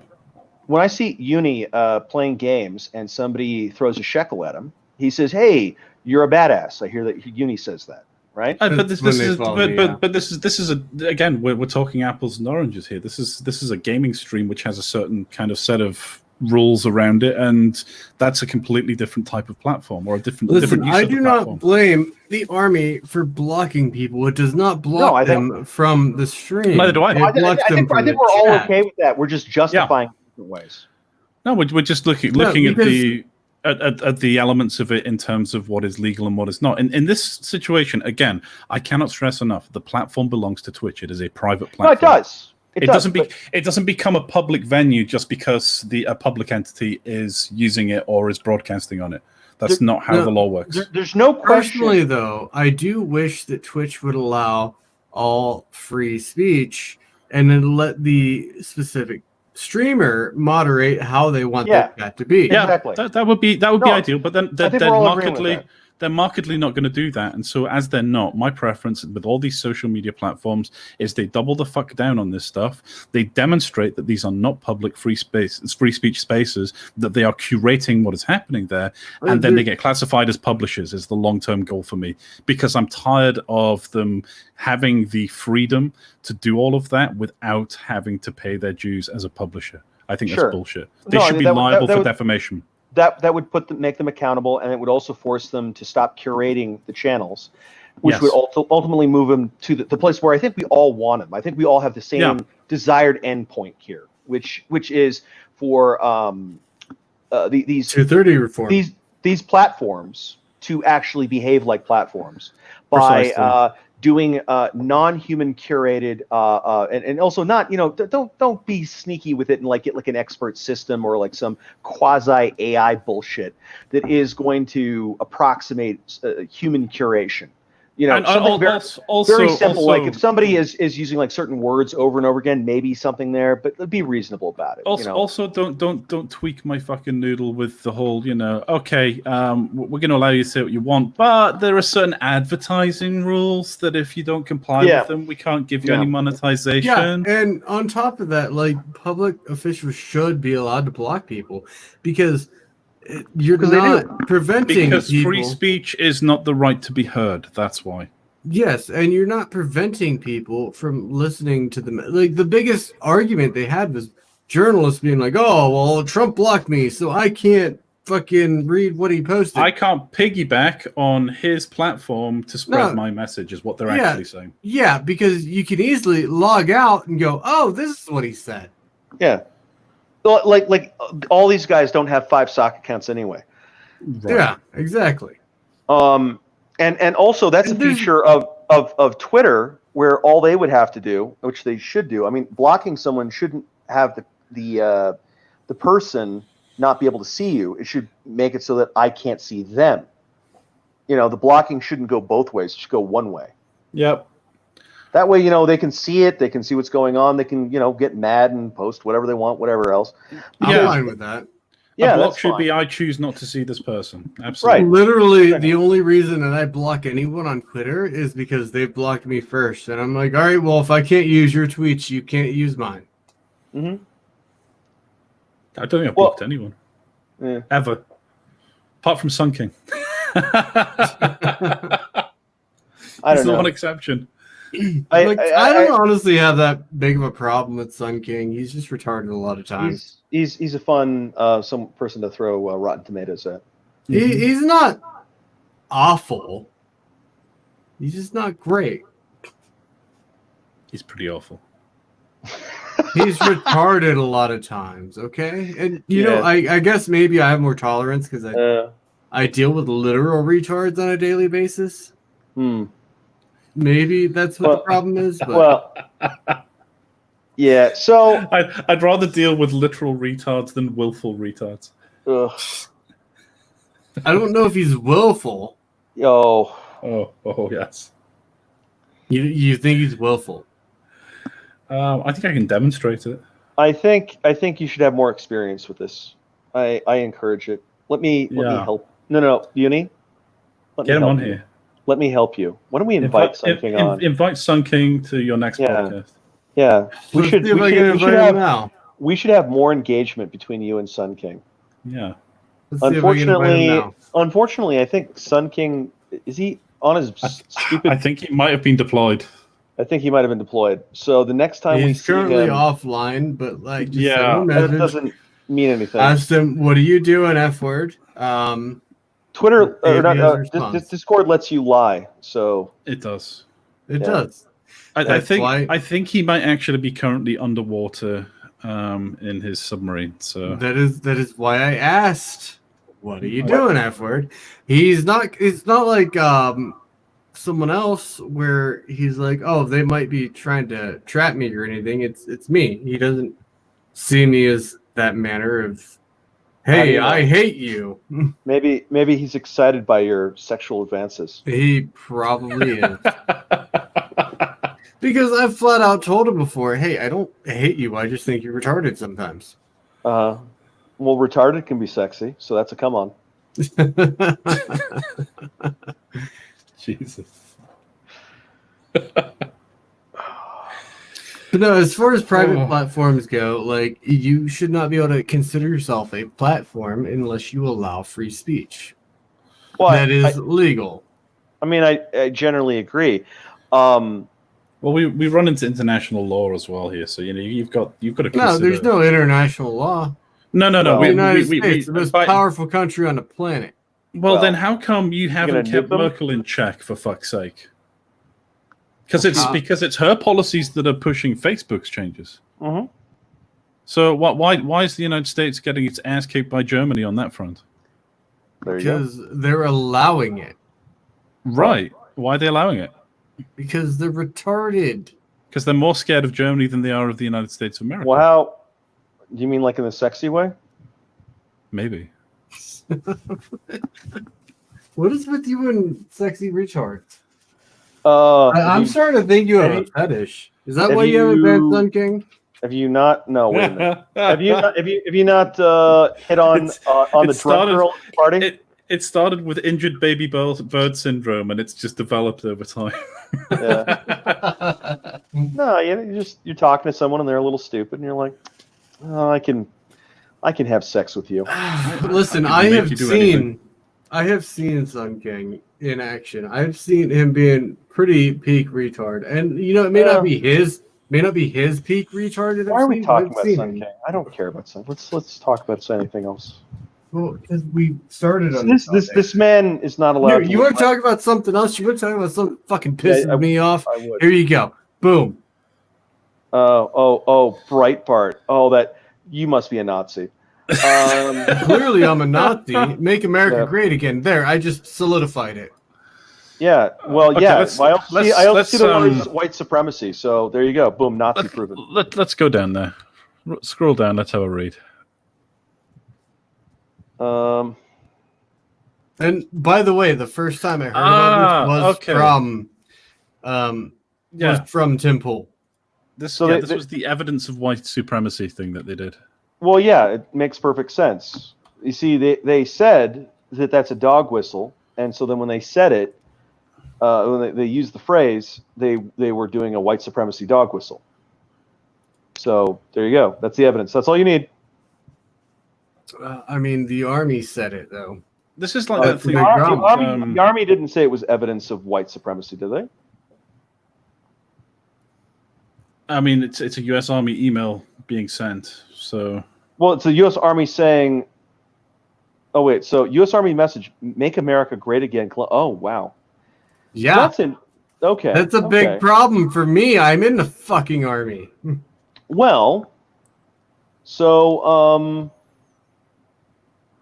yeah. So what you'd want to do is look at who wrote that, and I guess that's going to come out of Washington D.C. somewhere. Does that mean I can talk shit on the word change, then? Because the previous president said change. Yeah. Exactly. So that means we can judge what presidents say from now on, like from a militaristic point of view. Well, it's the fact that change is a symbol of black supremacy. That's my decision. I've decided that. Of medical advancements over the last century have come out of the United States of America. Is that talking about American exceptionalism? Sure. No, that is propaganda. Clearly, capitalistic for-profit healthcare does not benefit the world. We should all be socialist except America because fuck America. Somebody's got to pay for it all. Yeah, exactly. America is the magical money tree. We really are. We are really the reason that any other country in the world can have socialist health. When our socialists speak about shaking the magical money tree, what they actually mean is, well, we're going to go over and we're going to see if America's left any money down the back of the couch. Well, we kind of conditioned them to it. We did do the Marshall Plan. That's true.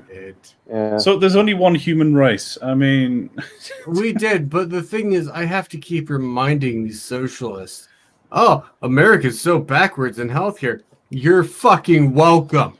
I would like to ask the people who don't agree that there's only one human race, how do we differentiate between the races? That's a good point. I can't. I've been race blind my entire life. What distinguishing features suggest that one race is different to another race? If there's not only one human race. As a medical self-identification. As a medical professional, I can tell you that there are medical differences between the races. Oh yeah. Yeah. Well, what are the? I mean, the point is when people are saying there's only one human race, this argument is the argument of, hey, we're all brothers and sisters, right? We all have common ancestors. We are the same species. So what I would like to know is, are they perhaps suggesting that that's not true? That there are in fact two separate species, or three separate species, or a multitude of different species of human?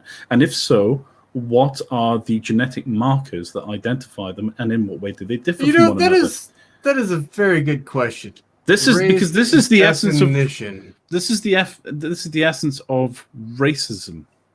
A group of people identified as distinct from other groups because of supposed physical or genetic traits. I'd like to point out that Cyrus has posited the Terry Pratchett theory as to where the money comes from. Because all the money, he thinks all the money comes from China. And all the gold came from the counterweight continent, which was basically China. That's right. That's right. Yeah. So we're not one race. We are one species. Right, but in this context, when people say we're all one race, they mean species. Yeah. Okay. Sure. If they mean species, they're not talking about biologically either. We're not talking about skin tones. We're not talking about country of origin. We're talking about species. You guys haven't paid enough in your sanity to understand what they're talking about. They're doing a sociological thing. It has nothing whatsoever to do. Okay, so you know how. Is that why they tore down Frederick? Do you understand? Do you understand the distinction? You know how you understand that they draw a distinction between gender and sex, right? I understand perfectly well, Will. What I'm asking for is, what are their markers of distinction? Vague sociological ones. Because I guarantee you that they won't be physical or genetic. No, well, that's not. No, of course not, because that would be empirical and inconvenient when you disprove them with facts. The human species are just featherless bipeds. Indeed. That was Plato's man. I thought we were naked apes. Yep. Aren't we naked apes? Yeah. You say something stupid, and you're going to have some naked guy run out of the crowd and throw a plucked chicken at your feet. It's what you're going to get. It's fair. You know. Fire says it's just recapturing language. And I'll point out. Not wrong. It is. It's the colonization of language is what's occurring. We see this all the time. It's not the problem with this recapturing language thing. What? The next time I have someone argue about definitions with me, I'm gonna be like, "Quit trying to colonize my language, you bigot." That's what they're doing. Yeah. Well, the problem with the recapturing language concept is they don't actually have any difficulty expressing themselves using the language that they have. That isn't why they're doing it. What they're trying to do is they're trying to confuse the language. So it's not recapturing language. What they want to do is they know that in your head you've got X definition, and then they start using Y definition, and then what they want to do is they want to conflate the two, such that you are allowed to sort of mentally divide by zero, because you've got two irreconcilable definitions that mean the same thing. Misogynist, someone who doesn't agree with feminism. No, right. No. He's being a misogynist and a racist because he's going against Marxism. That's the definition. Well, that's what feminism is. Right. No, and I want people to die because I oppose Marxism. Yeah. Yeah, exactly. I'm told with some frequency. And the definition of wanting people to die is wanting people to live a happy, productive life. So, likewise, you want everyone to die. You fucking racist. Well, yes. Racism, someone who doesn't agree with the tenets of BLM. What are the tenets of BLM? Well, they're Marxism. Yeah. No, it's pretty consistent. So Fyrus is talking about this Overton window shifting and all that kind of stuff. And I agree with you. And if you think about what they're doing is they are they're like a lock breaker. So I don't know if you're familiar with how a locksmith works, but he puts the little pin thing in the lock, and he feels all those little protruding doodads in there that are connected to springs, and he sees which ones of them are moving, which ones of them, if he moves them, he can start to turn the lock. And in our moral systems, our ethical systems, our rhetoric, our the extent and limitations of our knowledge, we have flaws. And if you carefully and systematically kind of tap each one of those, some of them will move, and some of them won't. The tumblers, right? And so it's a lock picker going in there and listening to it, and they're finding the slippery slopes in the way that we think about things that have do have a limitation, but which the person you're talking to, in many cases the general public, doesn't understand that this is crossing a line somewhere. Or you'll see weird subversions of what we're talking about. And the idea is to confuse the lock such that it thinks a key has gone in there. Effectively, mechanically, that's what is being communicated to the mechanism, that it got the key, and then the locksmith can just turn the handle and click, the door opens. I want to toss something else out there really quick. Here's another example briefly before that. Wayne, I'm going to go ahead and end the stream here. We will continue. Yeah, we will continue in the Spam Factory because everyone is welcome to join the Spam Factory. Am I incorrect in this, Will? Just so you know, if you do the terrible things, it's a publisher. You can be banned by Will. My wrath will be terrible.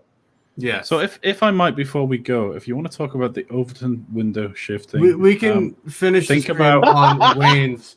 We can finish the stream on Wayne's comment response, and then I mean, let me look. Feel free to follow up with this, but look, the most obvious phrase, or two phrases, I think, that have been affected by the shifting of the Overton window, and the oldest examples that are relevant today, is the terms right wing and left wing. Yep. And if you consider what those two terms mean, the way they are used in television media and print media, they all too frequently mean good and bad. I had a minute and a half after what Wayne says. My bad. No, by all means, go ahead now. But think about those terms and how they're used. What you're saying. No, that's finished. That is as far as I will take it. Otherwise, this will I take did all want night. to end the stream on something wholesome. Did you guys heard about the kid who got 90 stitches in his face? No. Poor guy. Is this the kid that saved his sister from the dog? Yes. Yes. Oh, yes, I did what a hear hero. this. Yeah, he's a complete hero, and I have a video that almost made me cry today. Like happy tears, like, oh my god, that's so sweet. Kind of cry, you know? This video that I'm gonna end the stream on is Captain America talking to the kid, and obviously, I mean the guy who played Captain America, but still, like, it's the whole. Hey man, we can put ourselves in the mindset of a 5-year-old boy. It's fine. Yeah, The Walt Disney Company wants you to know that these are trademark tears. I don't want anyone to talk during this portion, and then once the portion's done, I'm gonna end stream and we'll conjourn. Conjourn? Is that a word? Huh? It can be if you want it to be. Yeah, I mean, we were just talking about this. I mean, strategery happened. Who cares?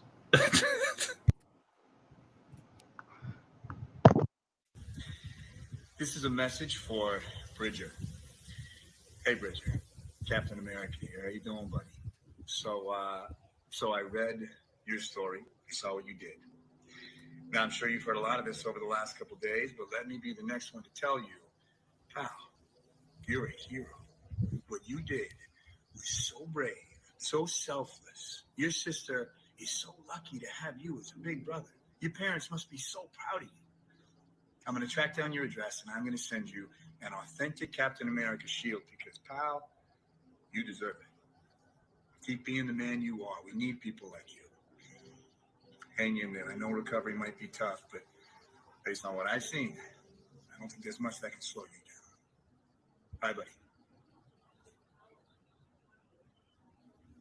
What do you think, kiddo? I thought it was awesome. How do you feel about that shield? He's going to send you an official, real Captain America shield. What? You're gonna hang it on your wall. We can attack bad guys. Take it to a jiu-jitsu tournament. That's probably against the rules. Huh? Wherever you go. I don't think that's a good idea. Well, hey there.